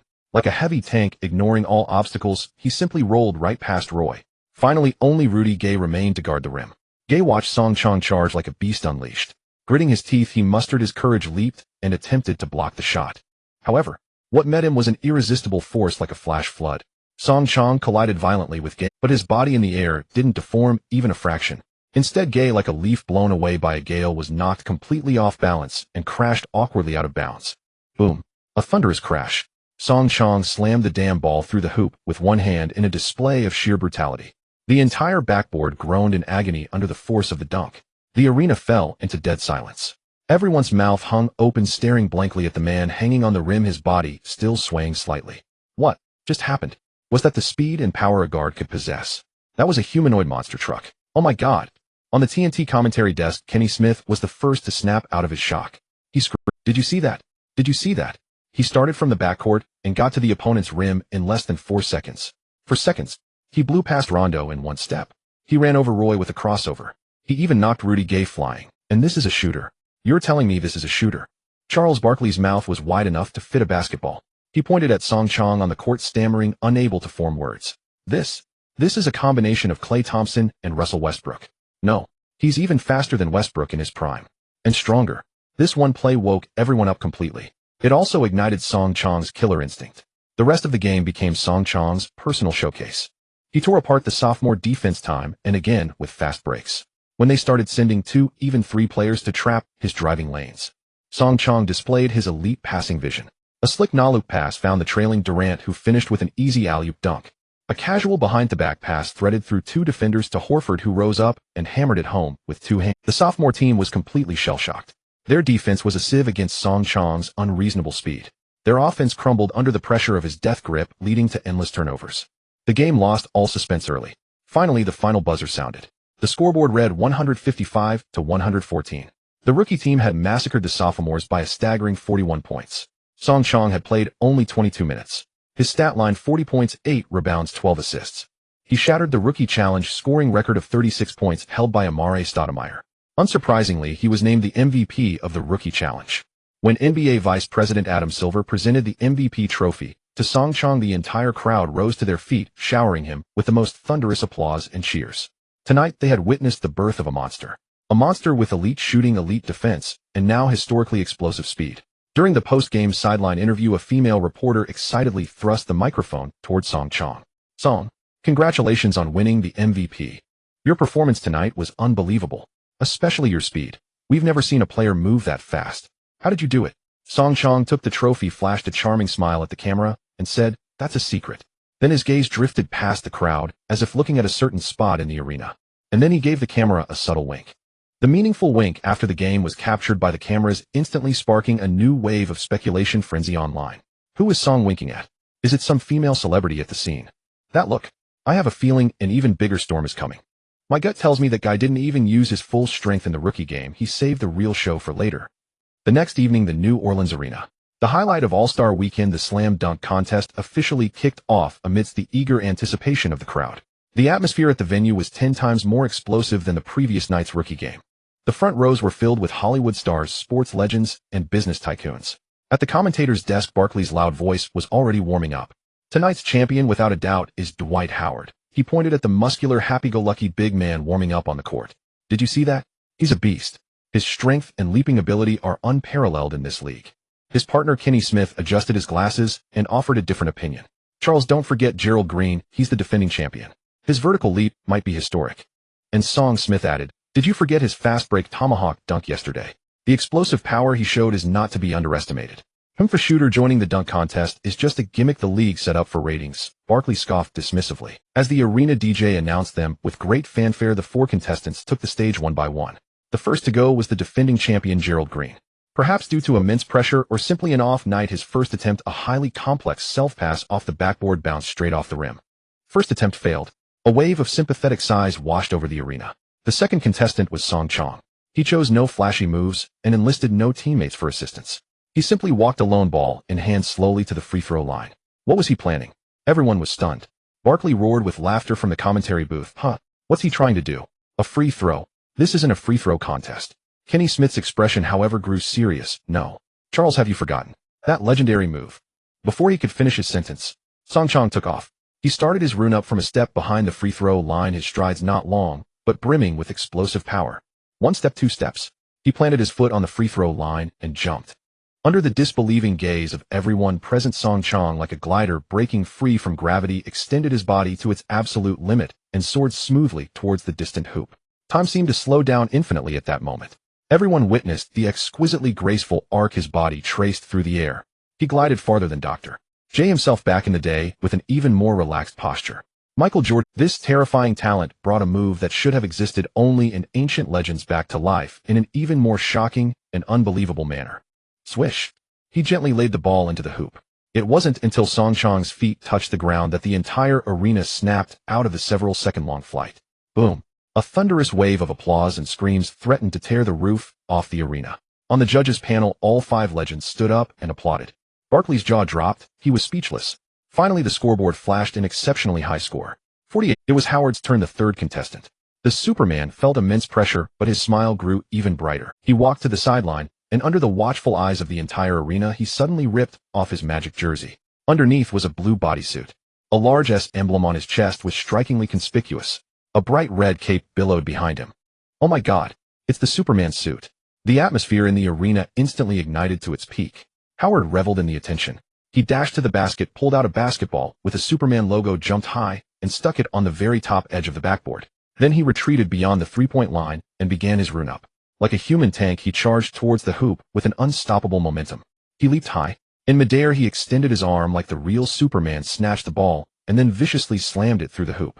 Creativity, spectacle, visual impact, all maxed out. Bam!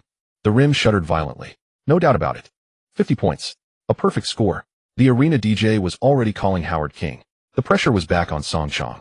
For his second dunk of the preliminary round, if he couldn't deliver a performance even more impressive than his first, he would be eliminated outright. Everyone thought Song Chong had run out of tricks. A free throw line dunk was already the limit of human physical capability, or what else could he possibly do? Song Chong said nothing. Alone again, he walked onto the court with the ball. This time he chose the baseline. He was going to pay tribute to another legend, Vince Carter. But what he intended to do was even crazier than Carter's moves. He started his rune up and jumped. In midair, his body spun like a top at high speed, first completing a full 360-degree rotation. Just as everyone thought he was going for a simple 360-degree dunk. After completing the spin, his body hadn't even started to descend. Leveraging the momentum of the spin, his arm carved a huge arc through the air. A reverse windmill. A 360-degree rotation into a reverse windmill. Clang. He slammed the ball through with force. Once again, the entire arena fell into a deathly silence. The difficulty of this move exceeded the comprehension of everyone present. This was the seamless combination of two level dunking moves.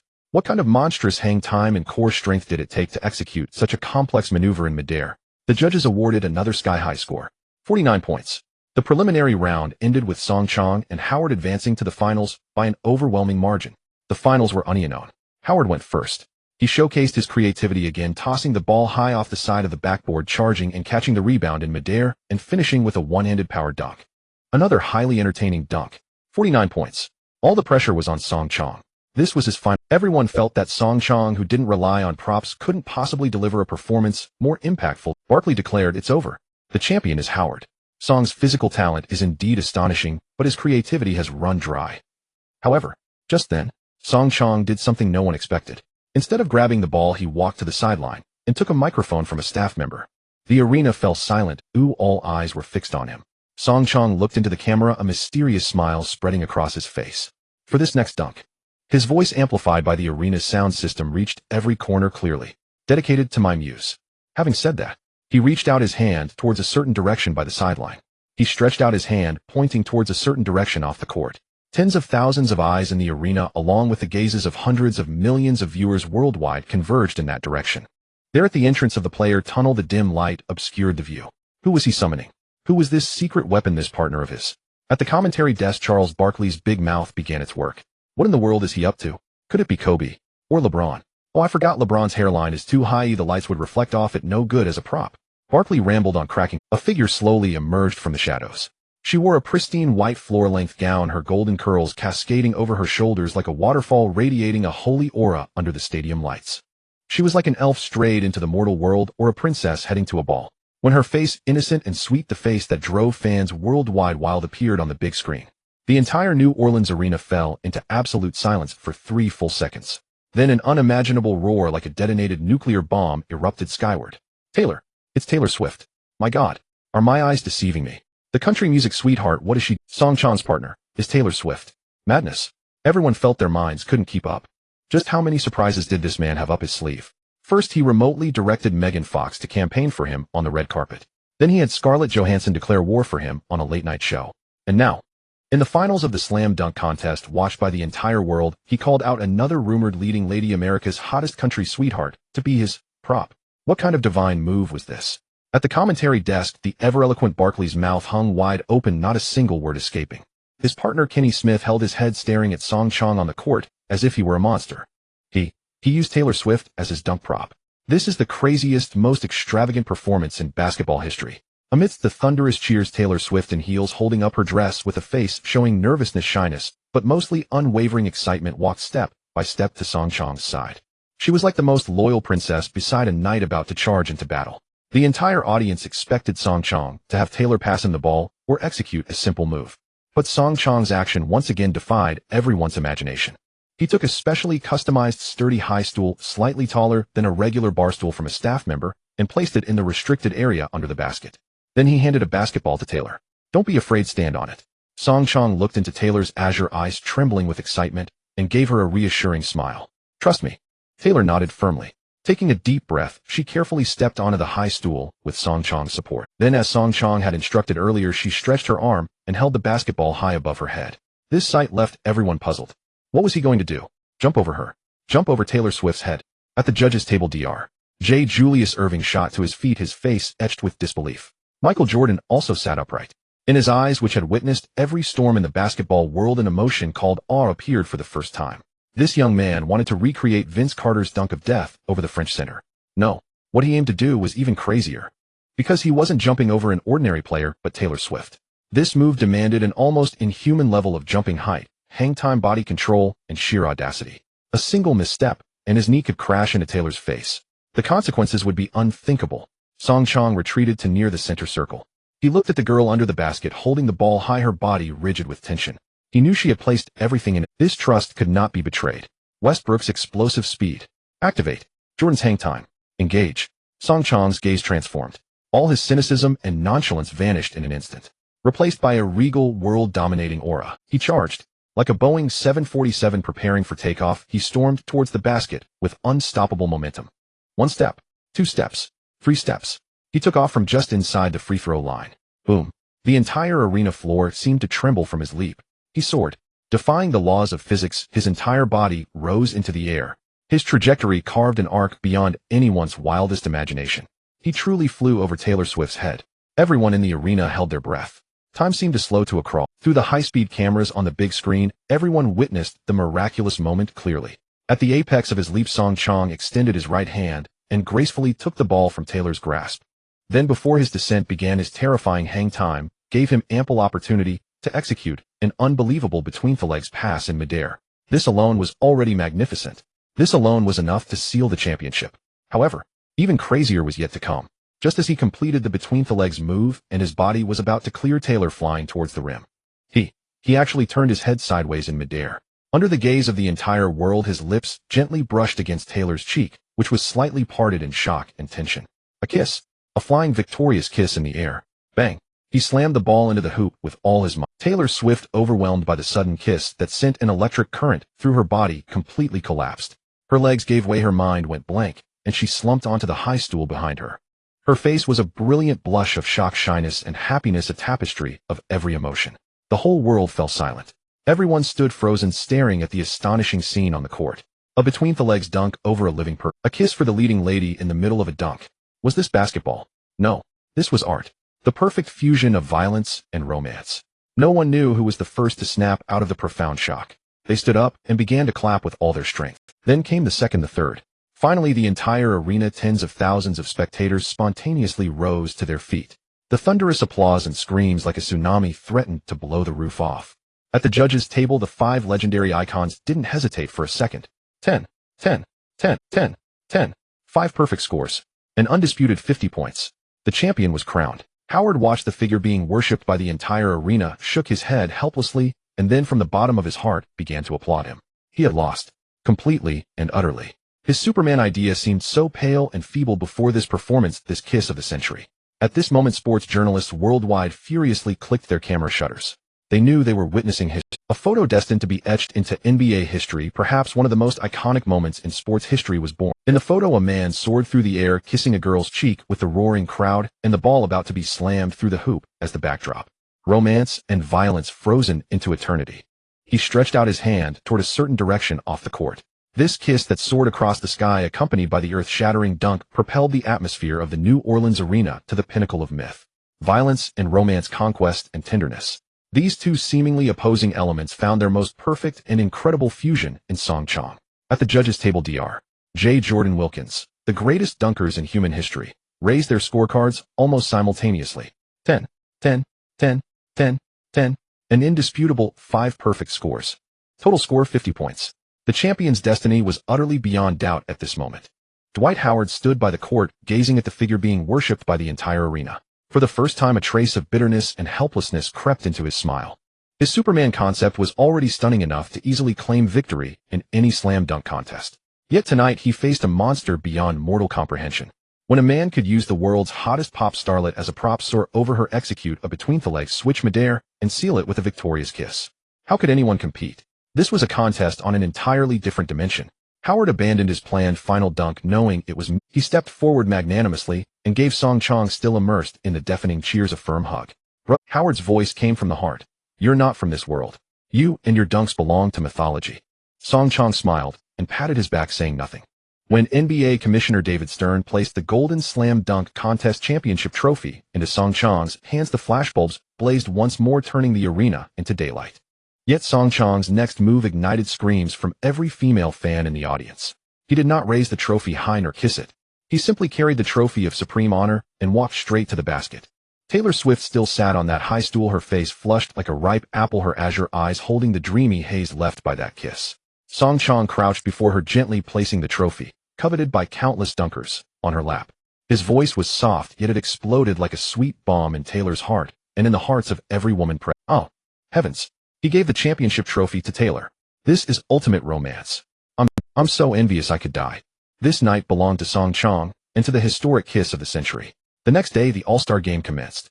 After the frenzy of the slam dunk contest, everyone expected Song Chong to coast through the main event. He had already secured the Rookie Challenge MVP and the dunk champion. His glory was complete. The first 3 quarters unfolded as predicted. Song Chong played relaxed, mostly setting up Western Conference veterans like Kobe and Duncan, only taking a few three-pointers, with his score staying in single digits. On the Eastern Conference side, LeBron James played with fierce determination, driving his team to a 12-point lead by the end of the third quarter. Entering the fourth quarter, the decisive moment. The East's offense remained relentless, seemingly set to claim victory.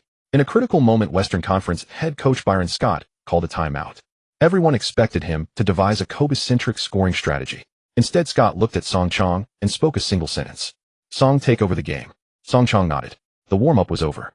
When play resumed, the Tide on the court, Eastern Conference's Dwayne Wade attempted a drive, but Song Chong shadowed him like a phantom. Death rap. Wade felt as if he had collided with a moving wall. No matter his crossovers or acceleration, he could not shake off those vice-like hands. With a crisp pop, Wade's ball was cleanly stripped by Song Chong. Song Chong sprinted for a fast break. James chased furiously from behind.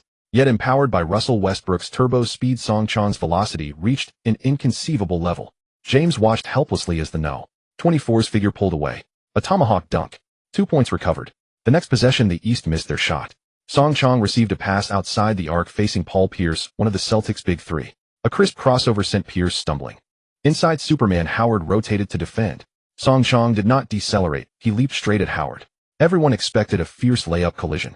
Yet in midair, Song Chong showcased his evolved freakish hang time. He hung in the air, pausing deliberately until Howard's body descended before elegantly executing a reverse. He also drew a foul on Howard, and won. In the following minutes, the game transformed into Song Chong's personal showcase. Ridiculous trailing three-pointers. Explosive drives for dunks that tore through defenses. Unstoppable reverse layups that toyed with opponents. In the fourth quarter alone, he scored 15 consecutive points. He single-handedly erased the deficit and took the lead. As James' final shot missed, the game ended. The Western Conference All-Stars triumphed 138-135 over the East. Song Chong's final stats: 35 points, 5 rebounds, 6 assists. Without question, he was named the All-Star Game MVP. Rookie Challenge MVP. Slam Dunk Champion. All-Star Game MVP. In a single weekend, he swept 3 major awards. Song Chong became the first player in NBA history to achieve this miracle. At the post-game celebration party, glasses clinked. Howard, holding a glass of champagne, squeezed through the crowd surrounding Song Chong. He gazed at him with adoration like a devoted fan. "Brother, I'm convinced. Totally convinced." Howard's loud voice drew everyone's attention. "Don't teach me how to dunk anymore. I can't learn that. Teach me how to pick up girls instead." Laughter erupted. Song Chong patted Howard's broad shoulder, a playful smile on his face. "First," he began seriously, "you need to be as handsome as me." Howard's face instantly fell, deflating like a punctured balloon. The laughter grew louder. Just then, the long and hard heavenly chime echoed in Song Chong's mind. Ding! Shine in New Orleans series mission perfectly accomplished. Calculating mission rewards. Congratulations, host. Historical level talent fragment. Jordan's hang time has successfully evolved into the complete S-tier talent, airborne. An unprecedented surge of warmth flooded Song Chong's limbs. Airborne talent effect: your hang time increases by an additional 0.5 seconds. Your vertical leap increases by an additional 10 centimeters. Your body coordination during any midair movement improves by 50. Song Chong could clearly feel his body becoming unprecedentedly light. It was as if Earth's gravitational pull on him had halved. He clenched his fists, sensing the surging power within, and a smile of anticipation curled at the corners of his mouth. All-Star Weekend was merely an appetizer. He knew that in the second half of the regular season, the real storm was about. The revelry of the All-Star Weekend, like a resplendent firework display, painted a vivid stroke across the New Orleans night sky before gently drawing to a close. Yet the storm stirred by Song Chong had only just begun. Returning to Los Angeles, the Lakers embarked on the latter half of their regular season journey. The man who had been invincible during the All-Star game seemed to carry that same overwhelming momentum back to the regular season court. Drives, thunderous dunks, irrational three-pointers. What was even more terrifying was that after integrating the flyer talent, Song Chong's movements in the air became more fluid and utterly incomprehensible. He could even evade two defenders, maintain his balance midair, and execute a nearly rim-level reverse layup. Kobe watched the soaring figure on the training court, his expression growing more somber with each passing day. This rookie's evolution had completely surpassed his understanding. This guy, how much more is he hiding? Kobe muttered to himself. Meanwhile, other teams across the league were left in devastation under Song Chong's dominance. The Lakers' record surged forward, launching a ferocious assault on the top spot in the Western Conference. Just as the entire NBA was captivated by Song Chong's performance, a piece of news from the entertainment industry thrust him back into the spotlight. The Grammy Awards, the highest pinnacle of American music. The nominations for this year were officially announced. Taylor Swift, with her new album Fearless featuring Love Story, garnered 8 nominations, including Album of the Year and Best Female Country Vocal Performance. This news sent shockwaves through the North American music scene. An 18-year-old country prodigy had become the biggest favorite of this year's Grammys. And Love Story, created by Song Chong and sung on every street corner, was hailed as one of the most successful singles of the year. Suddenly, the media's focus shifted from the basketball court to Song Chong's astonishing cross-industry talent. In Nashville, inside Taylor's apartment, the young star paced back and forth in her room, clutching her phone, her face a canvas of anxiety and hesitation. On the screen was Song Chong's number. She had been staring at it for a full 10 minutes. Ever since that earth-shattering kiss in New Orleans, their relationship had become delicate. Were they friends?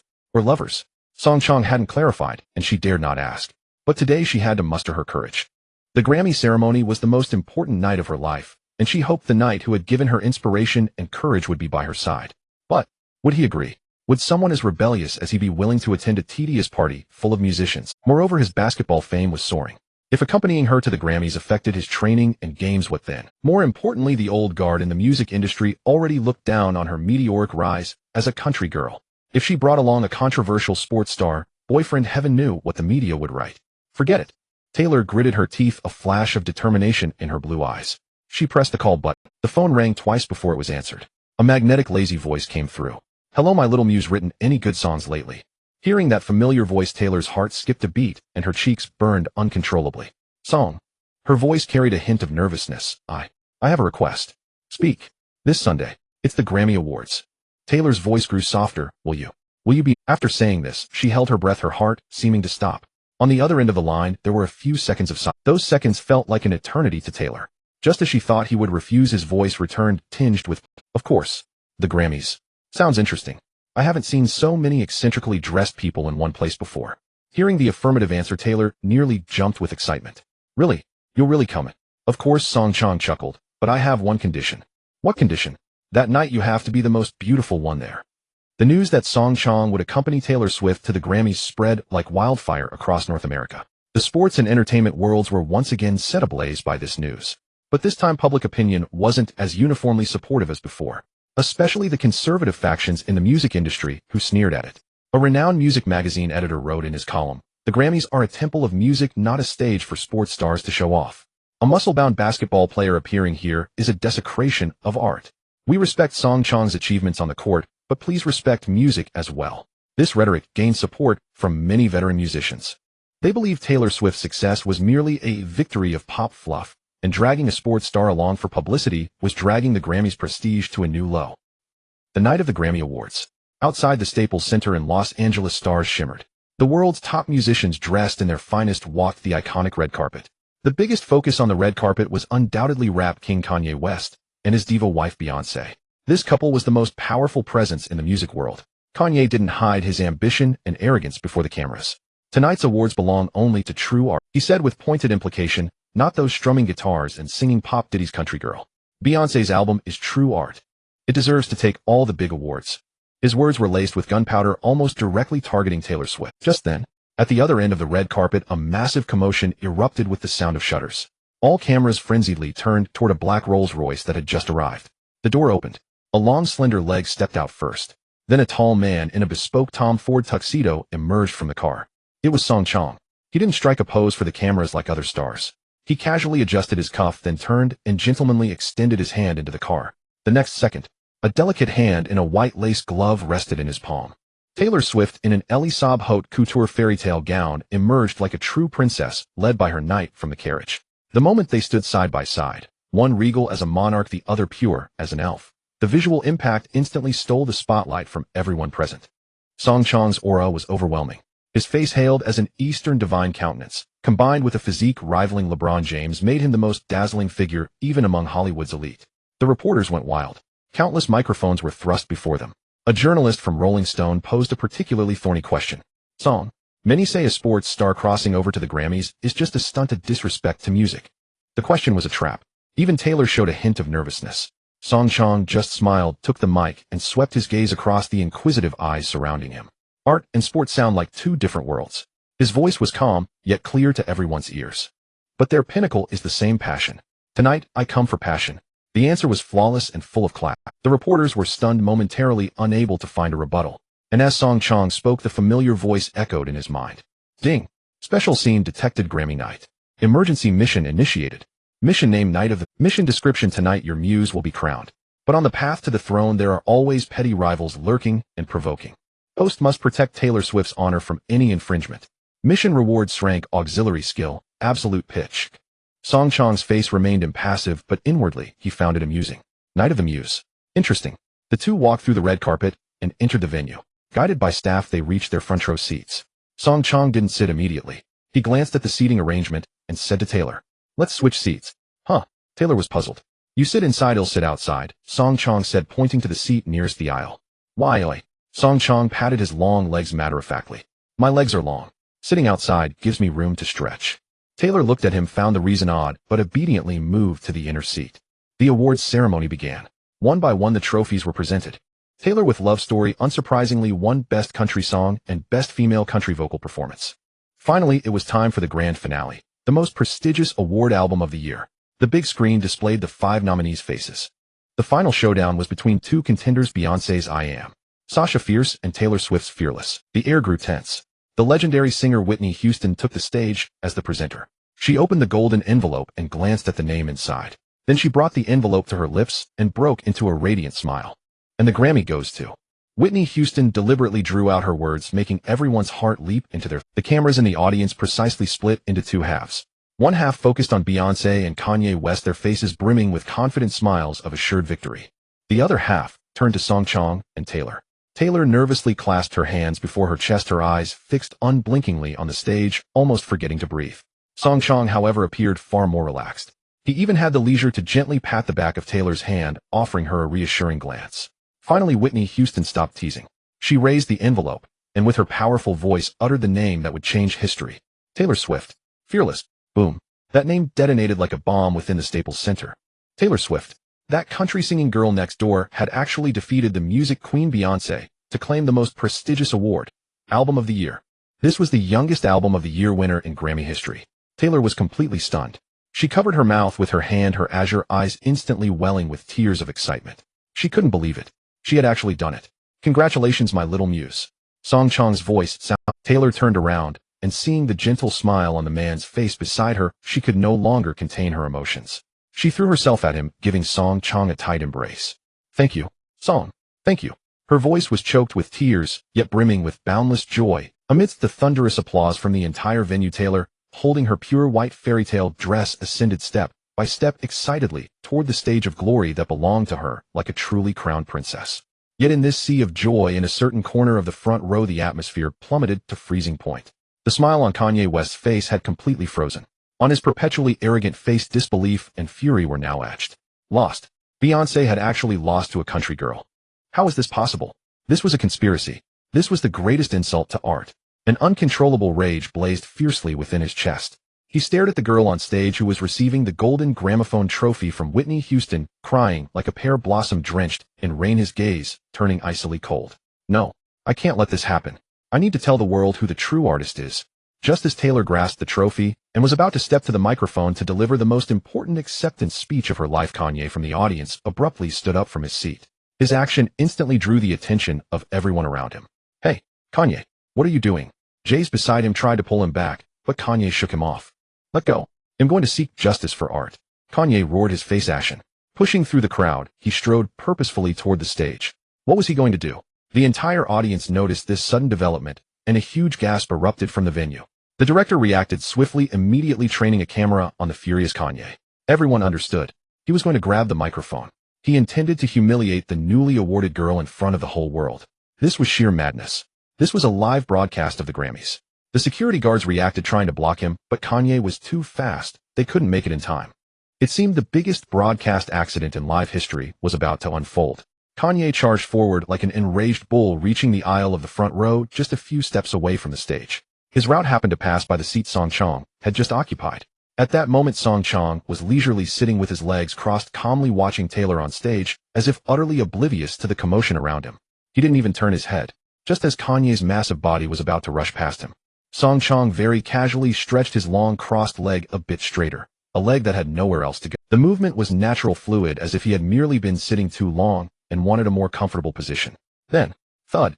A dull, heavy sound of flesh meeting the floor, clearly captured by the on-site microphones, echoed across. Under the live gaze of hundreds of millions of people globally, the arrogant rap king Kanye West was solidly tripped by Song Chong's just the right length leg. He completely lost his balance. After tracing an extremely inelegant arc through the air, he landed face first on the steps leading to the stage in a classic faceplant pose. The entire Staples Center fell into an absolute silence lasting a full second. Everyone's mouth hung open as they stared blankly at the figure lying on the ground, unable to get up for a while. What just happened? A second later, someone unable to hold it and let out a laugh. Then the laughter spread like a contagion, instantly igniting the entire venue. Ha ha. Oh my, Kanye fell. He did a faceplant. That's hilarious. The funniest thing I've ever seen. Uncontrollable bursts of laughter resounded throughout the arena. The music moguls who had been so serious moments before were now rocking with laughter, tears streaming down their faces. And the instigator Song Chong slowly withdrew his leg. He turned his head with an innocent look, gazed at Kanye sprawled on the ground, then glanced at the people around him, who were nearly convulsing with laughter, his face wearing a perfectly appropriate expression of bewilderment, as if asking what happened. Why is everyone laughing so happily? Taylor on stage witnessed the entire process. When she saw Kanye tripped by Song Chong's extended leg tumbling, head over heels, she nearly burst out laughing. Then she saw Song Chong looking at her from below, gently winking at her. That gaze was filled with mischief and affect. Taylor's heart instantly melted. She forcibly suppressed the smile that was about to escape her lips, but the love and sweetness in her azure eyes overflowed like honey that couldn't be hidden.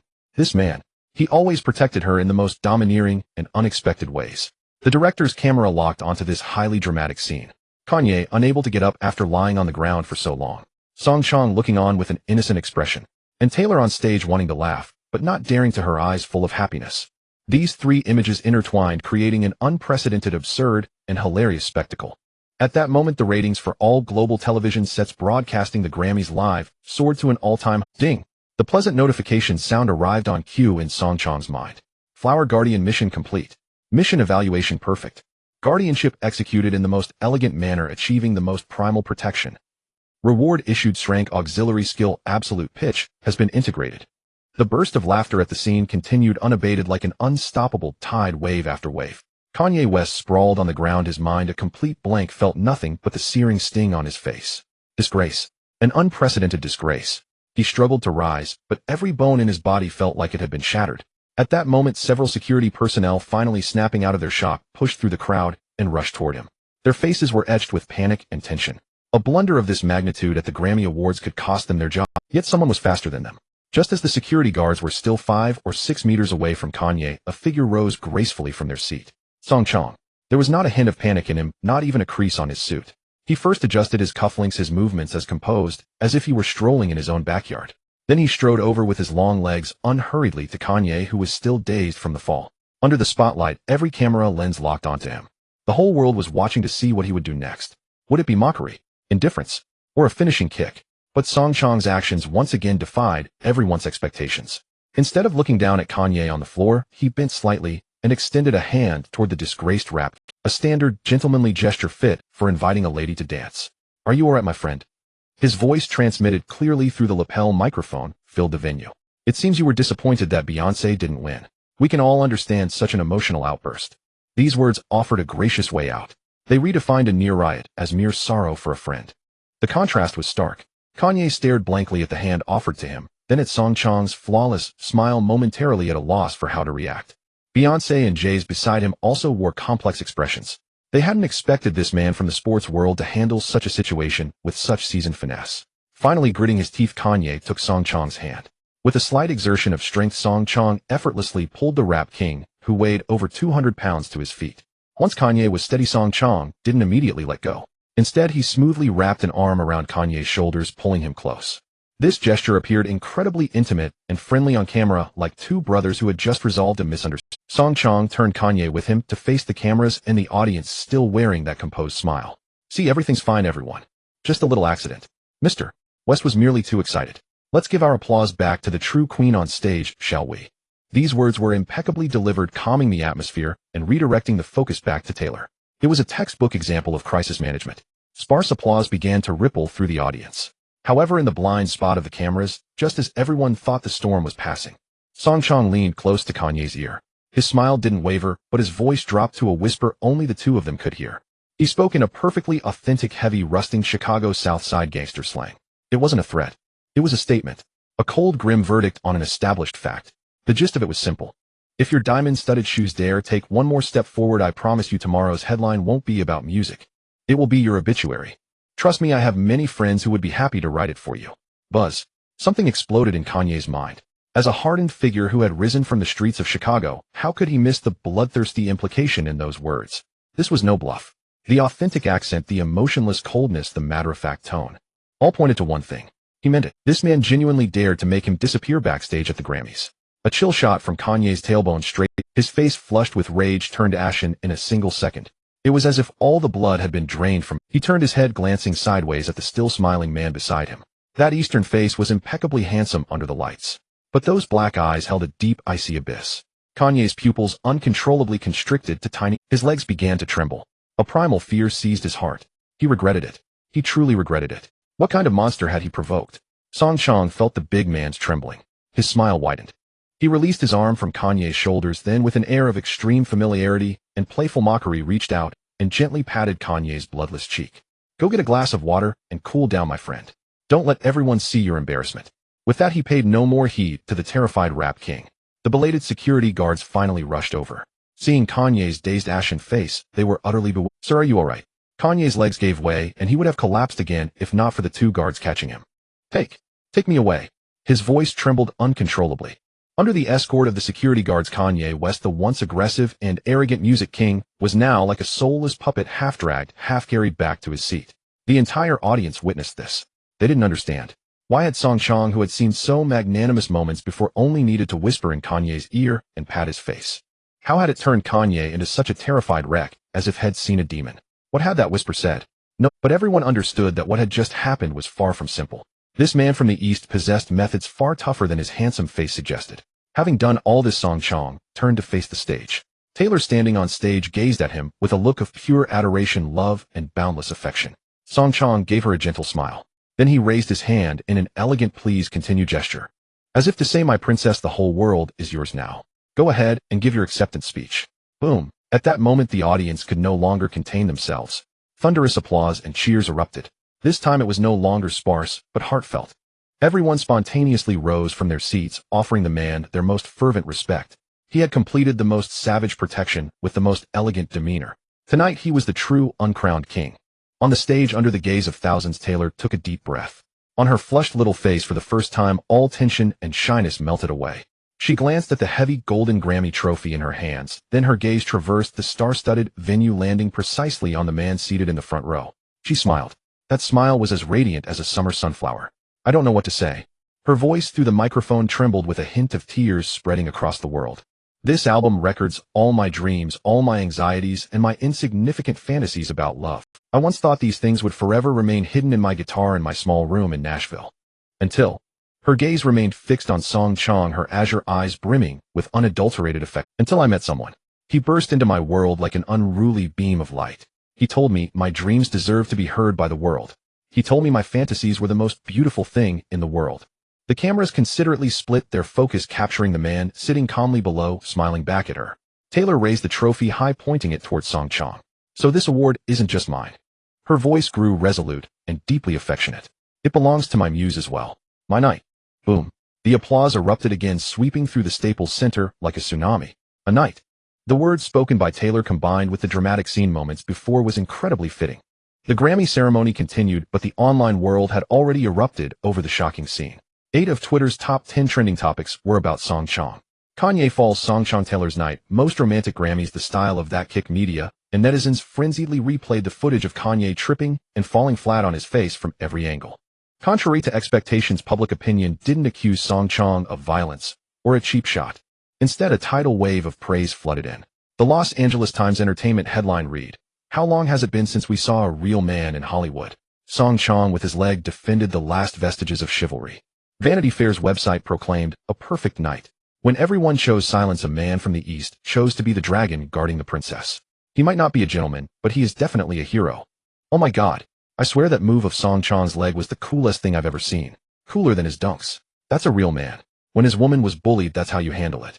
All those hypocrites calling him violent can go away. I used to think Song Chong was just a playboy, handsome and good at basketball. But from today, I declare him my idol. Who can resist a husband defender persona like that?"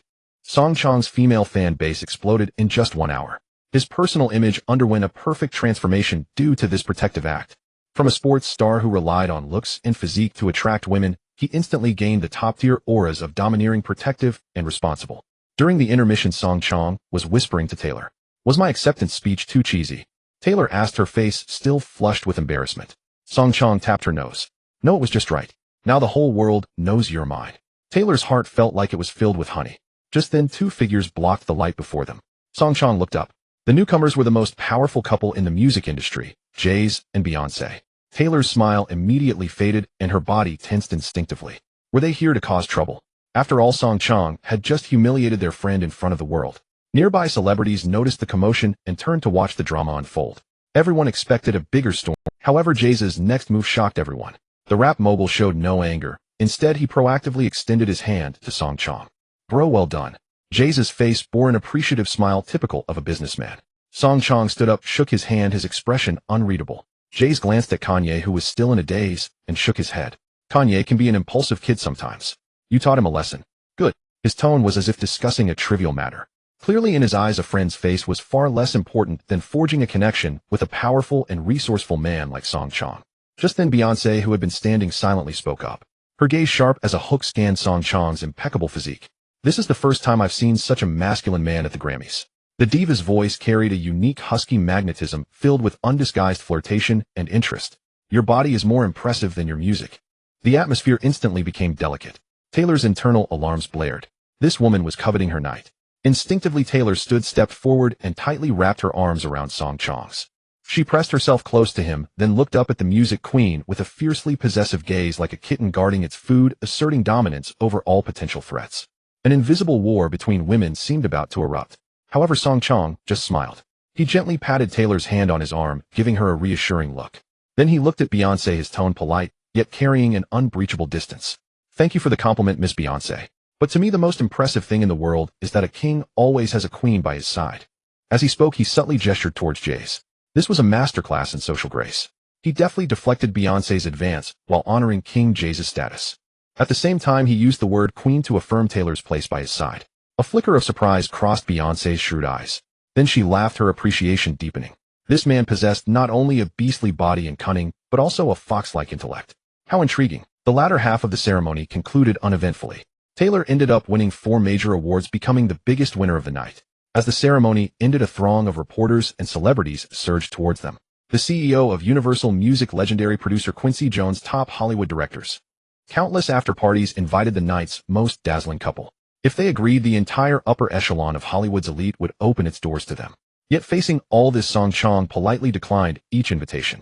Under everyone's gaze, he took off his suit jacket and draped it over Taylor, whose body was slightly chilled from excitement.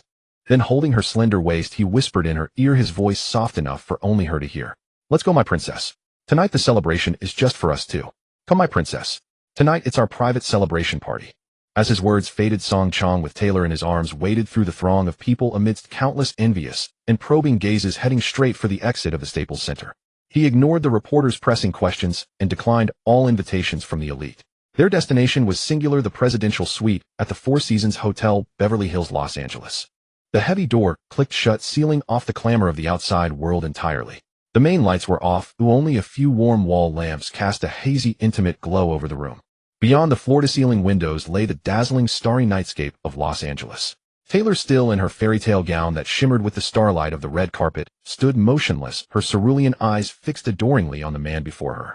From the breathtaking scene at the awards ceremony to the composed handling of Beyoncé and Jay-Z, and finally, to his disregard for the entire Hollywood social scene just to take her away, The shocks he delivered came one after another like an unending tsunami, finally washing away the last of her defense. Unable to contain her emotions any longer, Taylor suddenly rose on her tiptoes, wrapped her arms around Song Chong's neck, and held him tight. She pressed her soft, cool lips against his with fervor. This kiss was unlike the gentle, dreamy one in New. It was filled with passion, gratitude, and the purest, most unreserved love of a young woman. After a long moment, their lips parted. Taylor's cheeks were flushed a deep crimson, her chest heaved, and her eyes shimmered with moisture. She rested her forehead against his broad chest, her voice thick with emotion and a hint of a sob. Thank you, Song. Thank you for everything you've done for me. You know, before you came, I always felt like a little girl in a beautiful dress walking barefoot on a stony path.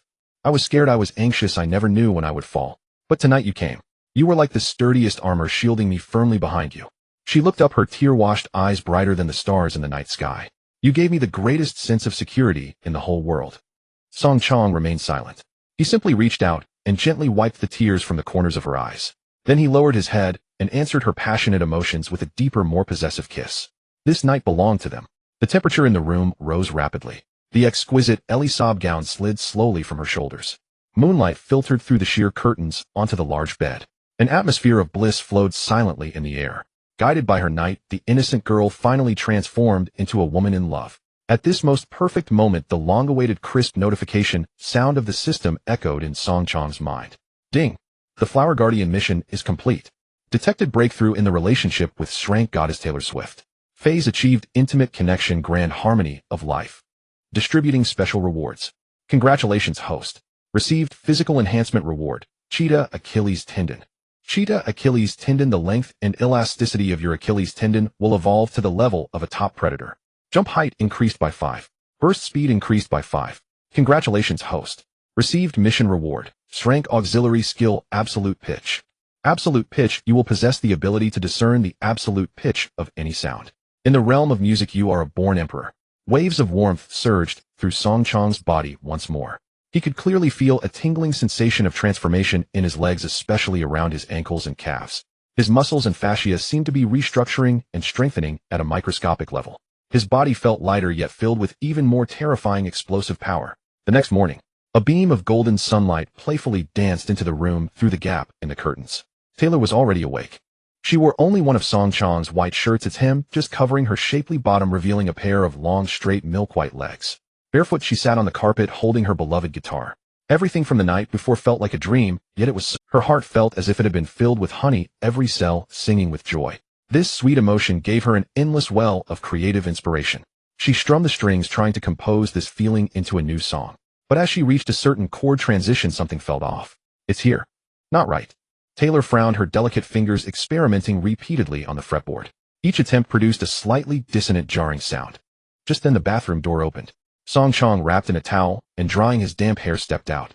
He saw her adorable figure wrestling with musical frustration on the carpet, and a doting smile spread across his face. He didn't walk over, but casually remarked as he passed by, "Honey, a G chord should be GBD. You're playing a sharp instead." With that, he headed straight for the walk-in closet to find his clothes for the day. But Taylor, still seated on the carpet, froze as if struck by lightning. Her mind went completely blank. What did he just say? G chord. Sharp. How? How could he possibly know this? Subconsciously, Taylor pressed the strings the way Song Chong had suggested. GBD. She plucked them gently. A perfectly harmonious, smooth, and flawlessly connected melody flowed from the guitar. That's the feeling, right? Absolutely perfect. Taylor looked up at the man emerging from the closet, her eyes wide with astonishment, as if seeing an alien. Her mouth hung slightly open, unable to close for a long time. This man, he had the perfect body that made Hollywood actresses swoon. He could soar on the basketball court like a warrior god. He could defend his woman with primal ferocity on the Grammy stage. And now, he even understood her most cherished domain, music. And he could hear a single wrong semitone just by casually listening. What kind of monster was this? Taylor felt she was going mad. Gazing at Song Chong, her cerulean eyes held not only love and adoration, but also something akin to faith. Was this man a god sent by heaven to conquer her? What's wrong? Song Chong, now dressed, walked over, crouched down, and pinched her cheek playfully. Staring at me like that, thinking of writing another song about me, yeah. Taylor nodded dazedly, then shook her head vigorously. She tossed her guitar aside, and like a koala leaped into his arms, holding him tightly. Song, I think I can never leave you now. Song Chong felt the warmth and softness in his arms, sensing the girl's unreserved dependence, which stirred a rare tenderness in his heart. He pinched Taylor's cheek, about to say something, when the phone in his pocket vibrated inopportunely. He pulled it out, and saw the caller ID Lakers general manager Mitch Kupchak. "Looks like the vacation is over," Song Chong said to Taylor with a helpless expression. Taylor obediently slipped out of his embrace, stood on tiptoe, and planted a kiss on his cheek. "Go on my night." The Grammy controversy, despite Song Chong and Taylor's low-key departure, only grew, and yet the basketball world had no time for such gossip.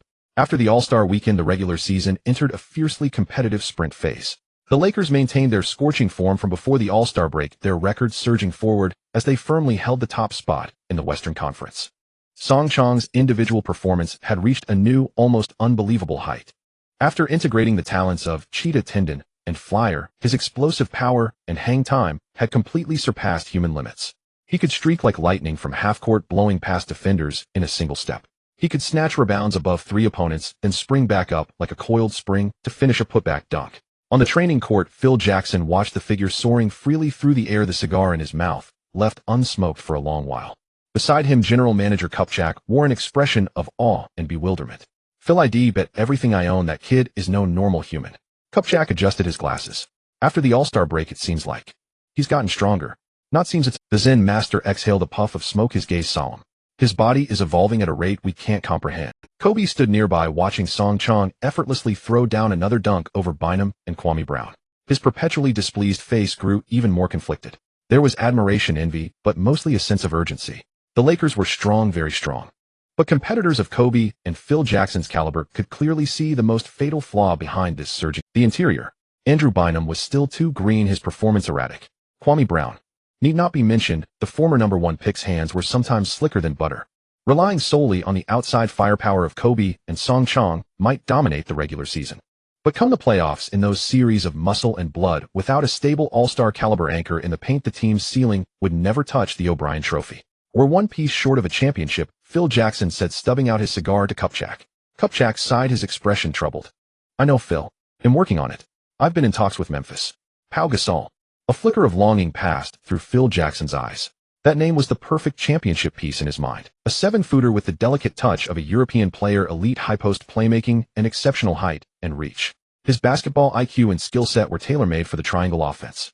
If they could get him, the Lakers' offensive system would instantly elevate. But it's incredibly tough.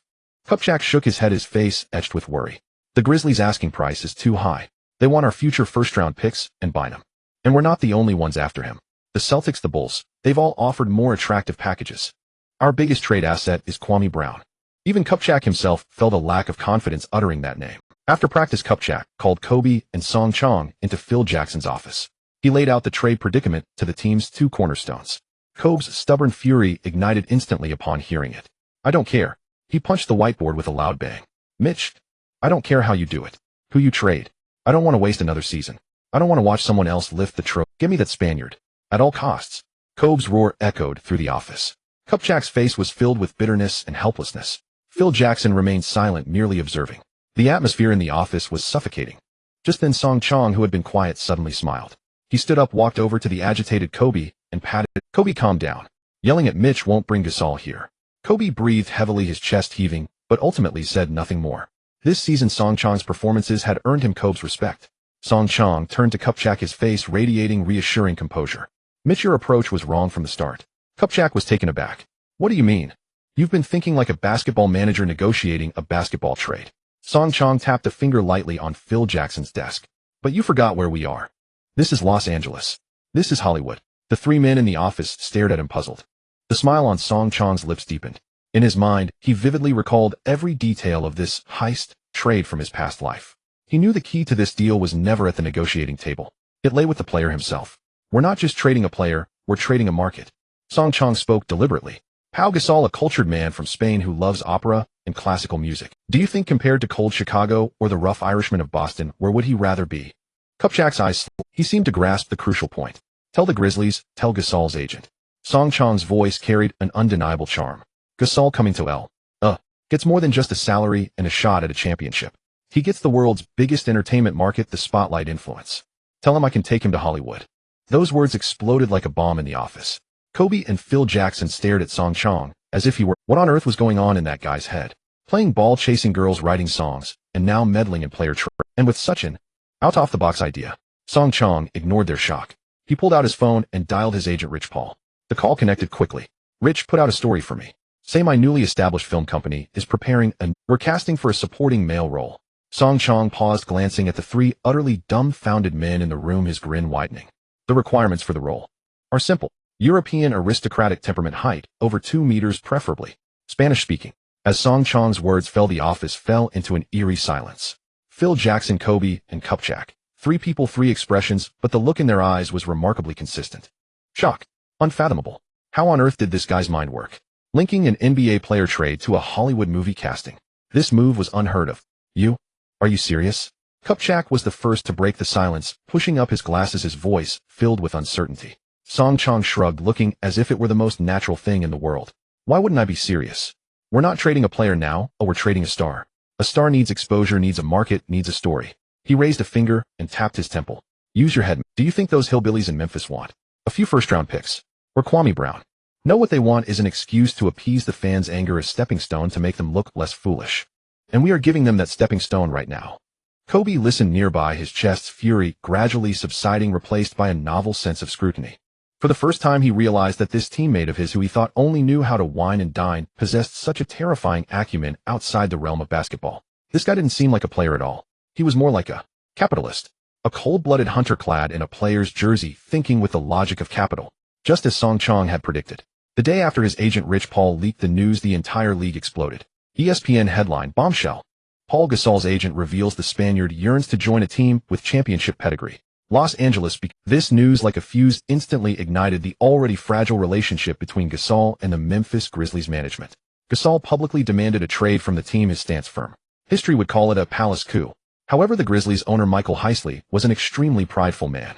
He could let Gasol go, but he absolutely could not accept a deal that looked like a heist. Faced with the Lakers' offer centered around Kwame Brown, Heisley publicly scoffed at it in the media. We will not accept any insulting offer. Paul is an all-star, he deserves better compensation. Negotiations seemed to have stalled once again. Kupchak was as anxious as an ant on a hot pan, calling Song Chong 8 times a day. Song, what do we do? Heisley is that stubborn old mule, impervious to reason. Song Chong's voice on the other end of the line remained calm. I told you long ago your thinking was wrong. You talk basketball with him, he talks business with you. You talk business with him, he talks about face. This kind of person needs to be hit from another dimension. Kupchak was baffled. Exactly, Song Chong smiled. Mitch, this matter has gone beyond what a general manager. You need to go find someone who can sit at the same table and talk with someone like Heisley. Kupchak instantly understood Song Chong's meaning. The only person in the entire Lakers organization that a general manager would consider beyond his scope was the team's owner, the legendary figure who turned the Lakers into the world's most lucrative sports dynasty with the Showtime philosophy. Dr. Jerry Buss, at his private villa in Malibu Beach. The nearly 80-year-old man, still vigorous and sharp, was clad in a silk robe, listening with great interest to the young man before him.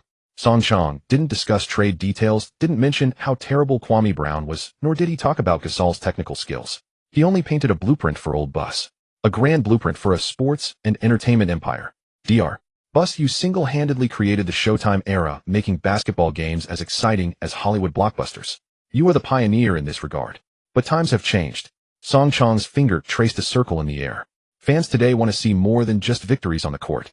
They want to see stars, stories, and influence that transcend sports. Deeply intertwine the Lakers with Hollywood. Let our players become true crossover superstars. Make Staples Center the epicenter of the world's social scene. This is the foundation for the Lakers' next dynasty.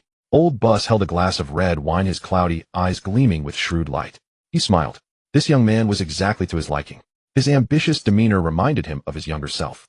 So Paul Gasol is a very important piece in this blueprint of yours. Old Buss swirled his glass, hitting the nail on the head. Exactly, Song Chong nodded. A European, a classical music lover, and artistic youth. His image is perfect for Hollywood. Coming to Los Angeles, he's not just another helper for Kobe. He's a sharp knife for our entertainment empire to pierce the European market. Old Buss put down his glass, his smile turning meaningful. Interesting. He stood up, walked to his desk, and picked up the vintage golden telephone. Kid, you've successfully convinced me. Now let me show you what true Hollywood really means. Old Buss dialed the first number. The call connected, and he didn't even exchange pleasantries. Frank, it's me, Jerry. Does Paramount have a film studio project in Tennessee lately? I think you should reevaluate the local investment. He hung up. The second call. Richard, I think Time Warner's broadcast contract with the Grizzlies is a bit overpriced, don't you think? He hung up. The third call. David, it's me. I heard your Wall Street fund is preparing a loan for a freight company. Take my advice, hold off for now. Old Buss made 3 calls in a row, each lasting no more than 30 seconds. His tone was as flat as discussing the weather. But the information revealed in those calls was enough to trigger an earthquake of magnitude 8 in the entire Tennessee business community. Having done all this, old Bus returned to the sofa, as if nothing had happened, raised his glass to the stunned Song Chong. All right, now we can wait for the news. In Memphis, the atmosphere in Grizzlies owner Michael Heisley's office was suffocatingly tense. In the past half hour, he had received 3 pieces of bad news that nearly gave him a heart attack. The approval for his company's largest bank loan was inexplicably put on hold. A commercial real estate project he had personally invested in suddenly encountered policy obstacles. Even his biggest business partner called, probing him about whether he had offended someone he shouldn't have. Heisley wasn't a fool. He understood instantly. All this pressure pointed to one place: Los Angeles. This wasn't a negotiation at the basketball level. It was a dimensional strike from another realm. Cold sweat beaded on his forehead. He finally realized he wasn't facing the Lakers' general manager, but the true capital titans entrenched in Hollywood. He had no choice. An hour later, a trade request was formally submitted to the NBA league office in New York. In the commissioner's office, David Stern stared at the paper slowly emerging from the fax machine, his brow deep. Lakers send Kwame Brown, rookie Crittenton, Aaron McKee, and 2 future first-round draft picks. Grizzlies send Pau Gasol. Stern tapped his fingers lightly on the desk. His face was expressionless, but those who knew him understood this was the calm before the storm. In his eyes, this trade was no longer a simple player exchange. It was outright robbery. He could almost foresee how the other 29 team executives would blow up his phone once this trade was announced. The league's balance would be shattered. Stern picked up the trade documents, his gaze turning intensely serious. He felt a storm sweeping through the league was brewing. David Stern sensed a storm sweeping through the league brewing on the horizon. His premonition was correct. The storm arrived faster than he had anticipated.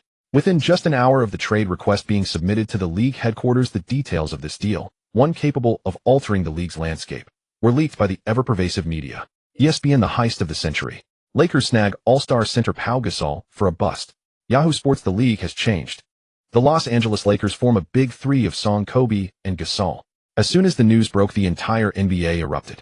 The phones in the offices of the other 29 teams rang off the hook almost simultaneously. Everyone's reaction was strikingly unanimous. Fury. Unbelievable. Was this some kind of joke? Trading a useless contract like Kwame Brown, who could barely find playing time in the league, for a prime all-star? Had the Memphis Grizzlies management all gotten drunk together? San Antonio, at the Spurs training facility. Head coach Greg Popovich had just finished the day's practice. He was holding a clipboard about to give Duncan and Parker. A team assistant clutching a freshly printed newspaper stormed in with a pale face. "Coach, something huge has happened." Popovich took the newspaper.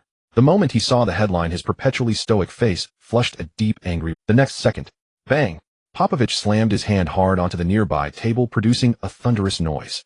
Pointing at the article, he erupted in fury at the reporters who rushed over. "Shameless. This is the most shameless, unfair trade I've ever seen.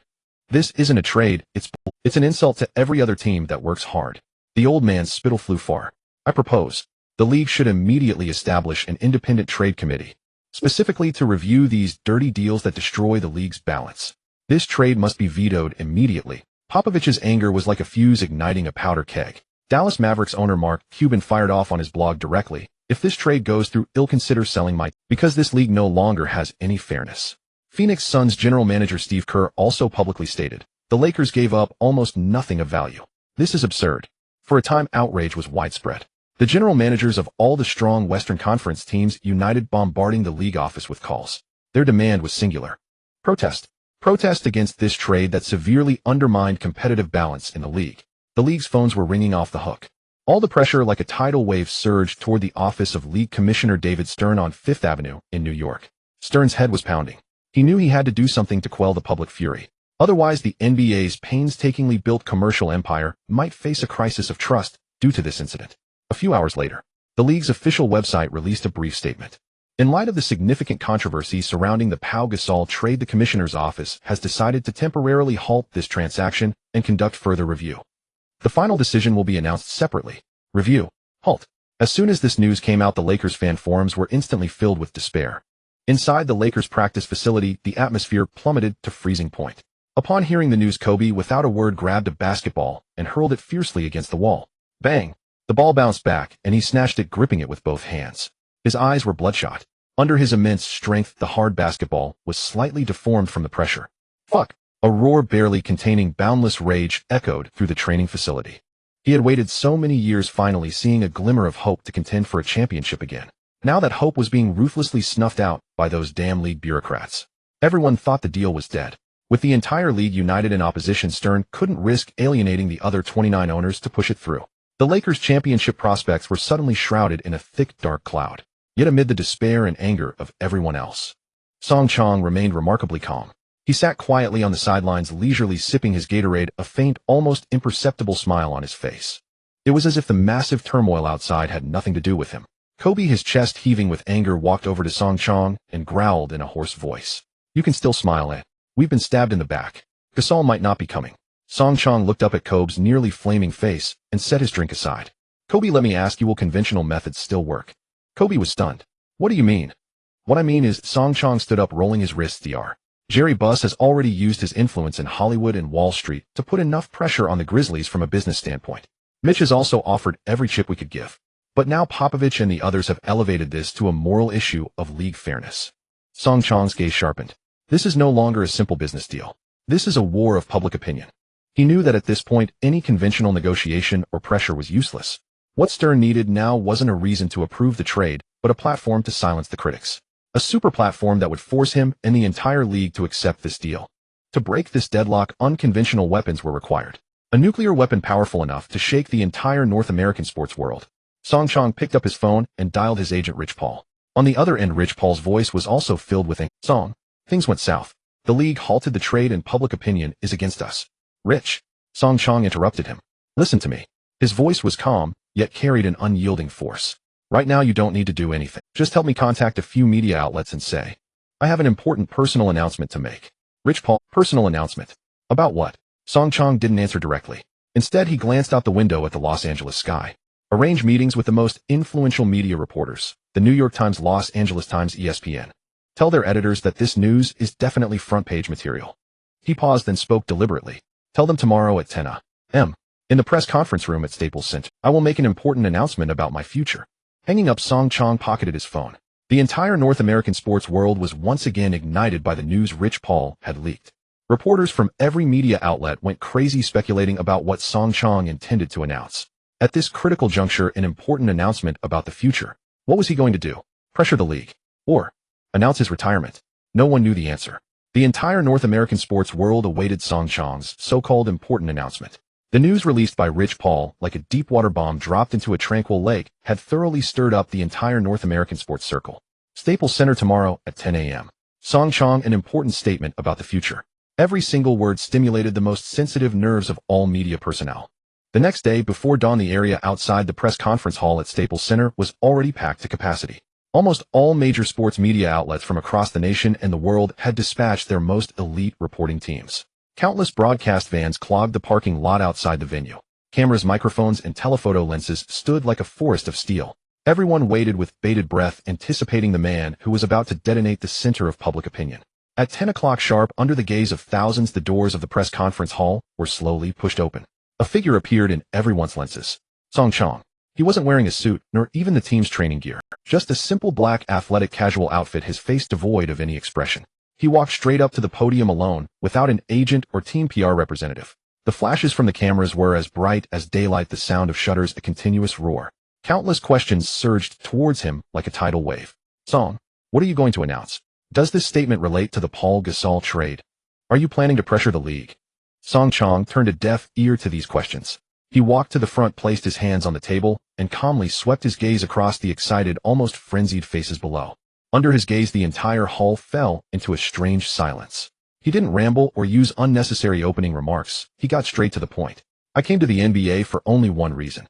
His voice through the microphone reached every corner clearly. "To pursue a championship in a fair environment. I respect the rules of this league, and I respect every opponent. But now it seems..." Song Chong paused, his gaze seeming to pierce through the camera lens, reaching those watching on television screens. "Some forces outside the rules are trying to prevent my team from becoming stronger." This statement was an outright declaration. The reporters below held their breath, their pens scribbling frantically in their notebooks. Everyone knew the main. Song Chong looked into the camera and slowly uttered the words that would be etched into NBA history. "If this league cannot guarantee a fundamental, fair, competitive environment, then I might need to reconsider my career." A playful smirk curled at the corner of his mouth. "I heard the New York Yankees are looking for a left-hand flamethrower pitcher. Honestly, I've always been interested in baseball." Complete silence. Time seemed to have been paused at that moment. In the press conference hall, hundreds of veteran journalists who had seen it all were frozen, like statues' mouths agape, minds blank. What had they just heard? Retirement. Going to play baseball. A rookie who had just been crowned the NBA All-Star vote leader with popularity at its peak and commercial value comparable to a medium-sized country was threatening the entire league in this way. This was insane. This wasn't just a simple power play. This was a Michael Jordan-level nuclear threat. It was flipping the table. It was mutually assured destruction. After a brief moment of dead silence, the entire hall erupted. Oh my God. He's crazy. He's absolutely crazy. He wants to retire and play baseball. That's the most absurd thing I've heard all year. Quick. Get the story out. Headline. The biggest headline in history. These words transmitted via the live broadcast signal spread across the world in a single second. The phone lines at the NBA league office were instantly jammed. Nike, Adidas, Gatorade, McDonald's. The North American presidents of every sponsor who had signed a lucrative endorsement deal with Song Chong bombarded the league office with the most urgent and furious inquiries. The television broadcasters were also frantic. Song Chong was their guarantee of ratings. If he retired, the multi-billion-dollar broadcast contracts they had just signed would instantly become worthless paper. At the league headquarters on Fifth Avenue in New York, Commissioner David Stern stood with a grim face staring at the giant LCD TV on his office wall. On the screen, Song Chong's calm, yet powerfully oppressive face filled the entire frame. Stern's hands clenched tightly. He knew he had lost. Completely and utterly. He could ignore Popovich's roar and disregard Mark Cuban's protests. But he could not ignore the interests of those sponsors and broadcasters. They were the very foundation supporting the entire NBA commercial empire. Opposing a madman with such immense commercial value, and who operated completely outside the norm, was the stupidest thing in the world. Faced with the enormous commercial interests capable of crippling the league, the so-called competitive balance seemed laughable and utterly worthless. The office door was flung open and his chief assistant rushed in, stumbling, clutching a document. Sir. Word from Wall Street. The index for NBA concept stocks has plummeted 7 percentage points in the last 5 minutes. Stern's eye twitched violently. He closed his eyes, waved his hand, and spoke in a voice hoarse as sandpaper. Go ahead. Notify all. That trade is approved. Less than an hour later, before Song Chong's press conference had even concluded, the NBA's official website silently updated with a new announcement. League office statement: after final review, the trade between the Los Angeles Lakers and the Memphis Grizzlies involving Paul Gasol is fully compliant with league regulations and is hereby effective immediately.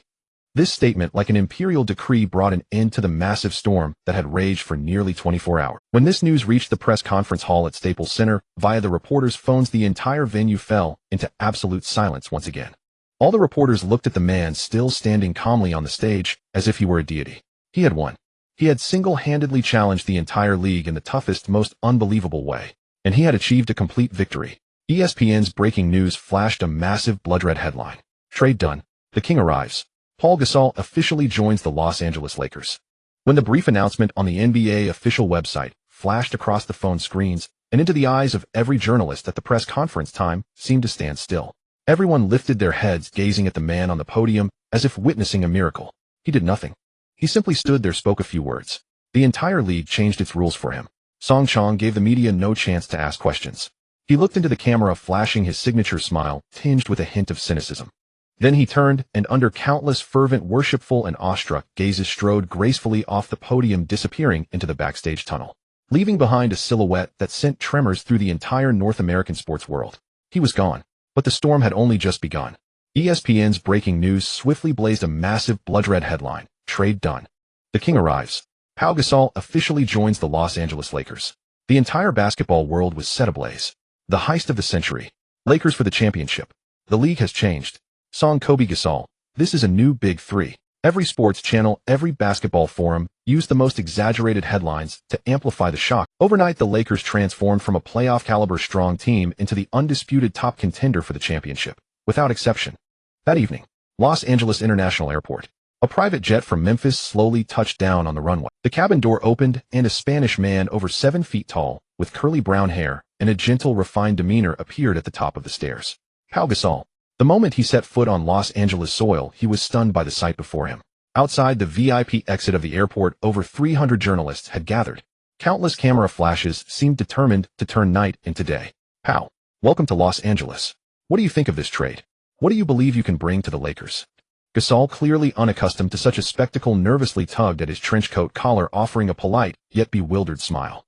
Escorted by staff, he struggled to navigate through the crowd.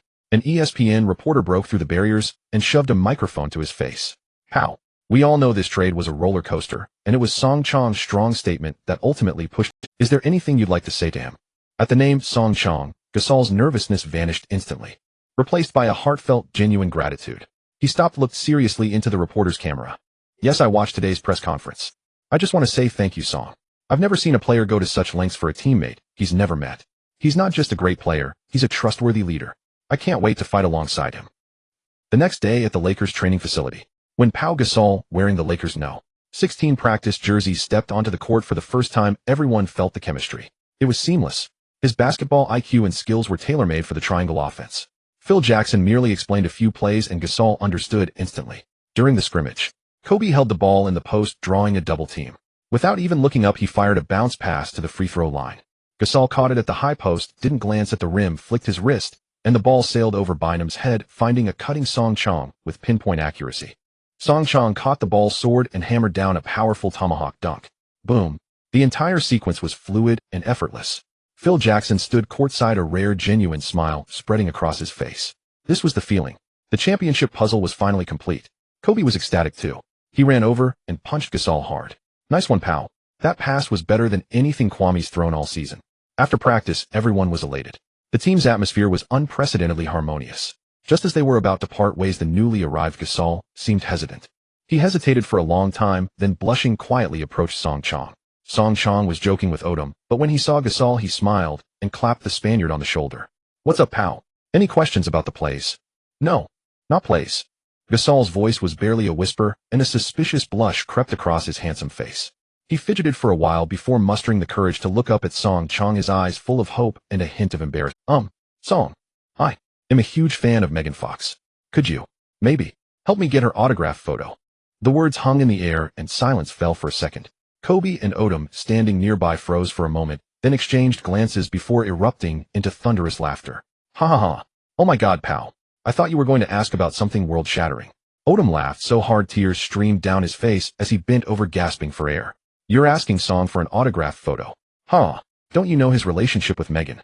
Gasol, even more embarrassed by their laughter, turned as red as a ripe tomato, unsure where to put his hands. I just think she's beautiful.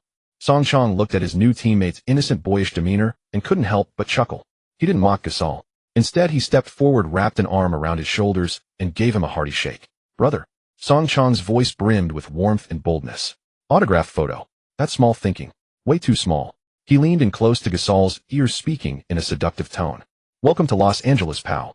Out here you only need to worry about one thing, putting that damn ball in the basket on the. As for off-court matters, leave them to me. Song Chong patted his chest and winked at the bewildered Gasol. I promise if we win the championship this season, forget the autograph photo. They'll set up a romantic candlelit dinner. Boom. A brilliant firework exploded in Gasol's mind. Candlelit dinner. With Megan Fox. His eyes instantly blazed with unprecedented light. A light 10 times brighter than when Head delivered that perfect assist in practice. Really, Song? His voice trembled.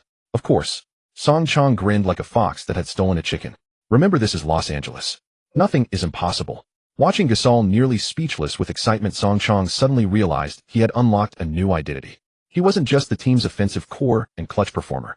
He had also unexpectedly become the exclusive matchmaker for these testosterone-fueled beasts on the team. Kobe, Song Chong, Gasol, and the ever-optimistic Odom. At that moment, the Lakers' new F4 lineup was officially formed. A brand new dynasty chariot bound for the championship had been fully fueled. Accompanied by Hollywood's glitz and the raw passion of basketball, it rumbled to life, starting its journey toward the ultimate destination. The Lakers' brand new F4 lineup was fully fueled. Amidst the glitz and glamour of Hollywood, the burning passion of basketball rumbled toward its destination. The arrival of new member Pau Gasol filled the entire Lakers team with excitement. The media held high expectations for this newly assembled F4 roster. The championship is within reach. This was the headline across major sports media. Fans rejoiced, believing the title was already in the bag. However, reality did not unfold as smoothly as imagined. In the first few games after Gasol's addition, but the victories were hard-fought. The games were choppy and disjointed. Offensive plays often stalled, as both Kobe and Song Chong required significant ball possession to shine. Gasol also preferred posting up in the low post. Three main scoring options were vying for limited ball possession. Bynum and Odom seemed somewhat redundant on the court. The paint was often congested while the perimeter devolved into isolation plays. The essence of the triangle offense, rotation and ball sharing, was completely absent.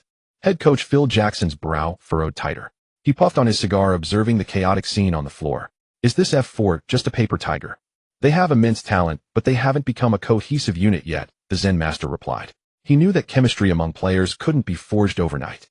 The media began to sour on the highly anticipated Lakers. The Lakers' F4 is overrated, wrote the Los Angeles Times. Internal discord. Ball possession is the biggest issue, analyzed Sports Illustrated. These negative voices quickly spread through the locker room. Frustration began to appear on the players' faces, especially Kobe, who always pursued perfection. He grew more irritable during practice over teammates' passing errors. Pass it, pass, he shouted at Odom. Odom looked helpless, unsure who to give the ball to when he had it. The Zen master knew he had to make a change. During a video analysis meeting, Phil Jackson turned off the projector. I have an idea, he said, looking at the players before him: Kobe, Song, Chong, Gasol, Odom, and Bynum. We're going to try a new lineup, the Zen master stated. He paused, scanning the players. A lineup. The players exchanged glances, the atmosphere growing tense. Song, you'll play the 4, the Zen master said calmly. Song Chong was drinking Gatorade. He paused mid-action upon hearing this. Me at power forward. Song Chong pointed at himself. Kobe and Gasol both looked astonished. Having their strongest perimeter scorer play inside. It sounded absurd. Coach, are you joking? Kobe asked directly. Song Chong is our perimeter core. How can you put him at the 4? Gasol also. Phil, this would waste Song Chong's talent, he said. He should be on the perimeter using his speed and shooting ability. Odom and Bynum kept their heads down, silent. The Zen master ignored their doubts. He picked up a whiteboard marker and began drawing on the tactical board. This lineup is called Death 5. Song Chong at the 4 can stretch the floor. He has speed, physique, and more importantly, three-point shooting. Imagine this, the Zen master said, looking at everyone. Kobe drives with the ball. Song Chong spots up on the perimeter. Gasol operates from the high post, spreading to the free throw line. Who guards Song Chong from the opponent's front court? If a traditional power forward defends him, hell, shake him off with speed. If a smaller player defends him, hell, overpower him with strength. The Zen master's vision made Kobe and Gasol ponder. The tactic did sound logical, but having Song Chong play the 4 was a challenge for everyone, especially for Song Chong himself. I'm not comfortable with it, Kobe spoke first. I'm used to posting up. Gasol is the same. If Song Chong plays the 4, my offensive space will be affected. Gasol also expressed discomfort. My strength is interior playmaking. If Song Chong pulls out to the perimeter, he'll lose a passing option in the post, he said. The meeting room fell into another deadlock. Though they saw the tactics' potential, changing habits wasn't easy for these superstars. Listening to the discussion, Song Chong knew the lineup's success rested on him. He put down his Gatorade and stood. Coach, you'll play the 4, Song Chong said. His voice was calm, but carried strength. Everyone looked at him, including Phil Jackson.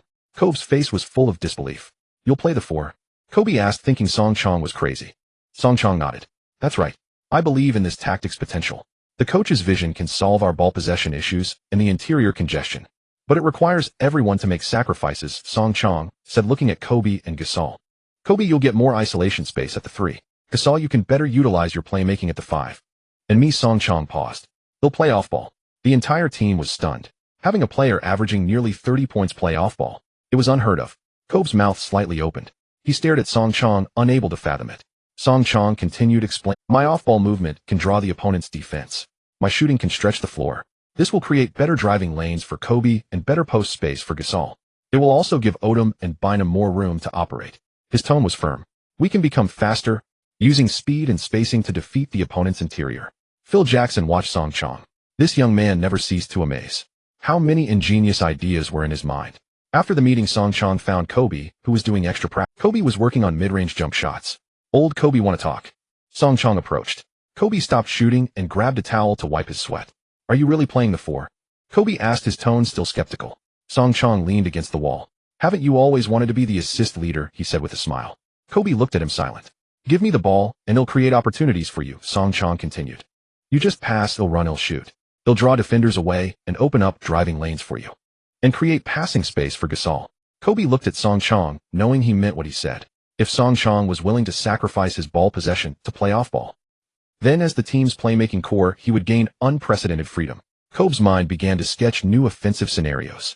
He passes to Song Chong. Song Chong moves, spreading the floor. He drives. Song Chong waits in the corner for a 3. Gasol gets open inside. The vision excited him. Though stubborn, Kobe knew the championship was the ultimate goal. Are you sure? Kobe, I'm sure. Song Chong's eyes were resolute. Kobe looked at him and decided to take the leap. All right, I trust you, Kobe. He'll temporarily hand over the playmaking authority to you. Song Chong was stunned. He hadn't expected Kobe. It wasn't about Song Chong taking over. It was about using his off-ball movement to create more playmaking chances for Kobe. Old Kobe, you should say you're taking charge, Song Chong corrected. I'm just a tool who runs, shoots, and spaces the floor. Kobe glanced at him, the corner of his mouth twitching. He said nothing, just picked up the ball and began practicing passes. Zen Master Phil Jackson witnessed it all. He saw the determination in Song Chong's eyes and the change in Kobe. He knew this bold proposal was viable. It seems it's time for a change, the Zen Master said to his assistant coach. He decided to adopt Song Chong's. Let Song Chong transform into the Lakers' off-ball core. New tactics, a new Lakers team. Could they succeed? Everyone awaited the first game. The Zen Master knew clearly deploying this Death 5 lineup was a gamble, staking the entire Lakers season. But he also knew that to contend for the championship, they needed the courage to burn their boats. And Song Chong was that blade. Whether it could tear through the league's defenses depended on him. Coach, when do we start trying this lineup? Song Chong asked. Coach, when do we start trying this lineup? Song Chong asked. Phil Jackson nodded, his gaze fixed on the tactical board before him. On it, a brand new, groundbreaking formation had been sketched out. He knew that Song Chong's question was a testament to his trust, and also a commitment to this Death 5 strategy. The next game, the Zen Master replied, his voice calm. In the next match, the Lakers would host the Denver Nuggets at home. When the news spread, the entire Lakers team buzzed with excitement. Players were murmuring among themselves. Song Chong playing power forward. Did I hear that right? Lamar Odom's eyes widened. This is too risky, Andrew Bynum said, concern etched on his face. Kobe Bryant said nothing. He simply watched Song Chong. He was handing over the reins of the offense to Song Chong, hoping he would deliver on his promise. The media outside was also in an uproar. The Los Angeles Times headline read, Lakers change formation. Song Chong to play power forward, Zen Master bets big on Death 5. ESPN commentators also voiced their doubts. Song Chong is the Lakers' most crucial scorer. Putting him in an off-ball power forward role is a sheer waste of talent. Fans engaged in heated debates. Has the Zen Master lost his mind? The F4 lineup hasn't even gelled yet, and now he's trying something new. Song Chong playing off-ball. What about Kobe? Is he supposed to organize the offense? Doubts and jeers filled the league. Song Chong paid no heed to these voices. He simply trained his off-ball movement in silence. Leveraging the superior speed and explosiveness granted by the Flyer talent, he tirelessly practiced shaking off defenders and shooting on the catch. A few days later, game day arrived as scheduled. The Staples Center was packed to capacity. Everyone wanted to see how the Lakers would actually perform. In the home team's locker room, the atmosphere was a bit tense. Phil Jackson clapped his hands. Listen up, he said, his voice low. Today we're going to play a different kind of basketball. Song, you're up. Song Chong nodded, stepped forward, and high-fived each teammate. Trust me, Song Chong said, his voice steady. On the Nuggets side, head coach George Karl was making his final adjustments. Focus on defending Song Chong. Don't give him any easy shots. Karl roared at his players. His three-pointers are terrifying. When the Lakers' starting lineup was announced, the home crowd was stunned. Point guard Derek Fisher. Shooting guard Kobe Bryant. Small forward Lamar Odom. Power forward Song Chong. Center Pau Gasol. My God. Song Chong is really playing power forward, the live commentator exclaimed. The game began and the Nuggets secured the first possession. They played aggressively, attacking the paint to exploit the Lakers' new formation's potential weakness. But the Lakers' defensive rotations were swift. Gasol provided help defense at the high post, while Song Chong held his ground in the low post. The Nuggets' several offensive attempts were fruitless. It was the Lakers' turn to attack. Fisher brought the ball past half court and passed it to Kobe. Kobe held the ball at the top of the arc, his gaze scanning the entire court. The Nuggets defender stuck tightly to Song Chong. They all knew he was the most dangerous scoring threat. However, Song Chong didn't actively call for the ball.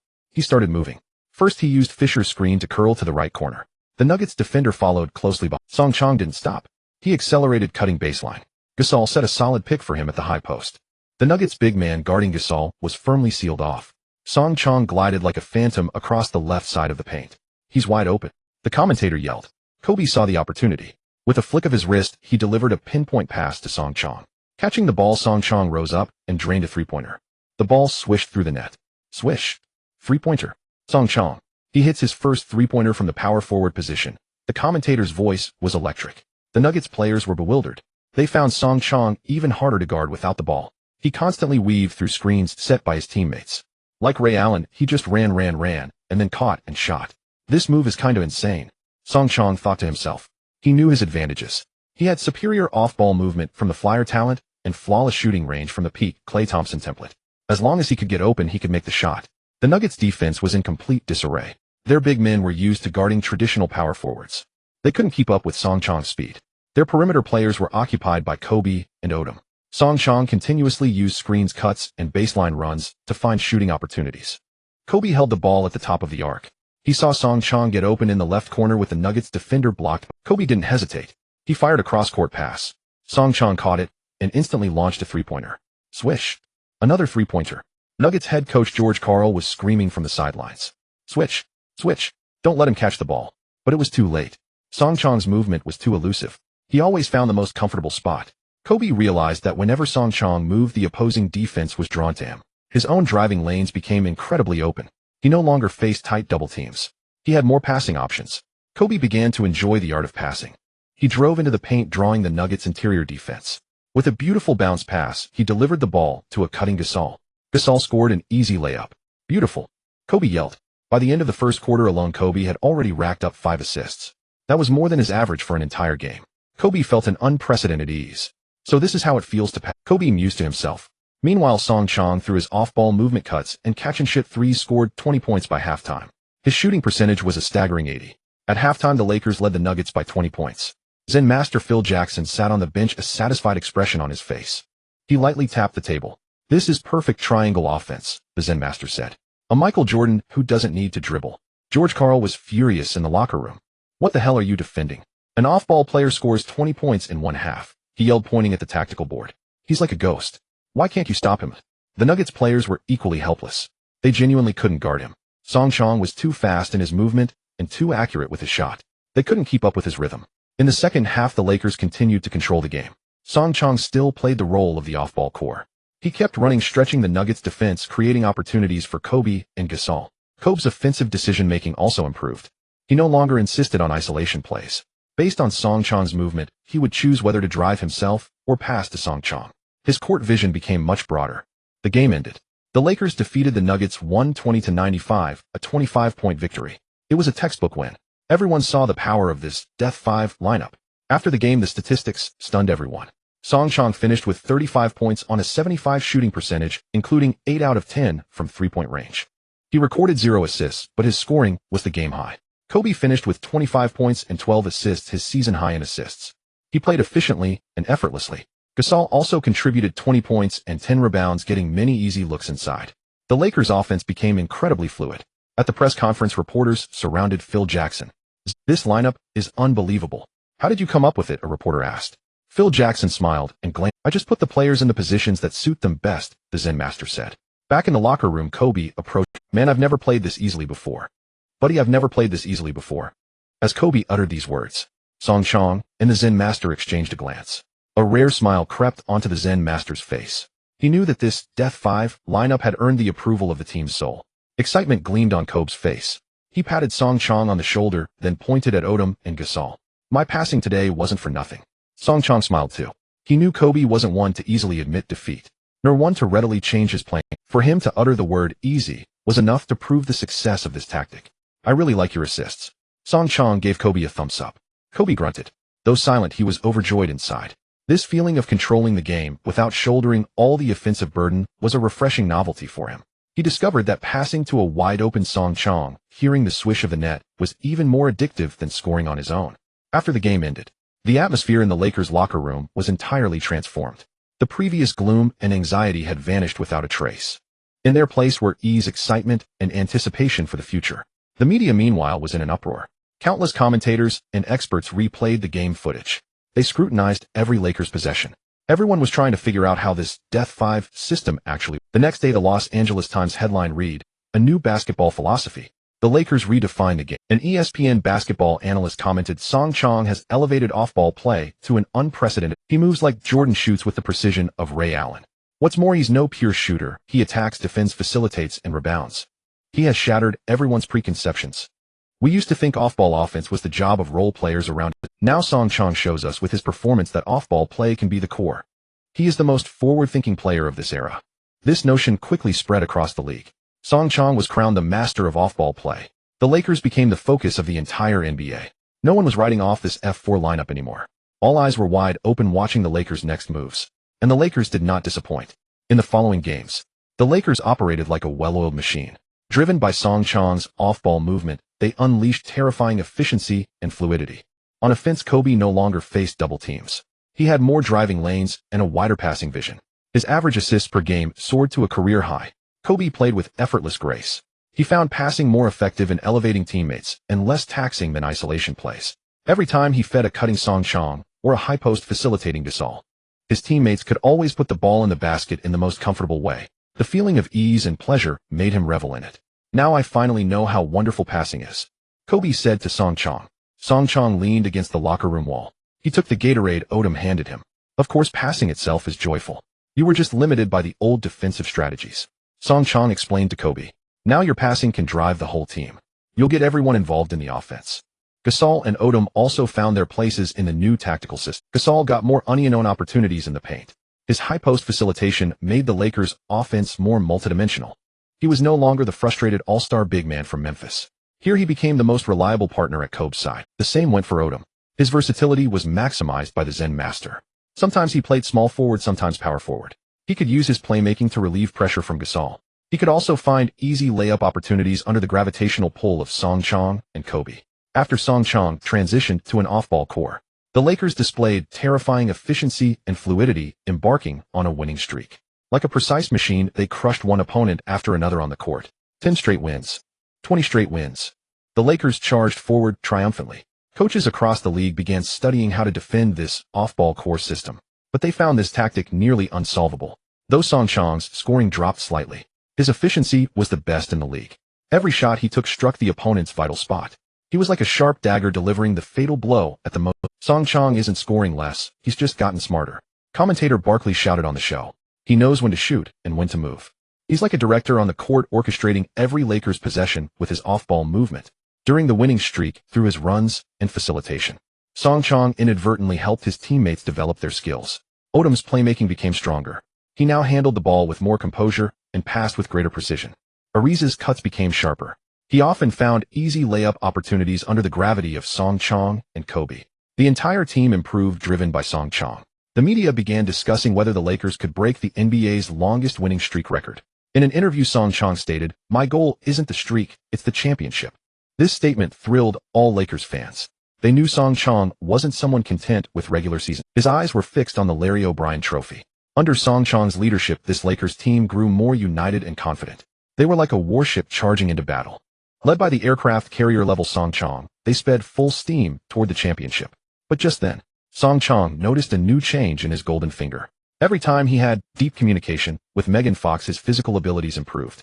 Yet with Taylor Swift, there was still no sign of progress. This left Song Chong somewhat puzzled. Could deep communication also vary in quality? Song Chong sat on the bench in the locker room, a peculiar thought flashing through his mind. Could it be that deep interaction also varied in quality? Every encounter with Megan Fox left him feeling a marked improvement in his physical prowess. Yet with Taylor Swift, though pleasant, the system remained silent. Kobe's voice interrupted Song Chong's reverie. He tossed a towel over. "We're about to hit the court against the Grizzlies, your Spanish friend's old team." Song Chong caught the towel with a smile, setting aside the doubts in his mind for now. Got it. Time to teach them a lesson. Tonight's game carried immense significance. If the Lakers could secure this victory, they would achieve their 22nd consecutive win of the season. This number would surpass the 21-game winning streak set by the OKC duo in the 00-01 season, tying the historic 22-game streak shared by the Rockets and Bucks, making it the third longest in league history. The entire league's eyes were fixed on the Staples Center. The game commenced. The Grizzlies were clearly well prepared, immediately double-teaming Song Chong from the outset. Whenever Song Chong moved, two defenders instantly shadowed him. They preferred to leave Kobe open rather than give Song any easy chance to receive the ball. "It seems the whole league has been studying our game tapes." Phil Jackson sat courtside, his expression as calm and unreadable as ever. He had anticipated this. However, the Lakers' offense had long evolved beyond relying solely on Song Chong. Kobe held the ball at the top of the arc. Seeing Song Chong trapped by two defenders near the baseline, a cold smirk crept across his face. He didn't force a pass. Instead, he feigned a drive, then delivered a precise bounce pass to Gasol, who was positioned at the high post. Gasol caught the ball without even glancing at the basket. He knew that when Kobe chose to pass to him, a teammate must have found an open spot. With a flick of his wrist, the ball sailed over the Grizzlies' center's head. On the opposite side, Odom, completely unguarded, cut in with perfect timing and finished with an easy layup. The ball swished through the net. Kobe added another assist to his tally. "Nice one," he shouted, giving Gasol and Odom a thumbs up. The Grizzlies' head coach fumed on the sidelines. They had contained Song Chong, but let others slip through. The Lakers' offense flowed like quicksilver, penetrating every gap. This was the true terror of the Death Five. Song Chong's off-ball movement wasn't just for his own scoring, it was to tear apart the opponent's defense and create opportunities for his teammates. He was like a phantom weaving tirelessly across the court. The defenders marking him felt as if they were running a marathon. "This guy, doesn't he ever get tired?" Guy felt as if his lungs were about to explode. Every time Song Chong caught the ball, it was like a bolt of lightning. He didn't even need to adjust, he caught and shot. The defender scrambled relentlessly, yet rarely had a chance to even contest. The game's suspense vanished entirely by the third quarter. The moment the final buzzer sounded, Staples Center transformed into a sea of jubilation. 125-98. The Lakers, with a resounding and exhilarating victory, clinched their 22nd consecutive win. This terrifying record sent shockwaves throughout the entire league. Every sports media outlet was reporting the Lakers' victory with the most hyperbolic headlines. Unstoppable. The blueprint of a Lakers dynasty has emerged. Kobe's transformation is complete. He's one of the best point guards in the league. At the post-game press conference, Phil Jackson faced the reporters' questions, a satisfied smile gracing his face. Song Chong perfectly embodies the essence of the triangle offense. The Zen master didn't hold back his praise before the cameras. He makes everyone better. The winning streak continued.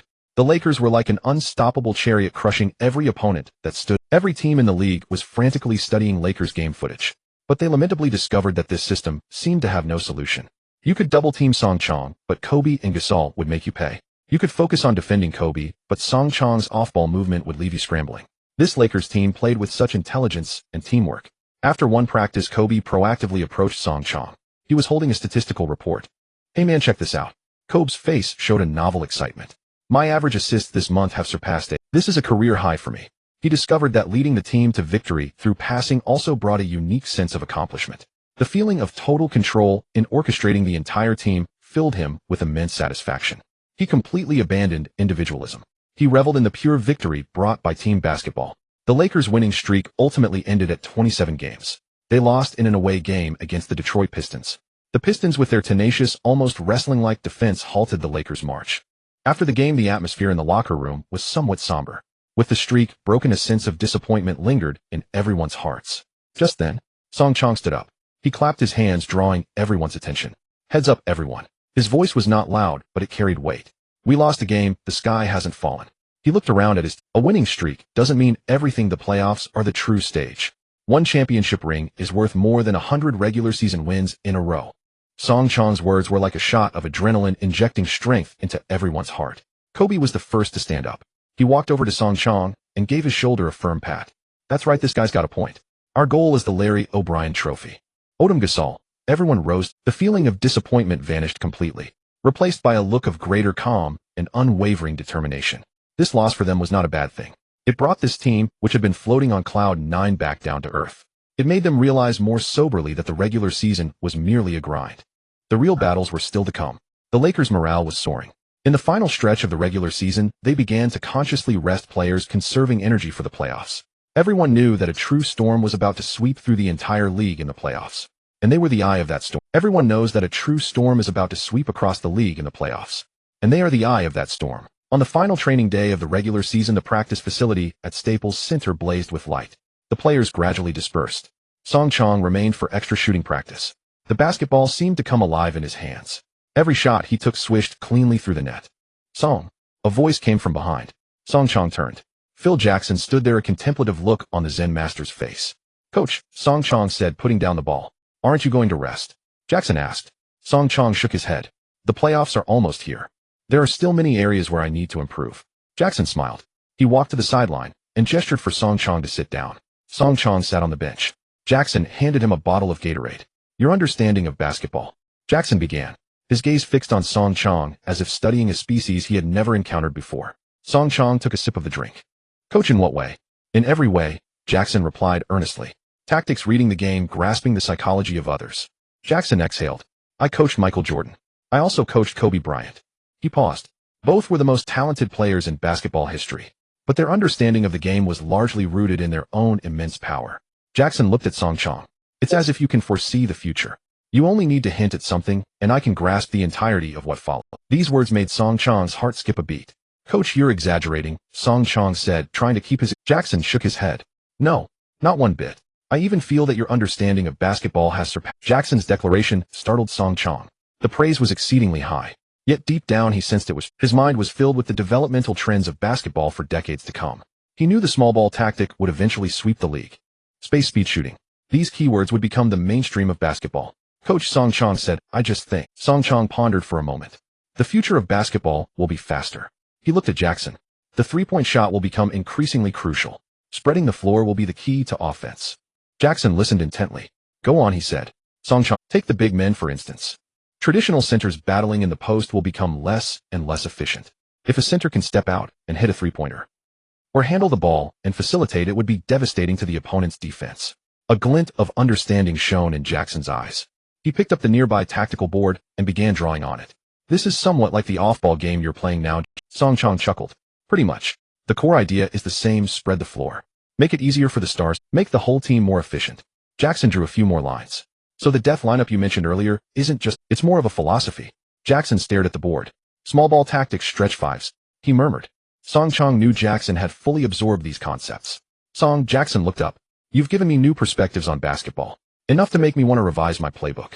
My triangle offense might need an upgrade too. Jackson's face was filled with excitement. Songchang felt pleased as well. To inspire a coach of Jackson's caliber felt truly remarkable. Coach, those were just some of my thoughts, Songchang said modestly. Jackson waved his hand dismissively. No, this is your transcendent talent. He patted Songchang on the shoulder. The playoffs are in your... With that, Jackson turned and left, leaving Songchang alone on the sideline. Songchang watched the coach's retreating figure, a wave of warmth washing over him. Receiving recognition from a legendary coach felt incredible. A few days later, Songchang was resting at home. He picked up his phone. Just as he was about to scroll through Twitter, his phone rang. An unfamiliar number. Songchang hesitated. Who could this be, he wondered. He answered the call. Hello, Songchang said. A gruff voice came from the other end. Hey kid, it's Shaq. Songchang nearly dropped his phone. Shaq. Shaquille O'Neal. Songchang was... O'Neal, eh? Songchang asked, unsure. That's right, the one and only Big Diesel. O'Neal's voice carried a hint of displeasure. Aren't you doing well with the Suns? Songchang asked. O'Neal sighed on the other end. I don't even mention it. The Phoenix Sun is a bit too blinding. Besides, I feel like this isn't my stage anymore. Songchang understood. O'Neal was struggling to fit in with the Suns. The Suns championed small ball, and a traditional center like O'Neal struggled to adapt. So what can I do for you? Songchang asked, getting straight to the point. O'Neal paused. Kid, I want to come to the Lakers. Songchang's eyebrow arched in surprise. Come to the Lakers, he asked. Yes. O'Neal's tone turned serious. I want to join you guys. To compete for a championship. The Zen Master is still there. Kobe is still as competitive as ever. Most importantly, you're there. O'Neal's words stirred a ripple in Songchang's heart. Even a superstar of O'Neal's caliber was calling to join his team. The influence was beyond imagination. Several thoughts flashed through Songchang's mind. He considered that if O'Neal joined the Lakers, their interior strength would be formidable. Their championship odds would also increase. But he quickly made a decision in his mind. Shaq, Songchang said. You might be too late. O'Neal's voice turned cold. What do you mean? This Lakers team right now, Songchang said calmly, already has the perfect center for us. Pau Gasol. He can shoot, pass, and defend. He fits our system perfectly. O'Neal fell silent. Songchang knew O'Neal must be unhappy. Shaq. Songchang softened his tone. You and Kobe have already proven it once. This Lakers team needs a new beginning. O'Neal finally let out a long sigh. All right, kid, I understand. Good luck. Then he hung up. Songchang put down his phone and looked out the window, feeling a surge of emotion. He never imagined that even Shaquille O'Neal would call to request a spot. It was a testament to how his influence in the league had reached a historic level. Just as he was thinking this, a voice suddenly rang out in Songchang's mind. Ding! Congratulations, host. Achievement unlocked, subjugation of a legend. Reward tactical master title. Songchang was stunned. A title. He quickly opened the system panel. Tactical master title. Effect coach affinity 20, tactical comprehension 10. Songchang looked at the title, his heart filled. Coach affinity 20. So that was why Coach Jackson had been so impressed with him. Tactical comprehension 10. This meant he could learn and master new tactics even faster in the future. He might even develop more advanced strategies himself. Songchang clenched his fist. This reward came at the perfect time. The regular season was drawing to a close. The Lakers finished with the best record in the league, standing above all others. Everyone knew that a tempestuous playoff storm was about to arrive. The regular season was drawing to a close. The Lakers stood atop the league with the best record, looking down upon all others. Everyone knew that a stormy playoff season was on the horizon. But before that, one final suspense ignited the passion of the entire North American sports scene: the most valuable player award, the MVP.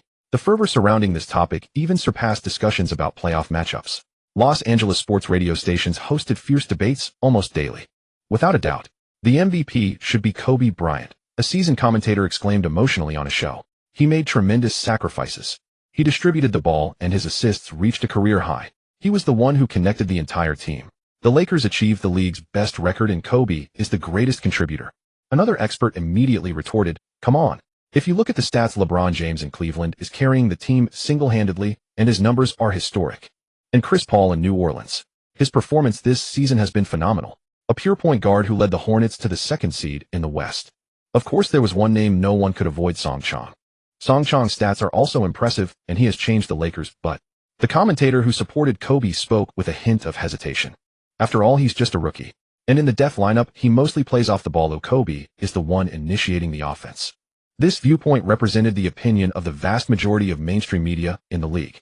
They acknowledged Song Chong's prowess, but deep down they harbored a deep-seated prejudice. How could a rookie win the MVP? How could a player who played off the ball be the true leader of the team? In their eyes, the Lakers' alpha was, and still had to be, Kobe Bryant. This rhetoric spread throughout the league. The atmosphere in the Lakers' training facility became somewhat delicate as a result. During an open practice, reporters aimed their microphones at Kobe. "Kobe, many outsiders believe you are the true MVP of this Lakers team. What do you think?" Kobe was wiping sweat. He glanced at Song Chong in the distance. He picked up a towel to wipe his face. "I don't care about the MVP." Kobe's voice was calm. "The only thing I care about is the O'Brien Trophy." His words were measured and diplomatic. But Song Chong could see the restless fire deep in Kobe's eyes as he spoke. "No player is indifferent to the MVP. It symbolizes the highest honor of a player's regular season, especially for a fiercely competitive player like Kobe." He didn't say it, but deep down he must have yearned for that trophy. Song Chong said nothing. He quietly practiced. Just then an icy mechanical voice suddenly echoed in his mind. Ding! Detected a critical juncture in the host's career. Issuing Ultimate Mission. Ultimate Mission Rookie MVP Mission Description: amidst the doubts, defeat all competitors and win the regular season MVP as a rookie. Mission reward: historical talent point X. 1 failure penalty: all hosts' level skills will be randomly downgraded to a level. Song Chong's pupils contracted slightly. A historical talent point. The reward was incredibly generous, but the penalty for failure was equally severe. Level skills like Irving's dribbling package would be vastly different if downgraded to a level. A faint smile curled at the corner of Song Chong's mouth. He knew he had to complete this mission. It was no longer just about a trophy or a system reward. This was the perfect opportunity to prove himself to the world. He would silence those biased media pundits and experts. He would make everyone understand who the true core of this Lakers team was and who the future ruler of this league would be. It was also to establish authority for the upcoming playoffs. An MVP title would grant him unparalleled momentum. New York, Fifth Avenue, the league office. Commissioner David Stern was also troubled by this matter. On his desk lay several different data reports. One showed ratings games featuring Song Chong saw a surge in viewership. Another report was on buzz. Song Chong alone occupied nearly half of the league's conversation. There was also an internal league poll predicting the MVP outcome. Song Chong's name was prominently listed with considerable support. Stern tapped his fingers lightly on the desk. He knew that from a commercial standpoint, awarding the MVP to Song Chong would maximize the league's interests. A rookie MVP, what an explosive topic. But the league also had many traditional team owners and general managers. They would argue that this broke the league's unwritten rules and violated conventions. Stern was caught in a dilemma. Just then a piece of news pushed the MVP race into a fever pitch. The final game of the regular season. The Los Angeles Lakers would host the New Orleans Hornets at home. The league's best against the West's second seed. Song Chong versus Chris Paul. The media had hyped this game as the ultimate MVP showdown. Whoever won this game would seal the MVP award. Suddenly, the entire nation's attention focused on Los Angeles.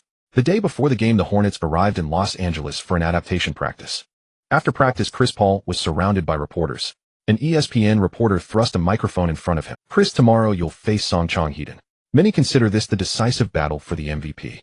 What are your..." Chris Paul, the man nicknamed the Point God, despite standing only 183 meters tall, wore a confident smile. He glanced at the camera. "He's a very good player and has had a fantastic season." Paul began with a polite remark. Then his tone shifted and his gaze became sharp. "But the MVP should belong to a true leader. A leader who guides the team in his own way, making every teammate better." His voice was low but filled with aggression. Not a player propped up by flashy team stats. Instead of being a player propped up by flashy team statistics. Chris Paul's words echoed through television screens across the league. These remarks were nothing less than a direct declaration of war against Song Chong. He wanted everyone to know that he was the true MVP. He was the one leading the team in his own way. The final game of the regular season. Staples Center was packed to capacity. Every ticket was scalped at an astronomical price. The fans' fervor nearly lifted the roof off the arena. They weren't there to watch an ordinary regular season game. They came to witness a century-defining battle that would determine the MVP. At the commentary desk, Charles Barkley and Shaquille O'Neal were already locked in a heated debate. "Shaq, who do you think will win?" Barkley asked. O'Neal snorted. "Do you even need to ask? Of course my Song Chong. Hell expose that little runt for what he is. Barkley shook his head. Shaq, you're too emotional. Chris Paul is no ordinary player. His ability to control the game is elite. On the court the players from both teams entered. Song Chong and Paul locked eyes across the floor. No pleasantries, no handshakes. The air was thick with tension. Game on. The referee's whistle blew. The Hornets secured the first possession. Chris Paul dribbled up the court. Confidence was written all over his face. He set a pick for David West, then accelerated straight toward the paint. He easily shook off Kobe's defense. Paul executed a beautiful pull-up jumper. Swish. The ball nestled into the net. Nice shot. Chris Paul. Showing his killer instinct right from the start, the commentator shouted excitedly. Next possession. Paul held the ball at the top of the key. He stared at Song Chong, a challenge in his eyes. He delivered a clever bounce pass that slipped right past Song Chong. David West caught it and threw down an easy dunk. Beautiful assist. Paul is completely controlling the game with his rhythm. The Hornets bench players were on their feet. They were proud of Paul's performance. Song Chong remained silent. He just watched Paul calmly. Maestro. Song Chong sneered inwardly. He knew Paul's ability to control the game was indeed formidable. He could use his rhythm to make his teammates play well and his opponents struggle. Lakers offense. Song Chong continued playing off the ball. Following the Zen Master's scheme, he moved to create space. Kobe had the ball. He drove into the paint, drawing the defense. Then he kicked it out. Gasol took a mid-range jumper. Clang. The ball rattled out. The Hornets grabbed the rebound. Paul initiated another attack. This time, he wasn't in a hurry to score. He dribbled, as if dancing his rhythm perfectly honed. He glanced at Song Chong, then accelerated. This time Song Chong stuck to him. Paul frowned. He felt like Song Chong was a piece of sticky candy clinging to him. Paul executed a behind-the-back dribble. Then a fake move. He tried to deceive Song Chong. But Song Chong didn't react. His eyes were fixed on Paul. That was where Paul's center of gravity was. Paul started again, trying to shake Song Chong. No way. Song Chong thought. Every muscle in his body tensed. Death Coil was fully activated. His defense was like a net tightly enveloping Paul. Paul felt as if he were entangled by a venomous snake. He couldn't move. His passes were blocked. His drives were stifled. His rhythm was completely disrupted by Song Chong. He could only take a hurried shot. The ball clanked off the rim. Defense. Great defense. A roar erupted from Staples Center. Song Chong didn't stop. He grabbed the ball and accelerated. Fast break. The Hornets hadn't reacted. Song Chong was already at the rim for an easy dunk. Swish. Score. Song Chong. Transition score. His defense is terrifying, the commentator exclaimed. Paul's face darkened. He had never encountered such a tenacious defender. The Hornets attacked again. Paul tried to force his way through, hoping to use his speed to shake Song Chong. But Song Chong was like a shadow. He anticipated every move Paul made. He reached out his long arm. Smack. A crisp sound. The ball was stripped by Song Chong. Steal. Another steal. The commentator's voice was filled with disbelief. Song Chong grabbed the ball.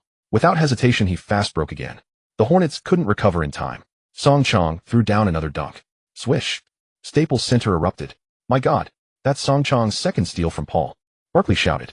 O'Neal pounded the table excitedly. I told you, that little runt is no match for my... The Hornets called a timeout. The head coach's face was ashen. He looked at Paul. Chris, what are you doing? He's defending you like a rookie. The coach roared. Paul hung his head. He felt humiliated. His pride, his ball handling, his rhythm, seemed utterly ineffective against Song Chong. I can't guard him, Paul said, his voice weary. Song Chong sat on the bench. He grabbed a bottle of and took a big gulp. How's that, coach? Song Chong asked Phil Jackson. A rare hint of a smile appeared on the Zen Master's face. Good defense, the Zen Master said. Keep it up. The game resumed. Paul dribbled up the court again. This time he was more cautious. He slowed his pace, looking for an opening. But Song Chong was like a ghost. Every move he made anticipated Paul. Paul attempted a back pivot to get past Song Chong.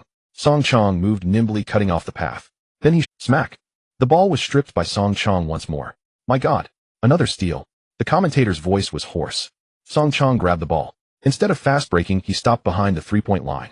He rose up. Swish. The three-pointer was true. Long-range three. Song Chong. He steals from Paul and then drains a three. The Hornets head coach called another timeout. Paul sat on the bench. He stared at his hands. He felt his dribbling had become heavy. Song Chong's defense was suffocating. Every time he caught the ball, Song Chong clung to him like a persistent shadow. Every time he tried to pass, Song Chong blocked all passing lanes like a spiderweb. The first half ended. The score was 65-40. The Lakers led by 25 points. In the media section, reporters were going wild. They furiously pounded their keyboards. 25-point lead at halftime. Song Chong steals from Paul 5 times. The Hornet King falls. Song Chong tears apart the MVP dream with defense. Chris Paul only 8 points, 3 assists, 6 turnovers. People had never seen Chris Paul, the maestro of control, defended so miserably. His confidence, his rhythm crumbled before Song Chong. Kobe sat on the bench looking at the stat sheet. Approval gleamed in his eyes. He knew Song Chong's impact on the court far exceeded the numbers. With his defense, he had completely locked down the Hornets' core. With his movement, he created space for his teammates. "Partner," Kobe said, walking over to Song Chong. "Second half, it's your turn to shine." Song Chong took a towel and wiped his sweat. "Of course," Song Chong said with a confident smile. He would crush Paul in a more direct way. "I want everyone to know," Song Chong thought, "who the true maestro of control really is." Song Chong stared. The second half has only just begun. Determination blazed in Song Chong's eyes. "The second half has just begun," Song Chong declared, a resolute look in his eyes. The halftime break ended, and the players returned to the court. The air in the Staples Center grew even more tense. Chris Paul emerged from the player tunnel, his dismal performance in the first half had stoked a fire within him. "Chris, you must find your rhythm in the second half," Hornets head coach George Karl shouted from the sidelines. "We can't just lose this game." Paul nodded. He understood this was no ordinary regular season game. It was his MVP battle. As the third quarter began, Paul was indeed transformed. He no longer rushed to contend with Song Chong, instead focusing on orchestrating the team. Using screens to shake off Song Chong's defense, he delivered precise passes to his teammates. David West scored consecutively from mid-range. Chandler also dominated the boards inside, and the Hornets slowly chipped away at the deficit. "This is the true Hornet King," commentator O'Neal exclaimed. Having mocked Paul earlier, he now sang his praises. "He knows how to adjust, how to lead the team." Barkley nodded. "Yes, he's not one to give up easily," Barkley remarked. Song Chong continued to move on the court, his defense but the Hornets' overall offense began to flow smoothly. They no longer fixated on Song Chong, instead playing team basketball centered around Paul's passes. On the Lakers' side, Kobe's scoring urge grew intense. Knowing the team needed someone to step up, he continuously hit shots from mid-range. Song Chong continued to play the role of an off-ball core, using his movement to stretch the defense and create opportunities for Kobe and Gasol. As the fourth quarter commenced, the atmosphere within the Staples Center grew taut with tension. Every single possession held the hearts of the fans in its grip. The Hornets' offense surged forward like a relentless tide. Paul's passes were as sharp as a surgeon's scalpel. He began to leverage his speed more aggressively, driving into the Lakers' interior. He no longer engaged Song Chong in unknown duels. He opted to penetrate, drawing the defense before dishing the ball out to the perimeter. The Hornets' outside shooters began to find their rhythm, knocking down consecutive three-pointers. "The score is tied," the commentator's voice rang out, tinged with disbelief. The Hornets had used a 100 run to level the game at 9,898. Phil Jackson called a timeout. He picked up his clipboard. "Song, Kobe," the Zen master said, looking at them. "This is when we need you." Song Chong nodded. He knew it was time to make his move. After the timeout, the Lakers advanced. Kobe had the ball. He saw Song Chong break free for an open look. A precise pass found its way into Song Chong's hands. He caught it, rose up, and sank a three-pointer. Swish. The Lakers had retaken the lead. The Hornets attacked. Paul faced Song Chong. A flicker of grim determination shone in his eyes. He knew he had to score. He dribbled continuously. He tried to shake off Song Chong. But Song Chong's defense was like an inescapable net, tightly ensnaring Paul. The effect of death coil made every step a struggle for Paul. Paul gritted his teeth. He accelerated hard, forcing his way through, aiming to drive to the basket. Song Chong anticipated his path. He reached out and made a clean steal. "A steal," the commentator roared. Song Chong grabbed the ball. Without hesitation, he launched another fast break. The Hornets were slow to recover on defense. Song Chong stormed to the rim and threw down a tomahawk slam. Boom. The arena erupted.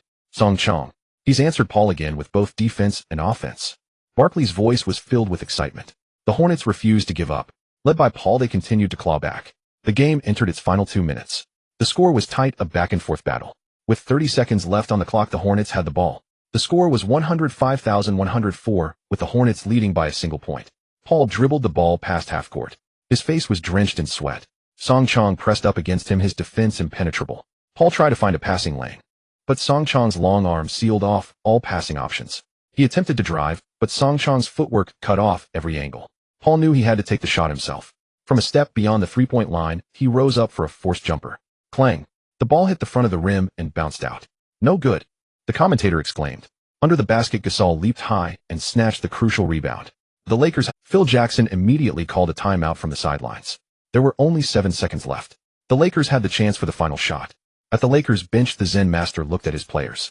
"We only need one basket," he said. His gaze settled on Song. "You take it," the Zen master said, his voice calm. Song Chong nodded.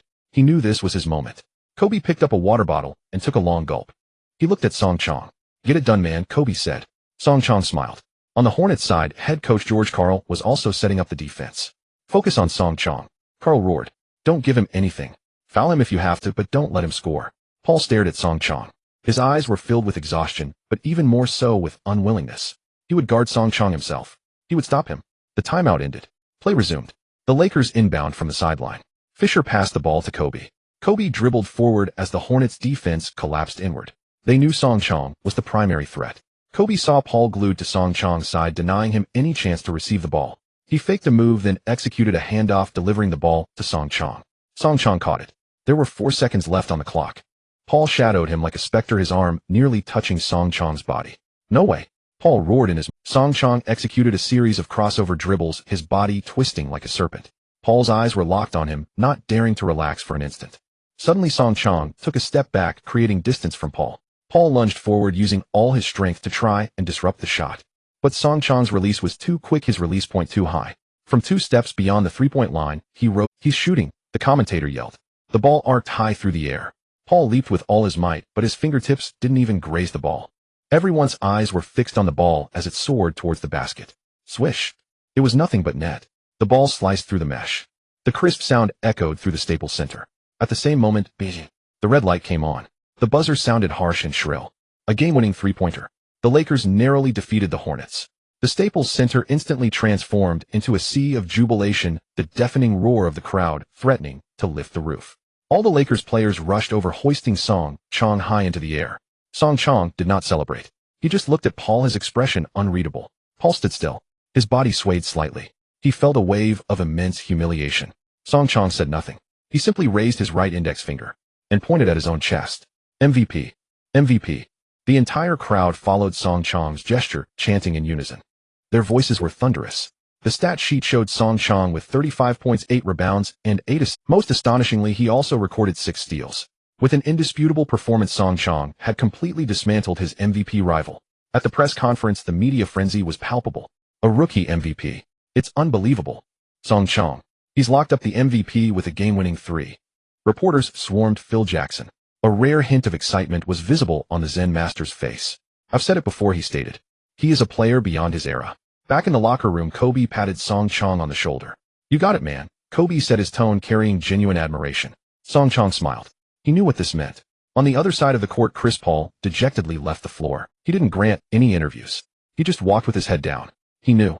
The MVP was now out of his reach. The second half had only just begun. The resolve in Song Chong's eyes cut like a blade into Chris Paul's heart. After that game, the entire league's debate over the MVP award was irrevocably transformed. The media, which had previously argued over who was more deserving among Kobe, James, and Paul, seemed to suffer from collective amnesia. Only one name remained on every page. Song Chong. A monster. An utter monster. He dominated the game with his defense and sealed the suspense with a game winner. A rookie in the ultimate MVP showdown defended the season Hornets leader into a flurry of turnovers. Unheard of in history. Stop debating. If the MVP this year isn't Song Chong, it will be the biggest scandal in NBA history. The experts who had insisted that a rookie can't win MVP, or that a player without the ball isn't a core, all changed their tune overnight. Their articles overflowed with praise for Song Chong. They described him as a fusion of Jordan and Ray Allen, a miracle in the evolution of basketball. The tide turned that quickly, that pragmatically. In the final few games of the regular season, the Lakers played with effort. Ultimately, they secured the league's top record with 65 wins and 17 losses. Song Chong's personal statistics were also finalized, averaging 35, 2.8, 1 rebound, 7, 9 assists, and a terrifying 2.5 steals. In any era, this stat line would be an indisputable MVP caliber. In the Lakers training facility, Kobe watched Song Chong, who was still practicing three-pointers after practice, and walked over. Hey kid, the regular season is over, why aren't you resting? Song Chong stopped his motion and took the water Kobe offered. The playoffs are about to start. I don't want to be eliminated in the first round. Kobe snorted. With me here, do you think that's possible? Though he said this, his gaze toward Song Chong was filled with admiration. He knew this young man's thirst for victory was no less than his own. New York, Fifth Avenue, a league headquarters. In Commissioner David Stern's office, the air was thick with smoke. Before him lay the final MVP voting results. Song Chong's name topped the list, and by a landslide. Yet Stern's brow remained furrowed. Commissioner, are we really going to break this tradition? An assistant asked cautiously. A rookie winning the regular season MVP has only been done by Chamberlain in league history. Stern tapped the table. Tradition? He blew a smoke ring. Tradition is meant to be broken. Another report flashed through his mind. A report on viewership and commercial value. Games featuring Song Chong saw a surge in ratings. His jersey sales had soared to #1 in the league. The buzz he generated elevated the league's attention to an unprecedented height. This league needs a new story. Stern stood up and walked to the window, gazing at the bustling traffic below. We need a new idol, a new king. Song Chong is our best choice. He turned around, his gaze firm. It's settled. Prepare the awards ceremony. Days later, the highly anticipated NBA regular season awards ceremony was held in Los Angeles. The venue was star-studded, with all media reporters aiming their cameras at the red carpet. When Song Chong and Kobe appeared together, the flashbulbs nearly blinded everyone. The ceremony began. Awards were presented one by one: Defensive Player of the Year, Sixth Man of the Year. Finally, the grand finale, the Most Valuable Player. The big screen played highlight reels of the candidates: LeBron James, Chris Paul, and Kobe. Finally, the image froze on Song Chong. The moment he pointed to his chest after hitting the game winner against the Hornets. The atmosphere reached its peak. League Commissioner David Stern, holding an envelope, stepped onto the stage with a Ladies and gentlemen. Stern opened the envelope and glanced at the name inside. He paused, deliberately teasing the audience. Backstage, Kobe patted Song Chong's shoulder. Song Chong could feel the strength in Kobe's hand. The winner of the 2007-2008 NBA Most Valuable Player is. Stern drew out his words. He has made history. He has shattered all doubts. He is the youngest rookie MVP in league history. He is from the Los Angeles Lakers. Song Chong. The moment Stern shouted the name, the entire venue exploded. Thunderous applause and cheers filled the hall. All the Lakers players rushed over, surrounding Song Chong. Kobe hugged him tightly. Go ahead, kid. This is your moment. Song Chong took a deep breath and straightened his. He walked onto the stage and received the heavy golden MVP trophy from Stern. The entire audience rose to their feet. MVP. MVP. MVP. The roaring chants surged like waves. Song Chong raised the trophy, acknowledging the crowd. Standing before the microphone, he looked at everyone below. Thank you. His voice amplified by the speakers. This award is heavy. It doesn't belong to me alone. It belongs to the entire Lakers team, to Coach Phil, and to every one of my teammates. His gaze swept over the Lakers players: Gasol, Odom, Fisher. Finally, his eyes rested on Kobe. Here, I especially want to thank one person. A mischievous grin curled on Song Chong's lips. My big brother, Kobe Bryant. The camera immediately zoomed in on Kobe, who smiled and waved. He has taught me so much. Song Chong continued. He always steps up when I need him most, whether with a crucial pass or... He paused. By taking me out for a good time in Hollywood. Odom burst out laughing. The entire audience responded with good-natured chuckles. Kobe's face instantly darkened. He rolled his eyes at Song Chong on stage, mouthing a fake threat. Just you wait, kid. But everyone could see the smile he couldn't suppress. Just then, an ESPN reporter dropped a bombshell on social media. Exclusive. According to reliable sources, Kobe Bryant personally lobbied multiple media reporters and team executives to campaign for Song Chong during the MVP voting. This news caused an uproar online. Everyone finally understood Kobe was the staunchest supporter behind Song. In his own way, he delivered a crucial assist for his little brother. On stage, Song Chong looked at Kobe. A warmth surged through his heart. As he savored the moment, a cold, mechanical voice echoed in his mind. Ding! Ultimate Quest Rookie MVP completed. Congratulations, host. You have received the Quest Reward Historical Talent Point. Soul of Jordan. Soul of Jordan, a historical level talent activatable at any time. Effect unknown upon activation, cannot be stacked with other talents.